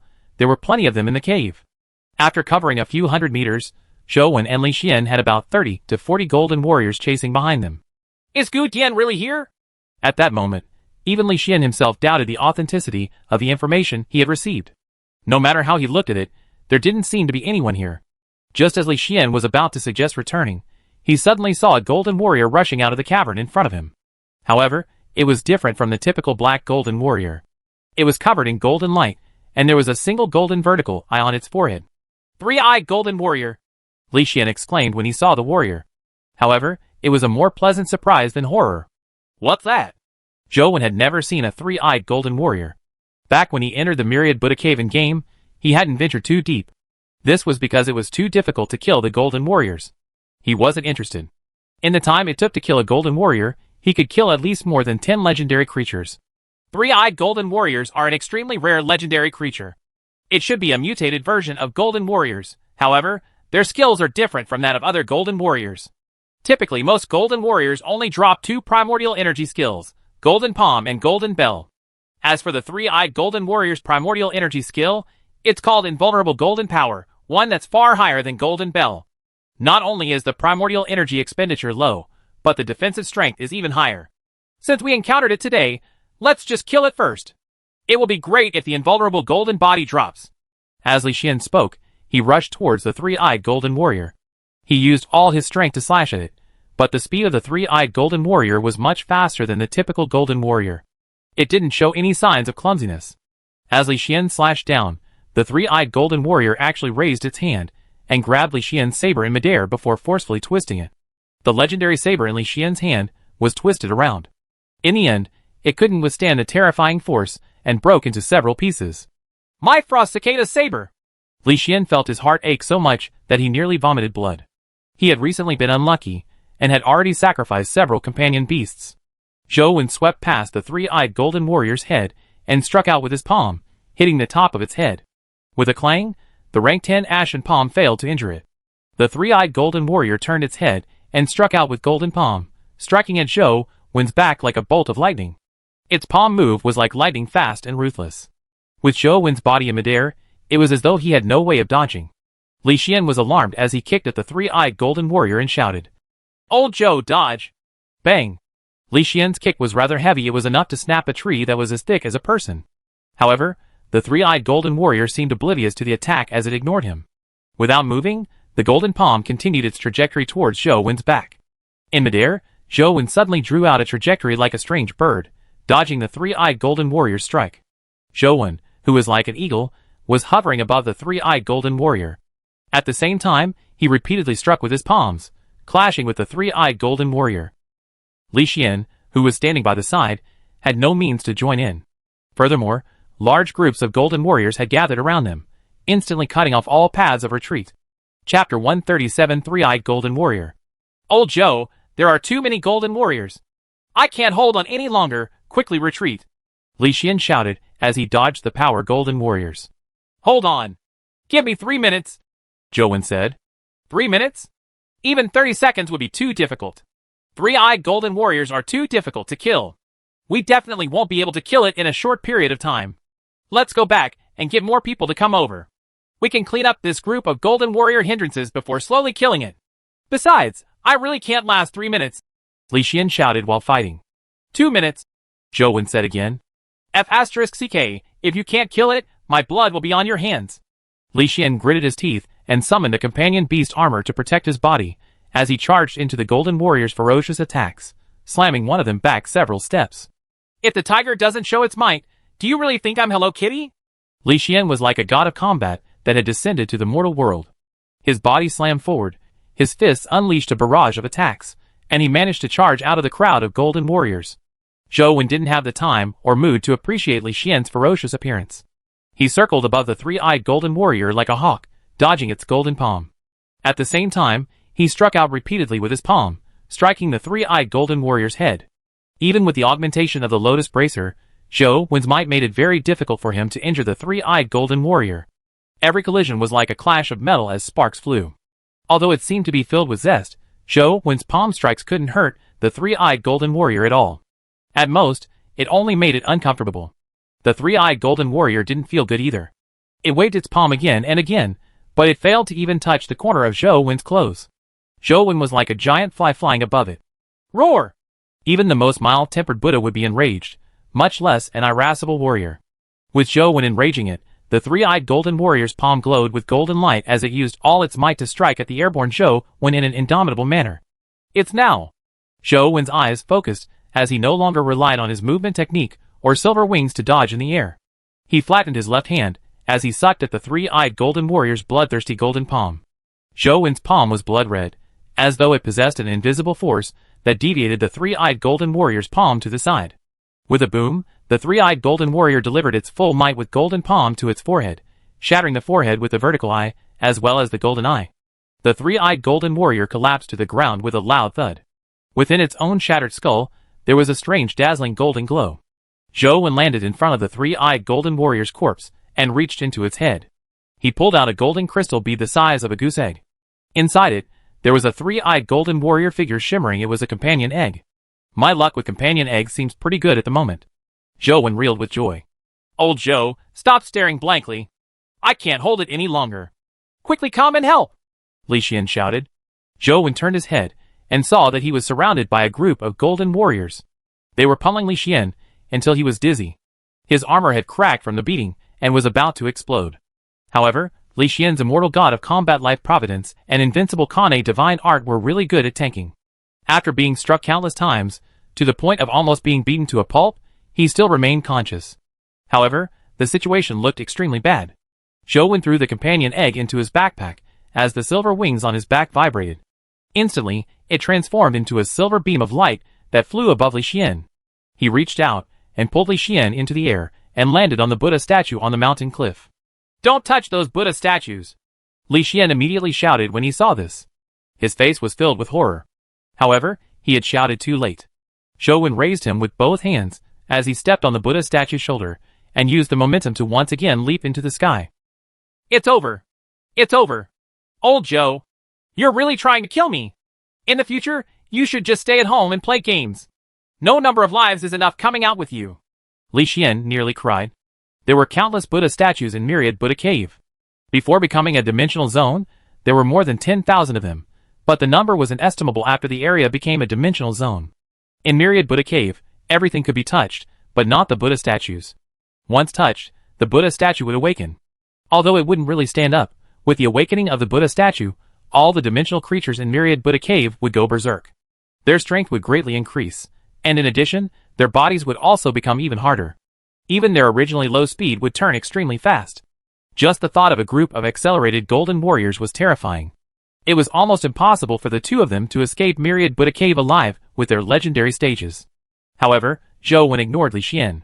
After he leaped into the air, he landed on the legs of a Buddha statue that was sitting at a greater height. Old Zhou, why are you still stepping on them? Do you think our deaths need to be expedited? Li Xian felt that his name was already written in the King of Hell's notebook. The golden warriors below couldn't come up, nor did they dare to touch the Buddha statues. As for Zhou Wen and Li Xian, they stood there for quite a while without seeing any movement from the Buddha statues. Li Xian looked at them in confusion. Could it be that these Buddha statues aren't awake today? That's possible, Zhou Wen said casually as he looked around Myriad Buddha Cave. He had entered Myriad Buddha Cave in-game, so he naturally knew that the Buddha statues couldn't be touched. However, that was before he used the Small Perfection of Wisdom Sutra. As long as Zhou Wen switched his primordial energy art to the Small Perfection of Wisdom Sutra, he wouldn't anger the Buddha statues no matter how much he touched them. After all, the Buddha statue was only a statue, not a true Buddha. Even a true Buddha might mistake Zhou Wen as a pious child, so it was even more natural for the Buddha statues to fail to distinguish him. This was because Zhou Wen's Small Perfection of Wisdom Sutra was too low. If he reached an extremely high level, most Buddha-type creatures would bow to him without daring to fight him. The Golden Warriors were, after all, low-level dimensional creatures without any intelligence, so they lacked the ability to sense such weak auras of the Small Perfection of Wisdom Sutra. Old Zhou, stop carrying me! Put me down now! Li Xian had been too nervous before, but now that he relaxed, he realized that Zhou Wen's hands were still carrying him in a princess hold without letting him down. I think it's better I carry you. Zhou Wen didn't know if his small perfection of Wisdom Sutra could protect Li Xian. It was fine if he stepped on it himself, but he didn't know if it was okay for Li Xian. I know I'm handsome, but you can't have impure thoughts about me just because I'm handsome. Li Xian leaped out of Zhou Wen's embrace and stood on the Buddha statue's knee. Boom! As Li Xian stood still, he suddenly felt the Buddha statue shake violently, nearly throwing him down. Its eyes suffused a golden glow. Chapter 138 The Ship Anchor. Li Xian jumped in fright as he wrapped his arms around Zhou Wen's neck and hung off his body. However, it was already too late. The Buddha statue did not stop its anomalous change. The countless Buddha statues in Myriad Buddha Cave all suffused golden glows, illuminating the cave in a golden resplendence. The ordinary golden warriors' eyes also became golden. Their black jade-like bodies emitted golden glows as they stared straight at Zhou Wen and Li Xian. They shouldn't be able to come up, right? Li Xian gulped and said with some difficulty. Just as Li Xian said that, he watched the warriors' bodies as a golden halo appeared beneath their feet and began to levitate them. This only served to turn Li Xian's face green. Come here! Just as the golden warriors were about to charge up with the golden halo, they suddenly heard a low and hoarse voice coming from above. Zhou Wen and Li Xian were alarmed as they hurriedly looked up and saw that in the middle of the many Buddha statues, a person had extended half his body and was waving at them. That ferocious face that resembled a ferocious ghost was obviously Gu Dian's. Why is Gu Dian here? Li Xian exclaimed. However, Zhou Wen wasn't in the mood to speak to Li Xian. He leaped up with him in his arms, as the silver wings on his back vibrated. Soon, he arrived at the spot where Gu Dian was standing. Only then did the two realize that in the middle of the two Buddha statues was a stone rift. Gu Dian retreated and let the two of them follow him into the stone rift, leading them deeper in. The golden warriors rose up with the help of the golden halo, but they didn't dare touch the Buddha statues. All they could do was surround them from the outside without chasing up to them. Zhou Wen and Li Xian walked a distance with Gu Dian before the stone rift opened up. There was an uncarved stone cave inside. The cave wasn't small, and there was a pool below. There was clear spring water flowing in the pool, making it look very clear. There were also some daily necessities in the cave, which looked like they belonged to Gu Dian. Everything outside will return to normal in an hour. You can then leave, said Gu Dian coldly. Oh Gu, we came specially for you. We plan on registering a club and wish to invite you. Li Xian exchanged looks with Zhou Wen and directly explained his intentions. Not interested, Gu Dian said without lifting his head. Don't be in such a hurry to reject it. Our club's benefits are good. There will be quite a good membership allowance every month. Having heard that Gu Dian loved money very much, Li Xian hurriedly used monetary incentives. 100,000 a month. I'll join if you pay me, Gu Dian said. 100,000 was nothing to Li Xian, but Gu Dian's attitude displeased him. Furthermore, he had never heard of any club using money to buy members. Wouldn't that be a joke? Li Xian wanted to say something, but was stopped by Zhou Wen. Zhou Wen looked at Gu Dian and said, 5 members are needed to register a club. There are only 4 of us now. We wish to invite you on board, and it would be best if you are willing to join. If you aren't willing, can you help us out and register with us? Although you will be one of our members in name, you actually don't need to attend any of the club's activities or be responsible for the club. How much would that cost? 10,000, Gu Dian said straightforwardly. All right, 10,000 it is. Li Xian, pay up. Zhou Wen agreed without hesitation, but the one paying had to be Li Xian. Just helping in the registration costs 10,000. Isn't that a little too easy? Li Xian said reluctantly. Anyway, I can't find anyone else. Find someone else or pay. Choose one, Zhou Wen said as he spread out his hands. Even if I'm willing to pay, I still need a signal. How am I to transfer money in this crappy place? Li Xian said gloomily. That's settled then. You can return with us later. We'll transfer the money to you once there's a signal, Zhou Wen said to Gu Dian. Sure, said Gu Dian, and he began packing his things. Gu Dian reached out his hand for something on the mat and stuffed it into his pocket. Zhou Wen had been observing Gu Dian all this time, so his action left him puzzled. When Gu Dian took the item, he had clearly used his body to block their line of sight, as though he didn't want them to see it. However, Zhou Wen had been wearing the Truth Listener earring during his previous battle. Through the abnormal hearing given to him by the earring, Zhou Wen could hear the shape of the item. As Truth Listener only provided listening abilities, and not true sight, all Zhou Wen knew was that it was a pocket watch. The exterior was likely made of metal. As for the color, it was unknown to Zhou Wen. However, There was a strange symbol engraved on the pocket watch's surface, something that Zhou Wen seemed to have seen somewhere before. After all, he had heard it without any color, making it different from true vision. Therefore, Zhou Wen momentarily couldn't recall where he had seen the symbol before. As he stared at Gu Dian, who was thinking as he was packing his things, Zhou Wen's eyes lit up. He finally remembered where he had seen such symbols. The symbol on the pocket watch was a ship's anchor, but it was different from the typical ship's anchor. On the surface was a woman's side profile. According to what Zhou Wen knew, people who went out to sea to fish in the past were very particular about women. Typically, they wouldn't let women go out to sea with them, nor would they carve women's symbols on the boat. Therefore, Zhou Wen had a deep impression of the ship's anchor when he saw it. The last time he saw the symbol was when he followed Ouyang Lan to the Shiyuan crystal shop. In the room at basement 4, there was a silver-haired companion beast in chains. Behind the chain was a metal piece the size of a millstone. On the metal piece was a 9-number keypad, and on the side of the metal block was such a ship's anchor symbol. However, Zhou Wen's mind was focused on the 9-number keypad back then, so he didn't pay much attention to the ship's anchor symbol. Furthermore, the symbol on the metal piece was huge while the pocket watch was very small. Therefore, Zhou Wen took a while before recalling the matter. Is it a coincidence? Zhou Wen thought with a frown. Although the difference in size between the two symbols was huge, and he hadn't seen the anchor's colors on the pocket watch, from the structure of the symbol, it was indeed the same. Old Zhou, what did that three-eyed golden warrior drop? Quickly take it out and show it to me, Li Xian said. Zhou Wen handed Li Xian the three-eyed golden warrior companion egg that dropped. When Li Xian saw it, his eyes lit up as he cried out. Why is your life so good? You actually had a three-eyed golden warrior companion egg drop. That was worth it. Totally worth it. There aren't many of these things, so even if you have the money, you might not be able to buy them. It really was worth risking our lives for it. Chapter 139, Working Hard to Improve. Do you like it? Zhou Wen asked Li Xian. Nonsense. Who wouldn't? This thing can only be obtained by chance. I've only heard of it in the past. I don't even know what companion form this companion beast has, Li Xian said. Take it if you like it, Zhou Wen said. Really? Don't you want it for yourself? Li Xian was slightly taken aback. Of course I do. However, you have to give me the amount of money I deserve. It can't be lower than the market price, Zhou Wen said. The three-eyed diamond companion egg might be difficult for others to obtain, but to Zhou Wen, it was just a little difficult. If he wanted, he could visit Myriad Buddha Cave multiple times in game in the future. It wouldn't be difficult for him to obtain one. The game's companion eggs couldn't be sold in the real world, so it was best to sell companion eggs obtained in reality.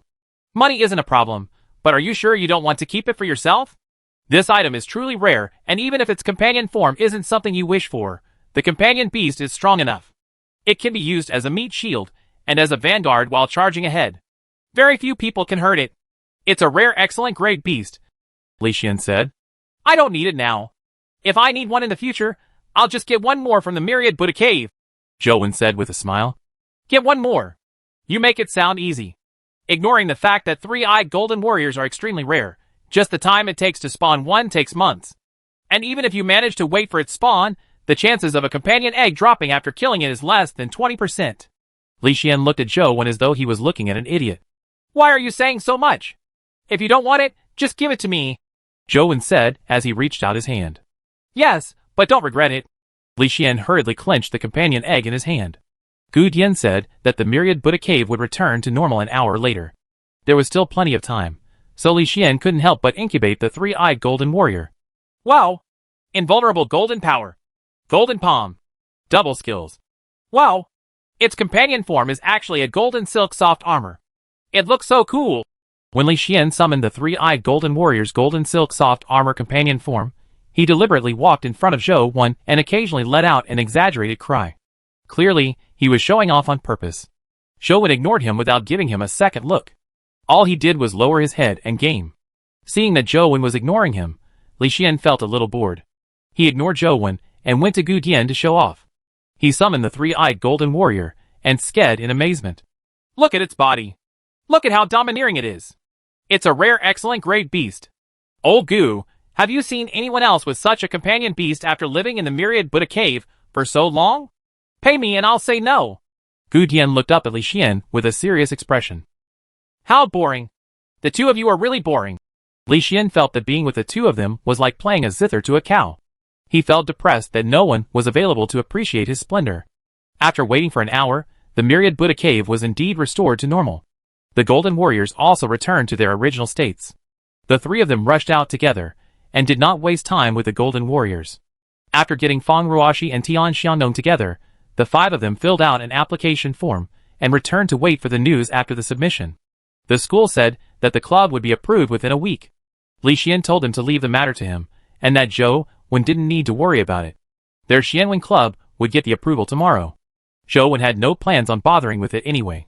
He planned on heading home to game, but unfortunately, he bumped into Wang Fei, and was taken to her office. "Zhou Wen, have you considered the matter that I mentioned previously?" Wang Fei asked. "Ms. Wang, I already said that I won't avoid it." It wasn't that Zhou Wen insisted on fighting John, but that he had nowhere to go. "Alright, since you're so insistent, I won't persuade you any further. In light of how you might be representing the school in battle, you can bring up anything that you need now. The college will try its best to support you," said Wang Fei. Zhou Wen thought for a moment and said, "I want the entry pass to Tiger Cage Pass and Lotus Flower Cave. I wonder if it's possible. Of course, that's not a problem. If you need anything, I can help you apply for a few more passes." Wang Fei agreed readily. Wang Fei felt gratified. Although Zhou Wen had almost no chance of defeating John, it was still worth it if this could stir up Zhou Wen's fighting spirit. "That's even better. Thank you, Ms. Wang." Zhou Wen expressed his gratitude. He didn't really wish to enter to train himself with the pass, but to find a reasonable excuse for future summonings of the demonized general, and using of the primordial energy skills. "There's no failure when you're young. The most important thing is not to leave any regrets. Work hard and don't make yourself regret in the future." Before Zhou Wen left, Wang Fei even encouraged him. Zhou Wen felt that Counselor Wang Fei was really a nice person, but she was just too naggy. That afternoon, Wang Fei sent a few permit passes to Zhou Wen. Apart from Tiger Cage Pass and Lotus Flower Cave, there were several other dimensional zones that had been closed by the school ones that the typical student wasn't able to enter. After Zhou Wen had obtained the passes, he went to Tiger Cage Pass first. He did enter Tiger Cage Pass, but he didn't kill any monsters. He killed demonized soldiers for a while before finding a spot without any demonized soldiers. Coincidentally, there was an old, broken-down tank there. He laid down in it, and continued to use his phone to grind. There were many black-winged flying ants outside Ant City. They were legendary creatures, and their combat ability was similar to the silver-winged flying ant. However, they were not as agile as the silver-winged flying ant. Zhou Wen summoned Truth Listener, the mutated Lotus Flower ant, the silver-winged flying ant, and the mutated demonized general in their companion beast form. Together with the blood-colored avatar, they charged towards Ant City. The mutated demonized general charged forward, as the silver-winged flying ant flew in the air. Behind it were the mutated Lotus Flower ant and Truth Listener. The blood-colored avatar was in the middle, sending the grinding team into the black-winged ants. Despite being at the legendary stage, Zhou Wen's few companion beasts were much more ferocious than the black-winged flying ants. With one charge of the mutated demonized general, and a cleave of the strange spear in its hand, it killed several black-winged flying ants. The lotus flower above the mutated lotus flower ant's head spewed out large amounts of red lotus seed bullets. The black-winged flying ants that were hit by the lotus seed bullets immediately corroded away, losing their ability to fly. After landing on the ground, their combat strength decreased drastically, and they were beheaded by Truth Listener's tiny claws. What shocked Zhou Wen the most was Truth Listener. Despite its tiny size less than the size of a palm, its claws were like a ghostly claw that could lop off a black-winged flying ant's head with one strike. Zhou Wen originally imagined that it would be a bitter fight, but now he realized that he didn't need to do a thing. All he needed to do was follow behind to pick up the items. The four companion beasts charged forward, and from time to time, he would hear a chime. Quite a number of dimensional crystals dropped on the ground, and even a black-winged flying ant's companion egg dropped. Chapter 140 Golden Ant Honey. Picking up things from behind his companion beasts made Zhou Wen feel guilty of reaping the fruits of success without putting in any effort. It's no wonder so many people wanted to be a general in ancient times. With a bunch of lackeys sweeping through everything, it's truly a pleasure to reap the spoils. In a blink of an eye, he threw away the guilt he felt and continued picking things up without any qualms. 17 valued strength dimensional crystal. Zhou Wen hurriedly picked it up and allowed the blood-colored avatar to absorb it, raising his strength to 17. This was the highest attribute Zhou Wen currently possessed. The dimensional crystals produced by legendary creatures were commonly below 15 points. It was rare to see them above that. This was the first 17 points he had obtained. Ever since Zhou Wen began grinding legendary creatures, he hadn't seen 20 valued dimensional crystals. This left him somewhat worried as to how he could raise his attributes to 21. Based on his previous experience, he had to raise his attributes to the level of a mythical creature like Truth Listener, so that he could advance to the next level. All the attributes of Truth Listener at the legendary stage were 21, so Zhou Wen naturally had to raise his attributes to 21. As the 4 powerful companion beasts charged forward, the blood-colored avatar had already entered Ant City. Large numbers of ants immediately rushed out from the ant nest. These ants were different from the black-winged flying ants. There were red-armored ants and black-armored ants, but most of them were yellow-armored ants. Their numbers were terrifying, but they couldn't fly and could only attack on the ground. The blood-colored avatar and the 4 companion beasts immediately plunged into the endless sea of ants. The previously ferocious mutated demonized general charged forward. Although it killed several ants, more surged forward and pulled it deep into the swamp like sea of ants. When Zhou Wen realized that the situation was turning south, he made the blood-colored avatar jump onto the back of the silver-winged flying ant and fly straight into the sky before flying towards the middle of Ant City. He let the mutated demonized general slow down the ant horde as much as it could. Due to the large number of black-winged flying ants killed previously, there were very few ants that could fly after entering Ant City. Using the ant nest as an obstacle, the silver-winged flying ant dodged left and right, flitting through the air swiftly as it got closer and closer to the strange ant nest in the middle. A black-winged flying ant charged forward, but the silver-winged flying ant was no longer capable of dodging. The blood-colored avatar struck out with ashen palm and struck the black-winged flying ant's head. As though it had been struck dumb, it began flying in random directions before plummeting to the ground. Zhou Wen didn't use any other primordial energy skills, as their expenditure was too high, allowing him to only use them twice. Only Ashen Palm used a relatively lower amount of primordial energy. With Zhou Wen's natural speed of primordial energy recovery, he could barely use it for extended periods of time. However, that was only on the basis of occasional use. As the black-winged flying ants charging at him from his surroundings increased, Zhou Wen couldn't even use his Ashen Palm. Seeing that he was about to be surrounded by the black-winged flying ants, Zhou Wen looked at the distance between the blood-colored avatar and the ant nest. Gritting his teeth, he leaped from the back of the silver-winged flying ant and charged towards a black-winged flying ant. He took the opportunity to use Dragon Gate Fairy skill to rush to the top of an ant nest by the side. He then used the momentum to rush straight to the highest spot, where the nest was glowing with a golden halo. In the nest behind him, several ants were leaping into the air in a bid to strike the blood-colored avatar. Thankfully, they were wingless red-armored ants. The blood-colored avatar circled the sky with a Dragon Gate Fairy skill, causing the red-armored ants to miss and fall to the ground. When the blood-colored avatar used the momentum to slide towards the golden ant nest, 2 black-winged flying ants rushed over from both sides. The silver-winged flying ant had already been surrounded by a group of black-winged flying ants. Its wings had been ripped apart, and it was being eaten. There was no way it could help him again. The Dragon Gate Fairy skill was only a movement technique and not a flight technique. As Zhou Wen's strength had reached its limit, and without anything to push off from, there was no way he could dodge the 2 black-winged flying ants' attack. Gritting his teeth, Zhou Wen thought of something. A green beam of light was summoned from the blood-colored avatar's palm, transforming into a little fairy sitting on a banana leaf. Before the fairy could see what was happening, the blood-colored avatar stepped on her banana leaf and leaped into the air again. However, the little fairy, along with the banana leaf, fell to the ground. It was not easy for the little fairy to regain control of the banana leaf. Her ashen face was filled with anger. She pointed at the blood-colored avatar in the sky and yelled something. With this step, the blood-colored avatar finally managed to dodge the pounce of the 2 black-winged ants. Like a cannonball, it slammed into the shimmering golden ant nest. Bam! The ant nest wasn't as solid as Zhou Wen imagined. He had actually managed to open a huge hole as the blood-colored avatar rolled in with the mud walls. The scene in the nest left Zhou Wen slightly taken aback. That so-called golden light wasn't treasure. The bottom half of the nest was filled with golden liquid, one that was sticky like glue. Zhou Wen remembered hearing from others that some kinds of ants made honey like bees. Furthermore, these ants that could make honey were typically terrifying poison ants. However, the honey they made was a tonic that was nourishing and even had medicinal value. Of course, this was all hearsay. Zhou Wen was unsure of its authenticity, but the golden liquid in the nest seemed to be ant honey no matter how one looked at it.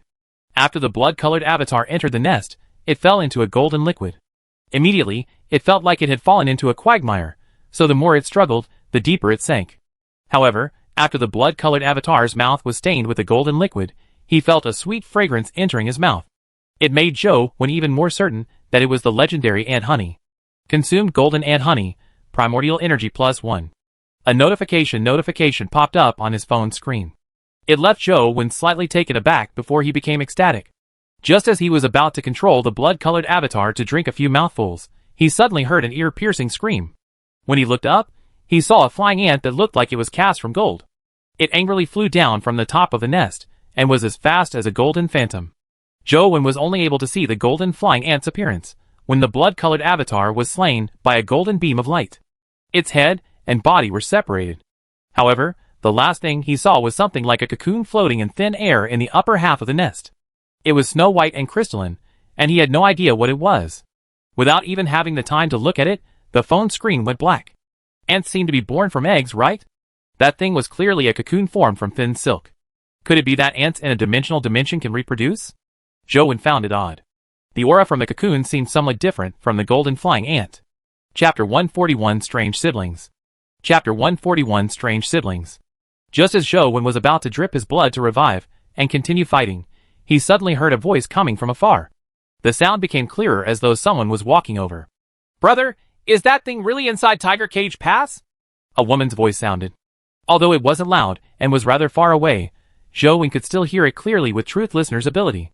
"The most likely place is Tiger Cage Pass." A man's voice rang out. "If that thing is really inside Tiger Cage Pass, with our abilities, we won't be able to rush in at all. I'm afraid we've made a wasted trip." The woman added. "Not necessarily," the man said with a laugh. "The one in Tiger Cage Pass is not the usual person at the epic stage. I'm afraid we won't even be able to catch an arrow from him, so how can we rush in?" the woman said. "Blindly charging him will definitely not work. However, I do know of a method that can allow us to enter." The man paused before continuing. "There are 3 mutated demonized generals like Fist, Paper, and Blade in Tiger Cage Pass. If we can gather all 3 demonized general skills, we can use them to get past that arrow. When the time comes, as long as we can get close enough to Tiger Cage Pass, we can enter it through that secret tunnel. There aren't many mutated demonized generals to begin with. It's easier said than done to have one drop with all 3 skills," said the woman. "Let's take it slow. After all, we still have to stay at Sunset College for 2 years. If we are lucky, we might be able to gather the 3 primordial energy skills," the man said. Zhou Wen was lying in the broken-down tank and heard their conversation clearly. The duo talked as they walked, and soon, they had gone some distance without discovering Zhou Wen. Those two must be Wu Jun and Wu Nan, who were in the top 10, right? They actually know so much about Tiger Cage Pass and some secret tunnel? What's the thing they were talking about? Zhou Wen could easily recognize them with Truth Listener's ability. However, the siblings' behavior was somewhat odd. However, none of this had anything to do with Zhou Wen. He continued to lay in the tank and grind away.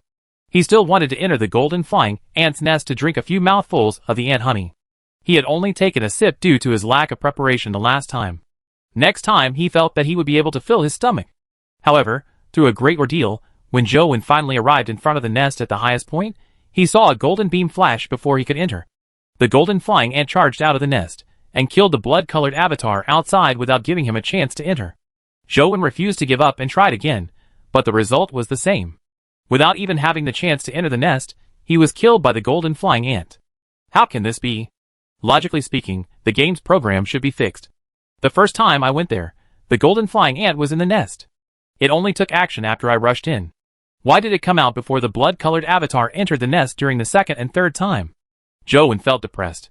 Drinking the golden ant honey seemed hopeless, so all Zhou Wen could do was grind the other dungeons. While grinding, Zhou Wen also headed to Myriad Buddha Cave to see if there were any 3-eyed golden warriors. There were 3-eyed golden warriors, but they spawned at different locations every time, which meant that it took Zhou Wen some time to find them. The mutated demonized general led the way on a horse, blasting through the horde of golden warriors. This made Zhou Wen's progress speed much faster. After finding a 3-eyed golden warrior, the mutated demonized general clashed head-on with it, but failed to gain much of an advantage. However, it wasn't placed at a disadvantage either. The clash between the Golden Palm and Astral Fist was like a collision between Mars and Earth. The air blasts that produced were enough to send the Golden Warriors by the side flying. Although the 3-eyed Golden Warrior was powerful, its speed and means of attack were still inferior to the mutated demonized general. Zhou Wen used Astral Suction Palm to help the mutated demonized general to kill the 3-eyed Golden Warrior, which ended up dropping an 18-value Constitution crystal, raising Zhou Wen's Constitution to 18 points. Time passed as Zhou Wen grinded away, living a very regular lifestyle. He alternated between Tiger Cage Pass and Lotus Flower Cave on a daily basis. Wang Fei was greatly gratified when she learned how hardworking Zhou Wen was. However, unbeknownst to her, Zhou Wen only found a place to game after entering the dimensional zones. Who's that boy? Why haven't I seen him before? He's so handsome. A few girls were walking in the school when they suddenly saw a boy walking over. After taking a closer look at his face, their eyes lit up. Really? Our school actually has such a handsome guy. Why didn't we notice him in the past? The girls' eyes were almost fixed on him. In their eyes, that boy was flawless from head to toe. His entire being seemed to be glowing. When the boy saw them looking at him, he smiled at them. The girls' hearts pounded wildly, and they lowered their heads shyly, not daring to look at him again. By the time they lifted their heads again, the boy had already disappeared.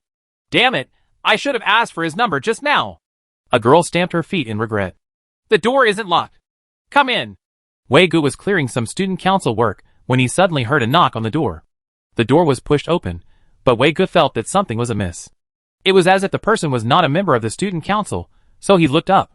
Upon seeing this, Wei Gu felt a sense of animosity.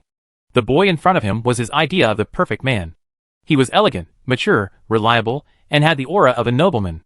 No one could ignore his existence with him merely standing there. It was as though he was the center of the world.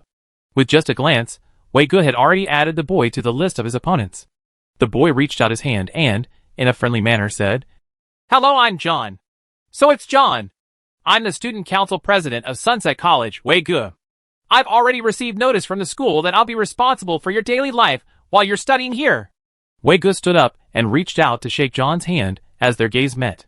John's gaze was as pure as a silent sea, without any ripples. When their hands held each other, Wei Gu smiled as he secretly exerted strength in his palm. He wanted to test John's strength. Wei Gu had long heard that John had the title of saint in the West District. He was a famous genius in the West District. Wei Gu didn't think that he would be any worse than John, but after his hand gradually tightened, his expression changed. No matter how much Wei Gu exerted his strength, nothing happened to John's palm. It remained warm and firm, as though strength couldn't affect it at all. Even his expression was as gentle as ever. Wei Gu felt that John was like an unfathomable ocean. No one knew how terrifying it was beneath the calm. Chapter 142 St. John. Chapter 142 St. John. John, welcome to Sunset College for your studies. I'll take you to the dormitory first. Wei Gu retracted his hand, as his expression was a mixture of emotions. Then I'll have to trouble you, John said with a smile. I heard that Sunset College produced a genius this year. A freshman who has yet to advance to the legendary stage has managed to enter the top 10 of the comprehensive test. Wei Gu was a shrewd person. Upon hearing John's words, he immediately had a guess. Could it be that this John has a grudge with Zhou Wen? Although he had such thoughts in mind, Wei Gu said, I do indeed have such a junior. His talent and character are excellent. I heard his name is Zhou Wen. John asked again. That's right. Do you know him? Wei Gu asked. I don't know him. I heard that Sunset College has produced such a genius, so I'm looking forward to it. If there's a chance, I hope I can spar with him. John made his words very clear. This only affirmed Wei Ji's conjecture, but he avoided answering. He only smiled and said, I'll take you to the dormitory first. The school will arrange everything else. John nodded with a calm expression. He didn't say anything further, and instead chatted with Wei Gu about the glorious history and interesting news of Sunset College. News of John coming to Sunset College quickly spread. Even if the school didn't promote him, a tall, handsome, and outstanding student like John would easily attract attention once he appeared on campus. It's as the rumors say, John is indeed a genius with both looks and strength. The reputation of a saint is true. What do you mean as the rumors say? You haven't seen his strength at all, have you? Maybe he's just a pretty boy. Generally men who are good-looking can't be too weak, said a girl. The students of Sunset College were discussing the genius student from the West District, especially the Cape family that had born one of the 6 heroes. This gave him an even more mysterious halo. Many of the experts in the school hoped to battle John, but this was not something they could sort for themselves. They had to follow the arrangements of the school's leaders. Sunset College had carefully selected a list of students to interact with John. There were 5 people, including Huang Ji, Wei Gu, Hui Haifeng, Wang Lu, and Feng Qiuyan. In consideration of Zhou Wen's relationship with Liz, he wasn't put on the list. When John saw the name list, he didn't say anything. The corners of his mouth curled up, and he revealed a rare smile. Zhou Wen had also heard the news of John's arrival, but he didn't take it to heart. With his present strength and his legendary companion beasts that possessed astonishing combat strength, it could be said that he wasn't afraid of any cultivator of the same level. If John really wanted to fight him, he wouldn't back down. He continued persisting in his old ways by grinding daily. He obtained quite a number of dimensional crystals and companion beasts, and his attributes increased significantly. Apart from his speed, the other attributes had increased to 18 points and his speed was at 17 points. However, he didn't obtain any better excellent grade companion beasts. Most of them were used as food to feed Truth Listener and Banana Fairy. He attempted to fuse a small number of them, but all of them failed. The success rate of the fusion was frighteningly low. Providing plenty of food was clearly beneficial. After consuming a copious number of legendary companion eggs, Banana Fairy finally began to evolve. Banana Fairy didn't undergo much of a change when she reached the legendary stage. Her body was still small and petite, and she didn't grow up at all. Instead, the banana leaf she was sitting on had enlarged, but was merely the size of a palm. Banana Fairy, Legendary, Evolvable. Life State, Great Een Spirit Root. Strength, 21. Speed, 21. Constitution, 21. Primordial Energy, 21. Talent Skill, Grandine Wind. Companion Form, Fan. Apart from possessing a life providence, her attributes had grown to the same level as Truth Listener's. There were no changes in other aspects, with her only skill being Grandine Wind. The Great Een Spirit Root seemed to have a certain augmentation effect on the Grandine Wind. Zhou tested the power of the Grandine Wind in game, and with a gentle flap, he said several black-winged flying ants flying tens of feet away. Furthermore, the wind caused their bodies to be covered in frost, to the point of nearly being frozen into ice sculptures and losing all their combat strength. They were so stiff that they curled into a ball and trembled. What a potent Grandine Wind. Unfortunately, I can only use it once. Zhou realized that the Grandine Wind was completely uncontrollable. If he used it once, it would absorb all his primordial energy at once without leaving him a single drop. After advancing to the legendary stage, Truth Listener and the Banana Fairy became restless. Zhou would often sense their thoughts, hoping that he could release them. When there was no one around, Zhou would release them to allow them to take a breather. Truth Listener was rather well behaved. He crouched beside Zhou and pricked up his 4 ears to listen to him. It was unknown what he was listening to. However, Banana Fairy wasn't that well behaved. She flew around like a fly on the banana leaf, her mouth smacking away, saying something completely indecipherable. Thankfully, Zhou didn't have any other advantages but being sufficiently focused. No matter how noisy the tiny Banana Fairy was beside him, he didn't seem to hear her. He continued gaming without being affected. Wang Fei was originally worried that John would cause trouble for Zhou, but John didn't seem to have any objections to the list of people. Nor did he mention Zhou, as though he had no idea that Zhou existed. In just 3 or 4 days, after arriving at Sunset College, John received unanimous praise from the students, especially the female students. They almost thought John was their Prince Charming. During his sparring, John battled Wei Ge to a tie with his sword techniques. He tied with Hui Haifeng with his melee combat skills. His saber techniques were comparable to Feng Qiuyan's, and his skills of alacrity were no weaker than Wang Lu's. Apart from not really fighting, Huang Ji, John, and the other 4 top students of Sunset College were tied. Although they didn't win, they didn't lose either. However, many students believed that John was stronger because he had never used Holy Light Judgment, the primordial energy skill he used to obtain the title of Saint. A primordial energy skill like the Holy Light Judgment was not something that could be learned with a dimensional crystal. Before that, one had to possess a Covenant Royale physique of the Cape family, one of the 6 heroes, to absorb the primordial energy skill crystal needed to master the terrifying primordial energy skill like Holy Light Judgment. In just a few days, John became synonymous with the words humility, elegance, nobility, and gentlemanly. Even Wei Ge, who was popular with female students, was overshadowed by John. Chapter 143 Dragon Gate 20 Pieces. Chapter 143 Dragon Gate 20 Pieces. Zhou, be careful. That John is terrifying, Li Xian said to Zhou with a heavy expression when he arrived at his dorm one night. What's wrong? Zhou looked at Li Xian in puzzlement. Don't you find it strange? He definitely knows about you and Liz, but he hasn't mentioned it in the past 4 days in school. Don't you think this person is too sinister? Li Xian said. Isn't it better if he doesn't mention it? Zhou asked. Not mentioning it doesn't mean he won't cause trouble for you. Anyway, I think there's something fishy. You have to be careful, and don't fall into his trap.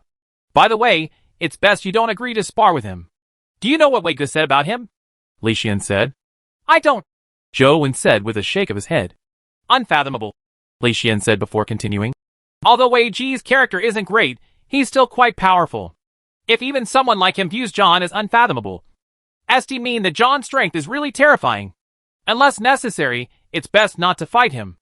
Alright, I'll remember that. Zhou Wen nodded in agreement. As long as John didn't make trouble for him, he didn't plan on fighting him. When it comes to fighting, how can it be more fun than killing monsters in games? It's not like fighting people can drop equipment or pets, Zhou Wen thought. After sending Li Xian off, Zhou Wen continued gaming while lying in bed. When Zhou Wen entered Myriad Buddha Cave again, he killed another three-eyed golden warrior and actually had a companion egg drop. My three-eyed golden warrior companion egg has finally returned. Zhou Wen was delighted as he hurriedly checked its attributes. Three-eyed golden warrior, legendary. Life state, golden body. Strength, 18. Speed, 14. Constitution, 18. Primordial energy, 17. Talent skill, invulnerable golden body, golden palm, golden fiend tamer fist. Companion form, golden silk soft armor. This three-eyed golden warrior was actually a rare companion beast with 3 skills. Furthermore, its attributes were even better than Li Xian's. It was basically maxed out. The three-eyed golden warrior's speed wasn't fast to begin with, so 14 points was its limit. Li Xian's was only at 13, even slower than Zhou Wen's. Its strength and primordial energy were slightly lower than Zhou Wen's, with only constitution being equal. Although its attributes were inferior to his demonized general, its golden body life providence made it hardier than the demonized general. It was an excellent grade meat shield pet. With the three-eyed golden warrior tanking any attacks up ahead, it gave Zhou Wen much more space to maneuver. As for the golden fiend tamer fist, it seemed to be weaker than golden palm, but something was better than nothing. The Xianwen Club was finally officially established. In order to celebrate the birth of the club, Li Xian organized his first club activity and gathered all the members together. He planned on having a training event at a dimensional zone. Although Gu Dian was only a member in name, Li Xian still sent him a message, hoping that he might participate. Zhou Wen and Li Xian never expected him to join them, but to their surprise, Gu Dian actually came. Are you going to Dragon Gate Grotto's ancient Yang Cave? Asked Gu Dian. That's right. Shall we go together? Li Xian said with a smile. All right. Gu Dian nodded slightly before standing to the side without speaking to anyone. Zhou Wen and Li Xian had roughly understood his personality, so they didn't mind.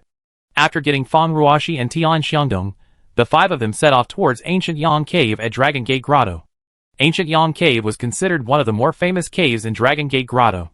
The famous ancient tablets from the Wei Dynasty, the Dragon Gate 20 pieces consisted of 20 items, and 19 of them were in the Ancient Yang Cave. After it became a dimensional zone, the Dragon Gate 19 pieces also underwent changes, giving birth to a legendary creature, the Mounted Tablet Beast. Li Xian's organization of the club activity was to hunt the Mounted Tablet Beast together. Mounted Tablet Beasts looked extremely odd. It was a stone turtle that carried a stone tablet on its back.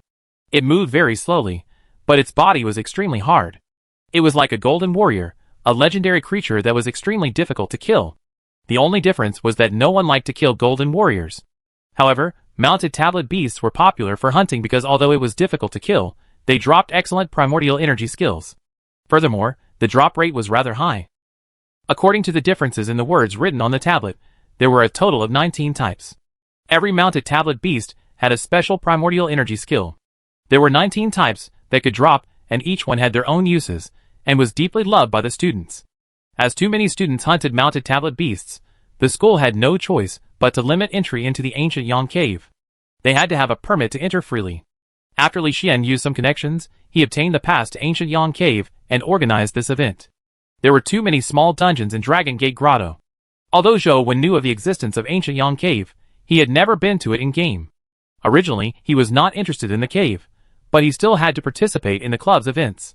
Hence, he went along with Li Xian and company. The Buddha statues and Buddhist shrines in the Ancient Yang Cave were dazzling. Just as they entered, they saw a moving stone pillar. On careful look, it was a giant turtle carrying a stone tablet crawling on the ground. Let me repeat again. When killing the Mounted Tablet Beast, make sure not to touch the Buddha statues or the Buddhist shrines. Otherwise, no one can save you if something bad happens. Li Xian exhorted again. Brother Li, don't worry. We know the rules. We guarantee that we won't break them. Tian Xiangdong said as he patted his chest. That's good. After all, there's not much danger in Ancient Yang Cave. The Mounted Tablet Beast crawls very slowly. As long as you don't court death, it probably won't be able to harm you. Everyone split up and do whatever you need to do. You could all find Mounted Tablet Beasts for yourselves. Li Xian immediately began as he charged towards the Mounted Tablet Beast. Gu Tian and Fang Ruoshi went in different directions to search for the mounted tablet beasts hidden in the ancient Yang cave. However, Zhou Wen stood rooted to the ground as he watched Li Xian attack the mounted tablet beast. At the same time, he looked at the stone tablet text on the back of the mounted tablet beast. The words on the tablet danced and moved in a strange way. The strokes were full, straight, and filled with spirituality. It had an unbound beauty. Zhou Wen didn't know calligraphy, but when he saw the words on the tablet, he thought of the mysterious stone monuments he had seen. The stone tablet on the back of the mounted tablet beast couldn't match the mysterious stone monuments Zhou Wen had seen. Nor did it have any mysterious power lingering on. It was likely something ordinary. However, after reading through the information regarding ancient Yang cave, Zhou Wen's heart stirred. The species of the mounted tablet beast corresponds to the Dragon Gate 19 pieces. Does that mean that at the last piece of the Dragon Gate 20 pieces, there's a corresponding dimensional creature and primordial energy skill? But why haven't I heard of any other mounted tablet beasts outside the ancient Yang cave? Zhou Wen checked the information regarding the Dragon Gate 20 pieces, and discovered that 19 of them were in ancient Yang cave. Only one piece was located outside Old Dragon Cave at Xixiang Kiln. Upon seeing this, Zhou Wen couldn't help but recall something. Wang Lu had previously mentioned that one could hear a dragon's roar near Old Dragon Cave, and that there was a treasure halo that appeared at night. Apparently, it was close to Xixiang Kiln. Chapter 144 Rising Sun Monument. Chapter 144 Rising Sun Monument. It killed Wei Gu to meet John again, but he had no choice but to take him around to experience campus life at Sunset College. In the past, Wei Gu had been the center of attention wherever he went. He had been the target of all the girls' passionate gazes.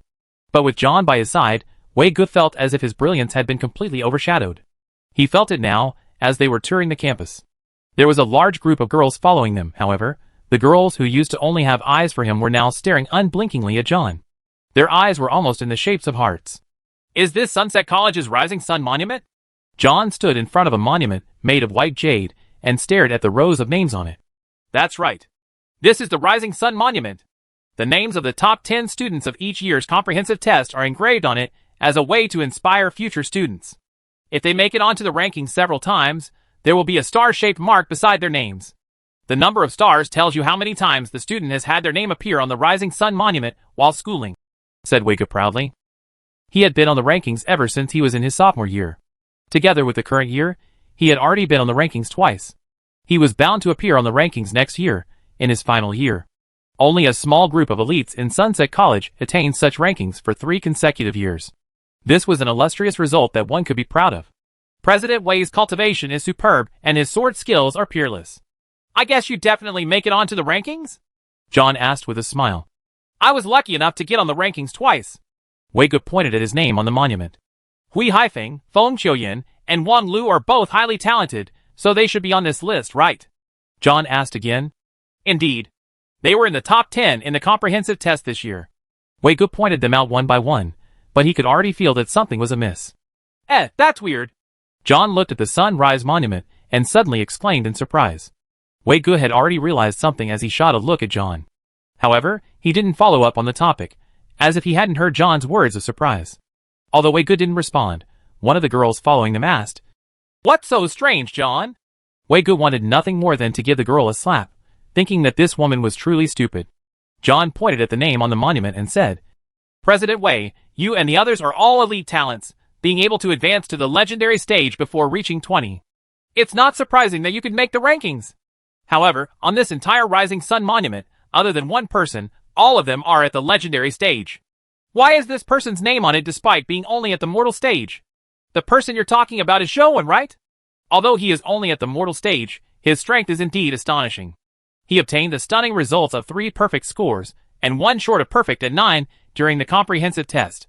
He's indeed a genius, so it's not surprising that he made the rankings. The girl from before added. John pulled up the corners of his mouth and looked at Zhou Wen's name on the monument. I never expected such a genius to exist in this world. To be able to enter the top 10 of Sunset College's comprehensive test at the mortal stage makes him a truly rare sight. Since I'm here at Sunset College, I have to see him for myself. Otherwise, wouldn't this be a longing regret? Wei Ji's expression changed slightly, before it immediately reverted to its original state. He looked at John and said, Zhou Wen is indeed a genius. However, he's still at the mortal stage. It's probably not appropriate for you to spar with him, right? Although Wei Gu didn't have a good impression of Zhou Wen, as the student council president of Sunset College, he still stood in the position of upholding the school's reputation. John said indifferently, President Wei, that's not right. There were many experts at Sunset College's comprehensive test. Even the top 23 are probably legendary experts. For a mortal stage to be able to defeat so many legendary experts, and for you, President Wei, Feng Qiuyan, and company, to be similarly ranked in the top 10, isn't it odd that you're now telling me that he doesn't have the ability to fight someone at the legendary stage? Could it be that Zhou Wen's results weren't obtained by his strength alone? If that's the case, I suggest that his name be promptly removed from the Rising Sun Monument, lest it mars the reputation of Sunset College. Those not in the know might even come to the impression that students of Sunset College only know how to cheat. Wei Ji's expression changed as he replied firmly, Zhou Wen's results are real. Students from Sunset College never cheat. In that case, I would like to see how this mortal stage genius managed to enter the top 10 of the comprehensive test, John said with a smile.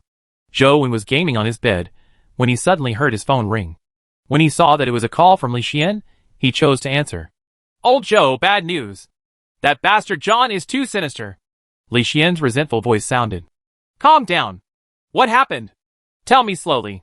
Zhou Wen wasn't flustered at all. That bastard is standing in front of the Rising Sun Monument. Li Xian recounted what had happened and continued anxiously. This matter has blown up quite a bit. The school doesn't have a way out, so this matter probably won't be easy to settle. Got it. When Zhou Wen heard the doorbell ring, he said to Li Xian, Someone's pressing the doorbell. It might be Ms. Wang Fei. I'll talk to you later.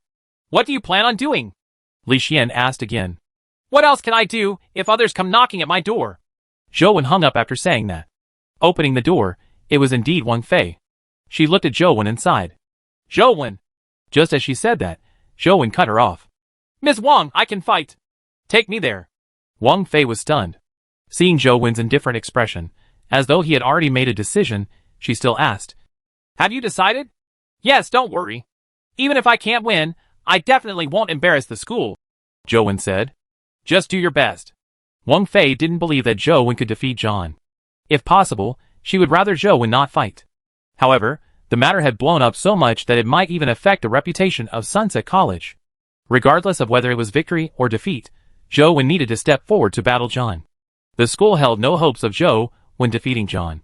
They only hoped that he wouldn't lose too terribly, so that they could have a chance of spinning it in a better light. Wang Fei didn't wish for Zhou Wen to fight, afraid that the positive attitude he had recently established would crumble from the beating.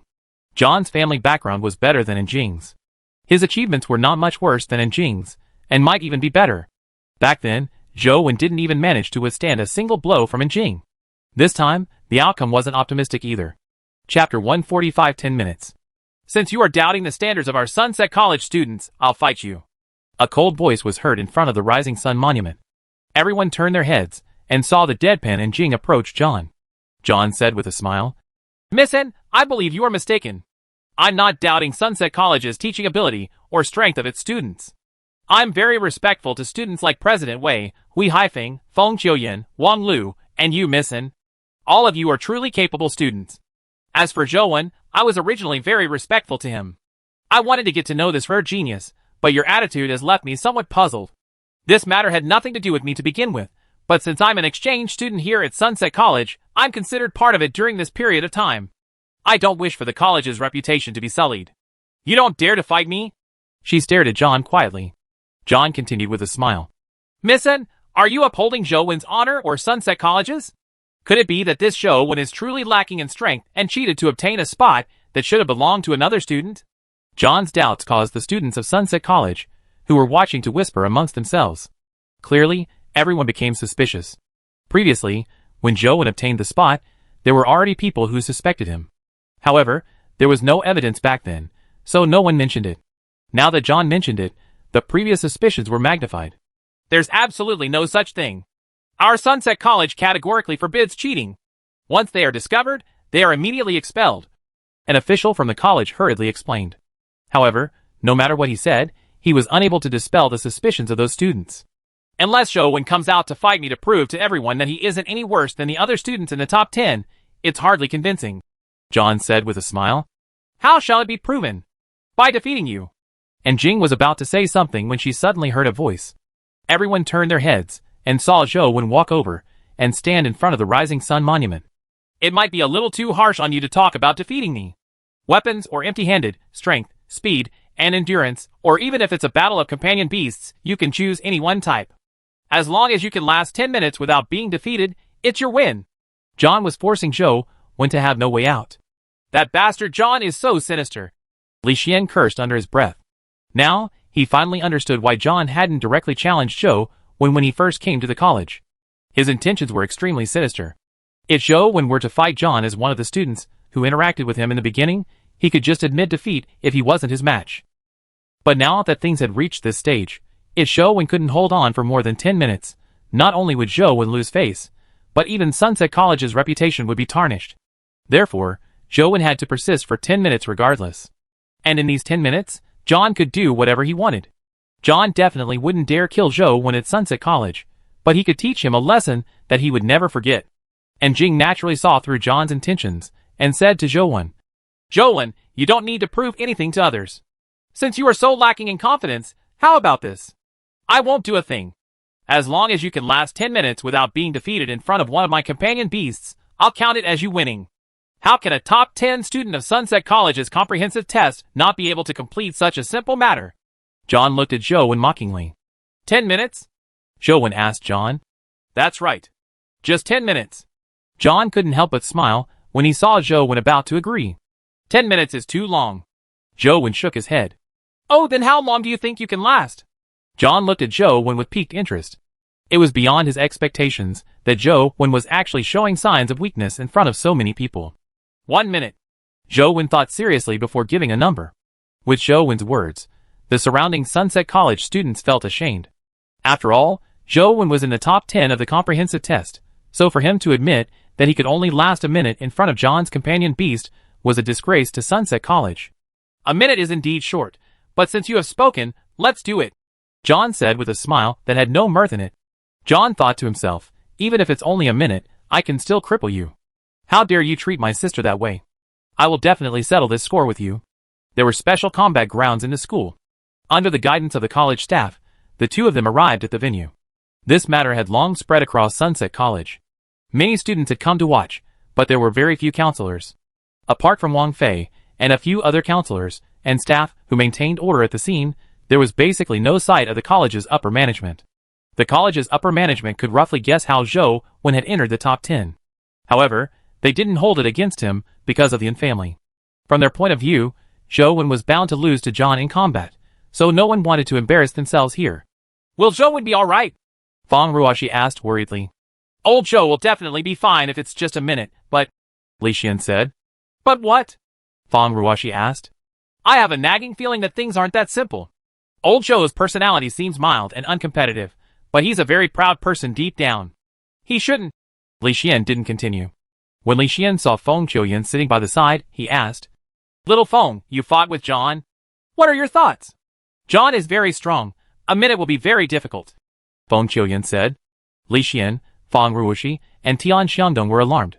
Tian Xiangdong said in disbelief. Is John so strong that Zhou Wen won't even last a minute? Feng Qiuyan said calmly. It's indeed difficult to defeat John in a minute, but Coach might have his own ideas. Tian Xiangdong's and Li Xian's mouths widened so much that an egg could be stuffed into them. They looked at Feng Qiuyan like he was an alien. Did I hear wrongly just now? Are you saying that Zhou Wen wants to defeat John in a minute? Is that what Zhou Wen meant by a minute? Tian Xiangdong felt his mind become a mess. However, Li Xian slapped his thigh. I knew it. How could old Zhou be so cowardly? That's right, that must be the case. As the few of them spoke, John had already summoned his companion beast. Many of the onlookers shouted its name when they saw it. Chapter 146. 1 minute is too long. Knight of the Round Table! Li Xian cried out softly when he saw John summon his companion beast. Among the many dimensional zones in the West District, Camelot was undoubtedly one of the most famous. There was only one dimensional creature in Camelot, the legendary Knights of the Round Table. They were rare in number, and each one of them had different abilities. To be able to obtain a Knight of the Round Table companion beast was like a dream to legendary cultivators in the West District. In the West District, a Knight of the Round Table companion beast was synonymous with being invincible at the legendary stage. It was not only because they were powerful, but also because of another important reason. Other than a Knight of the Round Table's own abilities, they were also one of the few companion beasts who could be augmented by their owner's strength. The more powerful the person with a Knight of the Round Table was, the more it boosted the knight. This made him almost invincible at the legendary stage. There was a very famous West District expert who had used Galahad of the Knights of the Round Table to be unparalleled in companion beast combat in the West District. John's knight was riding a black horse, carrying a steel spear that made him look extremely majestic. He wore a medal signifying his status as a Knight of the Round Table. That's Holy Spear Knight of the Knights of the Round Table. Legend has it that he corresponds to the Round Table Knight, Lamorak. He's one of the 3 most powerful Round Table Knights. His usage of spears is nearly invincible. He once defeated 30 knights single-handedly, and is an extremely powerful legendary companion beast. With John's augmentation of the Round Table Knight, it wouldn't be too much to say that he's one of the strongest companion beasts at the legendary stage. Wang Lu identified the Round Table Knight's origins. Is Zhou Wen alright? Li Xian began to worry. It wouldn't be easy for Zhou Wen to defeat such a powerful companion beast in a minute. Wang Fei was also astonished when she saw the Holy Spear Knight. There were very few dimensional creatures in Camelot, so the number of companion beasts produced was limited. Every Round Table Knight's owner was very famous, so it was unexpected for John to have one. However, Round Table Knights were usually one of a kind. She had never heard of 2 Round Table Knights appearing at the same time. According to what she knew, the Holy Spear Knight originally belonged to an epic expert in the West District, but now, it was appearing with John. Although Sunset College also produced Knight-type companion beasts in the dimensional zones, they were naturally inferior to the world-renowned Knights of the Round Table. John looked at Zhou Wen and said, "This is my companion beast Holy Spear Knight.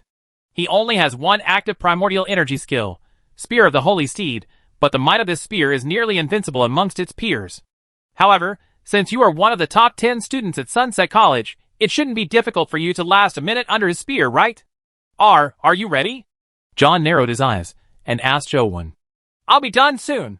Zhou Wen had planned on using the banana fan to just blow away John's companion beast, but after seeing the Holy Spear Knight, he dispelled the thought. As he spoke, Zhou Wen extended his hand and beckoned. A crimson beam of light flew out, materializing in front of him to form a red armored knight on a red horse. It was a mighty knight that resembled a devil. A demonized general. No, it's not an ordinary demonized general. It's a word-engraved demonized general. Why is the word engraved on its helmet a little odd? The students from Sunset College immediately recognized the mutated demonized general and began stirring. Even Wang Fei was somewhat surprised. Zhou Wen actually obtained a word-engraved demonized general as a companion beast? Isn't his luck too good? How many days has it been since he obtained the Tiger Cage Pass's entry pass? He actually managed to have a mutated demonized general's companion egg drop. Furthermore, that word-engraved demonized general is a little odd. Why isn't the helmet engraved with blade, paper, fist, but demon? F***CK, old Zhou is amazing. He managed to obtain a mutated demonized general's companion egg without anyone knowing. However, can it beat a Holy Spear Knight? Li Xian said. I don't know. In theory, Holy Spear Knight should be stronger. After all, he can be augmented by his owner's power. In contrast, the mutated demonized general doesn't have this ability. He can only rely on himself, said Wang Lu in thought. I'm ready now, Zhou Wen said. A knight versus a knight? That's interesting. I'll show you what a real knight is. John proudly raised his finger and gently swiped it. The time starts now. As though he had received an emperor's order, the Holy Spear Knight lifted up his spear and launched an attack at Zhou Wen and the mutated demonized general. As the charge increased in speed, a terrifying spear beam emitted from the Holy Spear Knight's spear. The spear beam pierced through the air and formed a swirl that was visible to the naked eye. It was like a hurricane that effused a terrifying holy luster that charged at the mutated demonized general.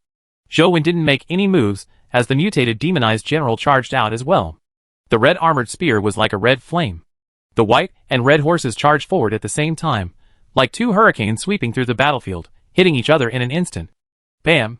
The red spear clashed with the holy spear. The terrifying power tore through the air, creating a piercing explosion. This strike was actually a tie. John couldn't help but frown slightly, as he couldn't accept the outcome.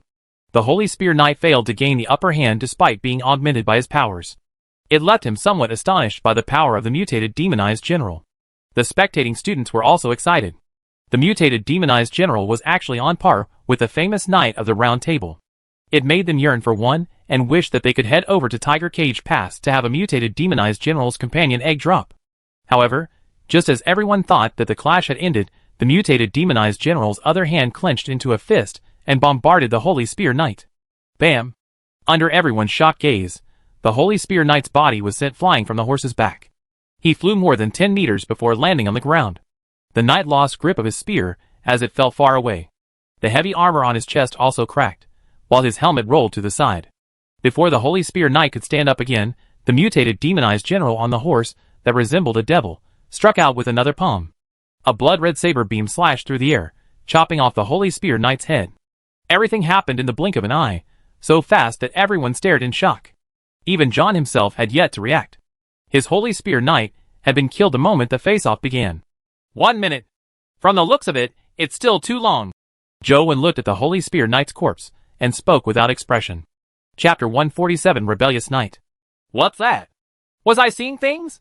That mutated demonized general seems to have used 2 primordial energy skills of fist and blade at the same time, am I right?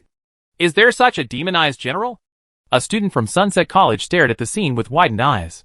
Haha, what Knight of the Round Table? He's far inferior to our demonized general. 10 minutes was indeed too long. A minute was too long as well. What Jowen said was right. Haha. I knew it. How could someone from Sunset College cheat? Jowen's results must be real. With this companion beast, he's qualified to be in the top 10. Isn't Jowen at the mortal stage? Can a mortal stage use a legendary companion beast? As the students were in a flurry of discussion, Wang Fei wore an odd look as well. What's going on with that demonized general? It has both fist and blade techniques. Is this another mutation of the mutated demonized general? Old Joe, amazing. The mutated demonized general is truly powerful, Li Xian said with a laugh. John's eyes narrowed as he stared at Jowen and said slowly, Sunset College is indeed worthy of its reputation. I've underestimated you. I lost just now. You have the right to fight me. Do you dare fight me seriously in battle? TCH, I thought a saint from the West District would be impressive. So they are just people who can't afford to lose. Li Xian curled his lips and said disdainfully, John, you've already lost. And Jing said coldly. John remained unmoved as he continued staring at Jowen. Are you afraid of accepting the real challenge? You've already lost. I'm not interested in people who have been previously defeated, Jowen said calmly before turning to leave. John's expression turned ugly as he clenched his fists tightly and stared intently at Jowen's back. Do you dare to fight me with the Cape family's honor on the line as well as this rebellious knight companion egg? Those who had heard of the name Rebellious Knight were alarmed. Even Jowen stopped in his tracks and turned to look at John. The rebellious knight you mentioned is the one that's strongest among the knights of the Round Table? Jowen asked. That's right. The most powerful knight of the Round Table, Lancelot. If you can defeat me, you can have him. John took out a companion egg. The egg emitted resplendent holy light, and the flawless shell that resembled jade had the marks of a sword and shield. Jowen stared at the companion egg and was truly tempted. Lancelot was known as the strongest Round Table knight, but it was also because of his existence that it fractured the Knights of the Round Table and the legend of King Arthur. He was somewhat similar to a General Lu Bu in the history of East District. They were all tragedies that were a result of a woman and eventually ended a great legend. Besides other things, Lancelot was indeed an invincible Round Table knight of that era. If the rebellious knight really corresponded to Lancelot, then it was likely to be even stronger than the Holy Spear Knight that John had used. Jowen didn't doubt the authenticity of the rebellious knight companion egg. The Cape family was one of the 6 lead heroes family clans, so for John to dare say such things about betting on the Cape's family's honor, there was no need to use a fake legendary companion egg to ruin the reputation of the family. Since you are betting with Rebellious Knight, I can give you a chance. However, victory and defeat require a clear definition. You can't just let me kill you here, can you? Jowen spoke very seriously. When people heard this, they felt like Jowen was looking down on John, as though he was saying that John would lose without a doubt, and that he would go back on his word when he lost. John's eyes twitched a few times, but he suppressed the anger in his heart. He had paid a heavy price for underestimating Jowen. Now, he needed to fight him again. He believed that it was easy for him to defeat him with his strength. A real battle wasn't as simple as relying on a powerful companion beast. John was confident that he could repress Jowen and his companion beast. Taking a deep breath, he tried to calm himself down and maintain his usual composure. He took out a pen and drew a circle on his chest. It's your victory as long as you can touch this area, John said as he pointed at the circle on his chest. All right. Jowen nodded, but he had no intention of drawing a circle on his chest. It was as though he was saying that he wouldn't lose. When John saw Jowen acting in such a manner, he felt even more infuriated. However, it also matched his thoughts. He had no intention of easily defeating Jowen. Not only did he want to defeat Jowen, he also wanted Jowen to pay the price for the matter regarding Liz. When Wang Fei heard that Zhou Wen had agreed to fight John again, she couldn't help but frown. Zhou Wen had defeated John by surprise, with a powerful companion beast. He should have quit while he was ahead, but now, he had been enticed by the companion egg, and agreed to the battle. It was somewhat irrational. Feng Qiuyan, in your opinion, what are the chances of Zhou Wen winning? Li Xian asked Feng Qiuyan. Although he was most familiar with Zhou Wen, he didn't know much about John. Furthermore, he was biased, so he couldn't make an accurate judgment. Feng Qiuyan pondered for a moment before saying, Coach is indeed very strong. If both of them are at the legendary stage, I think that Coach will definitely win. But if Coach hasn't advanced to the legendary stage yet, it's hard to say. After all, they will be one level apart. As he spoke, John walked towards Zhou Wen. At the same time, a golden light condensed on him, transforming into a golden armor that enveloped his entire body. John clenched his right hand slightly, as a gorgeous sword with embedded gems appeared in his hand. He was tall and handsome. With the gold armor and long sword as a foil for him, he looked mighty and domineering, like a legendary hero knight that saved the world. With John's footsteps, his entire body and sword emitted a strange glow. The light seemed to condense into something corporeal that could be seen with the naked eye. Is that the famous battle aura primordial energy art of the West District? Li Xian and company widened their eyes as they looked at John. They had only seen battle aura in videos and teaching materials. This was the first time they had seen it with their own eyes. Battle aura primordial energy arts are rather common in the West District. It's somewhat different from our East District's primordial energy arts. It's not as converged as our primordial energy art. Typical battle aura arts are more domineering. Once one reaches the legendary stage, they will have the ability to release their battle aura, which has destructive power, and is also slightly stronger than most of the East District's primordial energy arts, Wang Lu said. At this moment, John, who was less than 10 meters away from Zhou Wen, suddenly sped up. He leaped up and slashed at Zhou Wen with both hands wielding his sword. All the battle aura in him condensed on the sword and transformed into a sword beam that was several meters long. It instantly slashed at Zhou Wen's head. Chapter 148 Super Meat Shield. That strike was too fast and powerful. It was rare to see a sword beam several meters long in the East District. Although there were quite a number of primordial energy arts and primordial energy skills that allowed the projection of force in the East District, they were usually more converged, so there weren't any exaggerated effects. However, to be able to slash out a sword beam that was several meters long meant that John's strength was indeed extraordinary. Typically, the West District legendary cultivators, who cultivated battle aura and similar primordial energy skills, would only produce sword beams that were about a meter long. To have one spanning several meters was truly terrifying.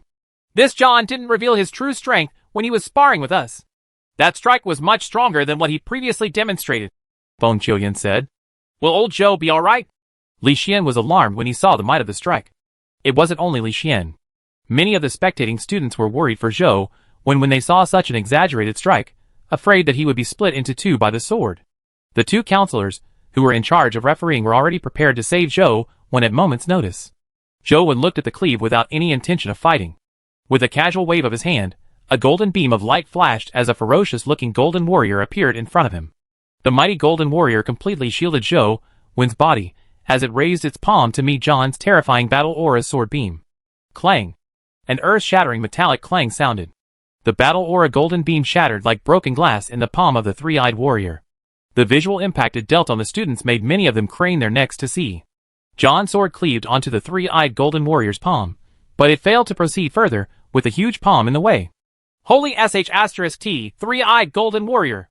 That guy actually had another three-eyed golden warrior drop. Li Xian felt as if he was going mad. Zhou Wen had a three-eyed golden warrior drop not too long ago. Back then he gave it to Li Xian, and had said that he could get one to drop for himself if he needed it. Li Xian had scoffed at it. The three-eyed golden warrior was so rare that people didn't usually encounter one in months.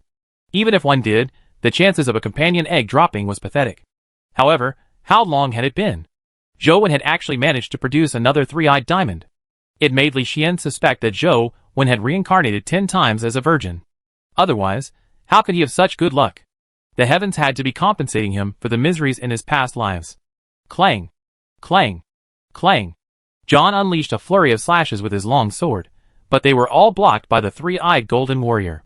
Even if it directly hit the three-eyed golden warrior, it merely left a faint mark. The three-eyed golden warrior's golden body and invulnerable golden power made its physical defenses stand at the peak of the legendary stage. The only weakness was its third eye. Unless the third eye was hit, even Zhou Wen himself would find it difficult to injure it. Three-eyed golden warrior, mutated demonized general. Zhou Wen is just too enviable. Those are companion beasts that can't even be bought with money. Ignoring everything else, Zhou Wen's companion beasts are truly powerful, but he should have advanced to the legendary stage. Otherwise, how could he incubate such a powerful legendary companion beast? The heavens are unfair. Just give me one of the three-eyed golden warrior or mutated demonized general. That punk John must be feeling depressed. After slashing so many times, he hasn't even managed to injure the three-eyed golden warrior. How can he fight Zhou Wen? The students discuss fervently, mostly envious of Zhou Wen for having two rare legendary companion beasts. John originally believed that with his powerful strength, it wouldn't be difficult for him to kill the companion beast in front of him. He wanted to kill Zhou Wen's beloved companion beast just like Zhou Wen had killed Holy Spear Knight. He wanted Zhou Wen to experience what it felt like to lose a companion beast before dealing with him. But very quickly, John's expression turned extremely ugly. This was because he knew that even if he used all his strength, there was no way he could hurt the companion beast in front of him. It was a meat shield type companion beast with powerful defense. It would be meaningless if he continued fighting. It would only be a waste of his primordial energy. It was already too late by the time he realized this.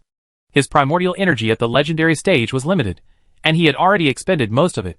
Wang Fei looked at the three-eyed golden warrior standing in front of Zhou Wen in a daze. He had managed to have two such companion beasts, ones that might not even be purchasable with money, drop in such a short period of time.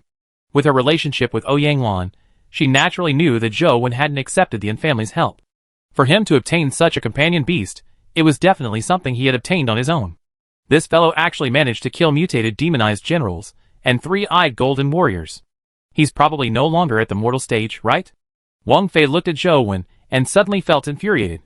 She had worked so hard to help Zhou Wen grow stronger, but who knew that Zhou Wen had already advanced to the legendary stage? To think she had been worried for him, afraid that he would lose too terribly. This punk just needs to be punished. I should intensify the level of his training in the future, Wang Fei thought viciously. While feeling indignant, Wang Fei felt somewhat excited. Before Zhou Wen entered Sunset College, he was definitely at the mortal stage. In just a short span of time, he had already advanced to the legendary stage. Furthermore, he had managed to kill such powerful legendary creatures in Tiger Cage Pass and the Myriad Buddha Cave. Such strength was worthy of the word genius. If he were to be properly trained in the future, she might really be able to produce a great cultivator.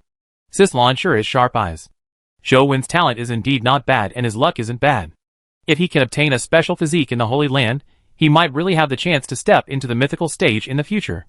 Wang Fei felt her heart beat faster when she thought of the possibility of producing a mythical expert.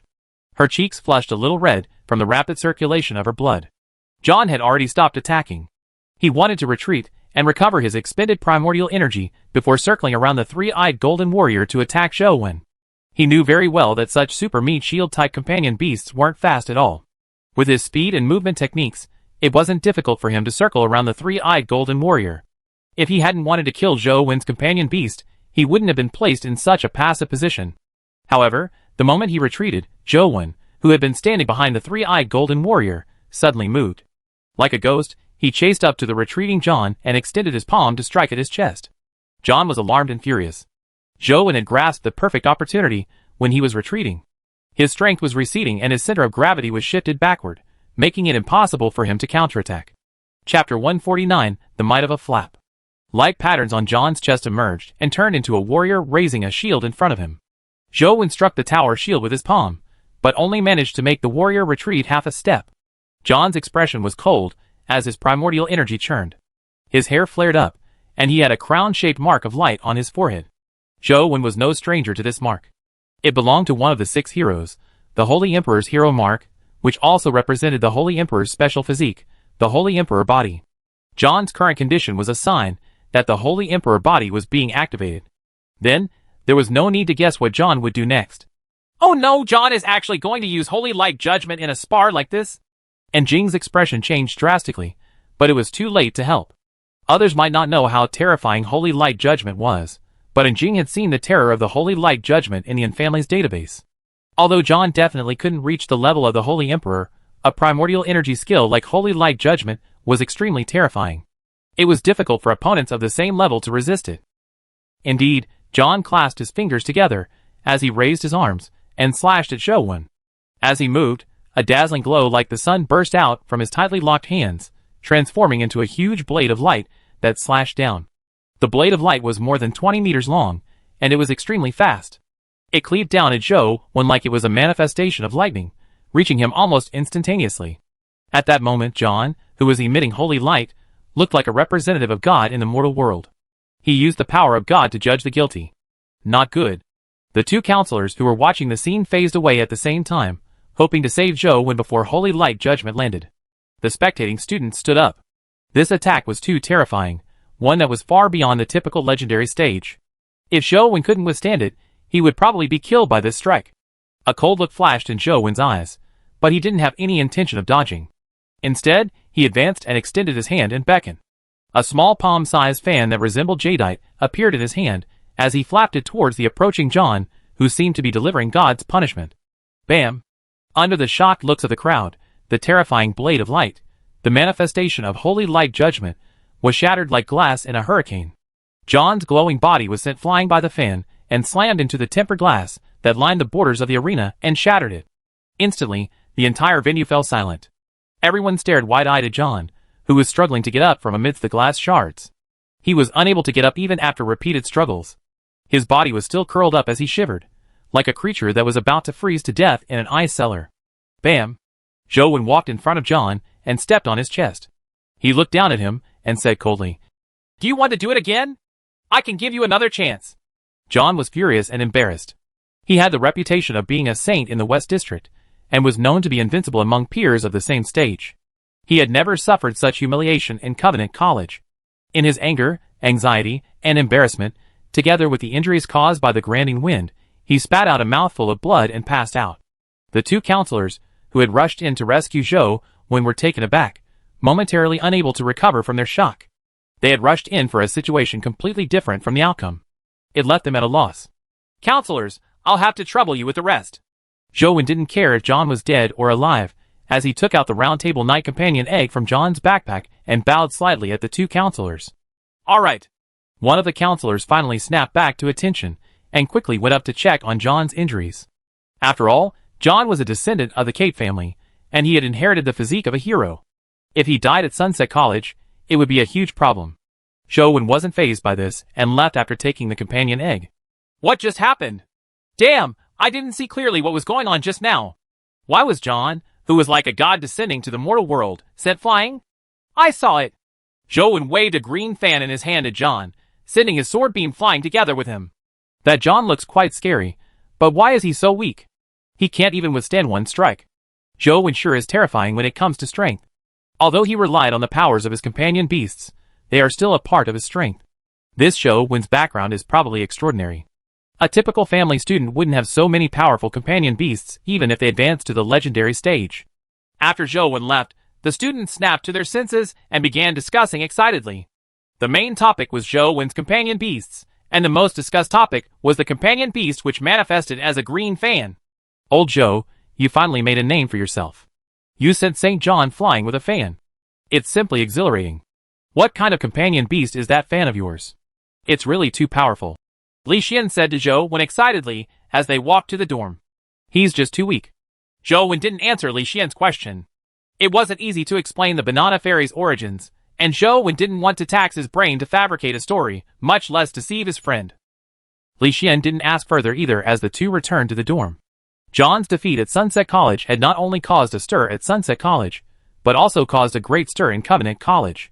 John, a formerly undefeated hero's successor, one who had the title of Saint, had been beaten up by someone at Sunset College.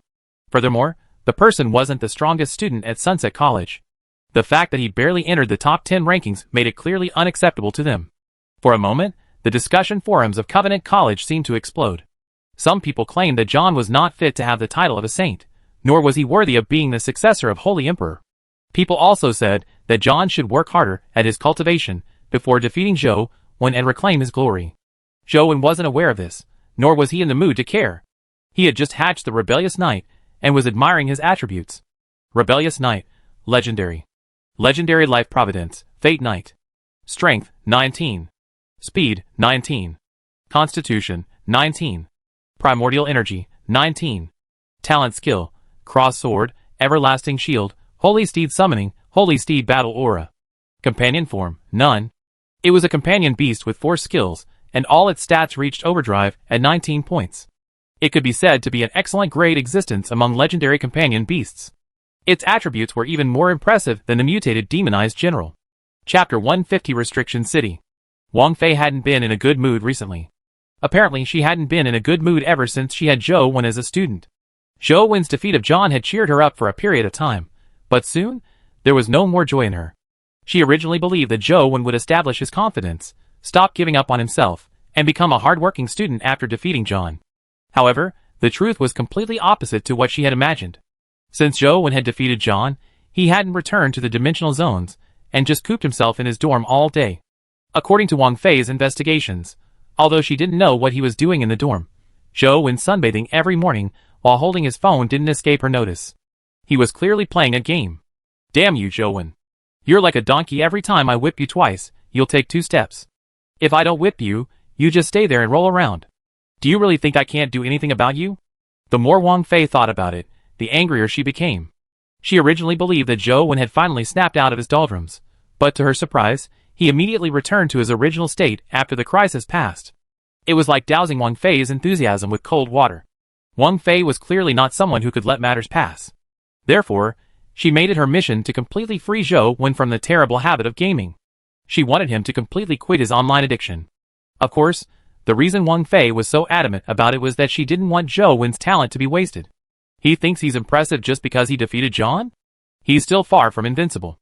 Furthermore, he relied on his companion beasts, not his own abilities. With this in mind, Wang Fei's eyes suddenly lit up. She couldn't help but smile as she revealed a bizarre smile. She had another idea once again. It wasn't that Zhou Wen didn't deliberately go to Tiger Cage Pass. He was just too famous. Recently, whenever he went out, there were always students he didn't know coming up to talk to him. Zhou Wen couldn't ignore others when they came to greet him out of goodwill, but with so many students doing so, he had no time to focus on gaming. In addition, his demonized general and 3-eyed golden warrior had already been revealed, so there was no need for him to pretend to head to the dimensional zones. He might as well stay in his dormitory to play games. Zhou Wen originally believed that he could game in peace, but the new homework mission that Wang Fei assigned washed his plans down the drain. Old Zhou, our counselor is treating us, ordinary students, as special admission students. The homework mission she assigned us is only given to those special admission students in past years. Li Xian complained after seeing the homework mission. What kind of place is Restriction City? Zhou Wen asked as he looked at the information on the homework mission. Their new homework mission was to hunt 10 bronze beasts in Restriction City, but Zhou Wen had never heard of a dimensional zone known as Restriction City. Li Xian said, Restriction City is one of the underground cities in Luoyang, and is one of the few that's right at the bottom. It isn't considered dangerous, and there are quite a number of dimensional creatures at the mortal stage in there. The highest level ones are only legendary creatures. However, there's something very special about Restriction City. There's no way to use a companion beast there. It's impossible to summon them or use their companion form. In other words, we need to use our strength to kill 10 legendary creatures? Zhou Wen understood what Li Xian meant. That's right. This mission has very high standards required of one's own strength. In the past, only special admission students received this mission. I never expected that this year, our class would actually be given such a homework mission. I'm afraid most of the students will fail. The students in our class must be wailing in despair now. Li Xian said. Is this bronze beast very difficult to kill? Zhou Wen asked in puzzlement. Although most of the students were still at the mortal stage, the mission allowed for up to 4 people to complete the mission.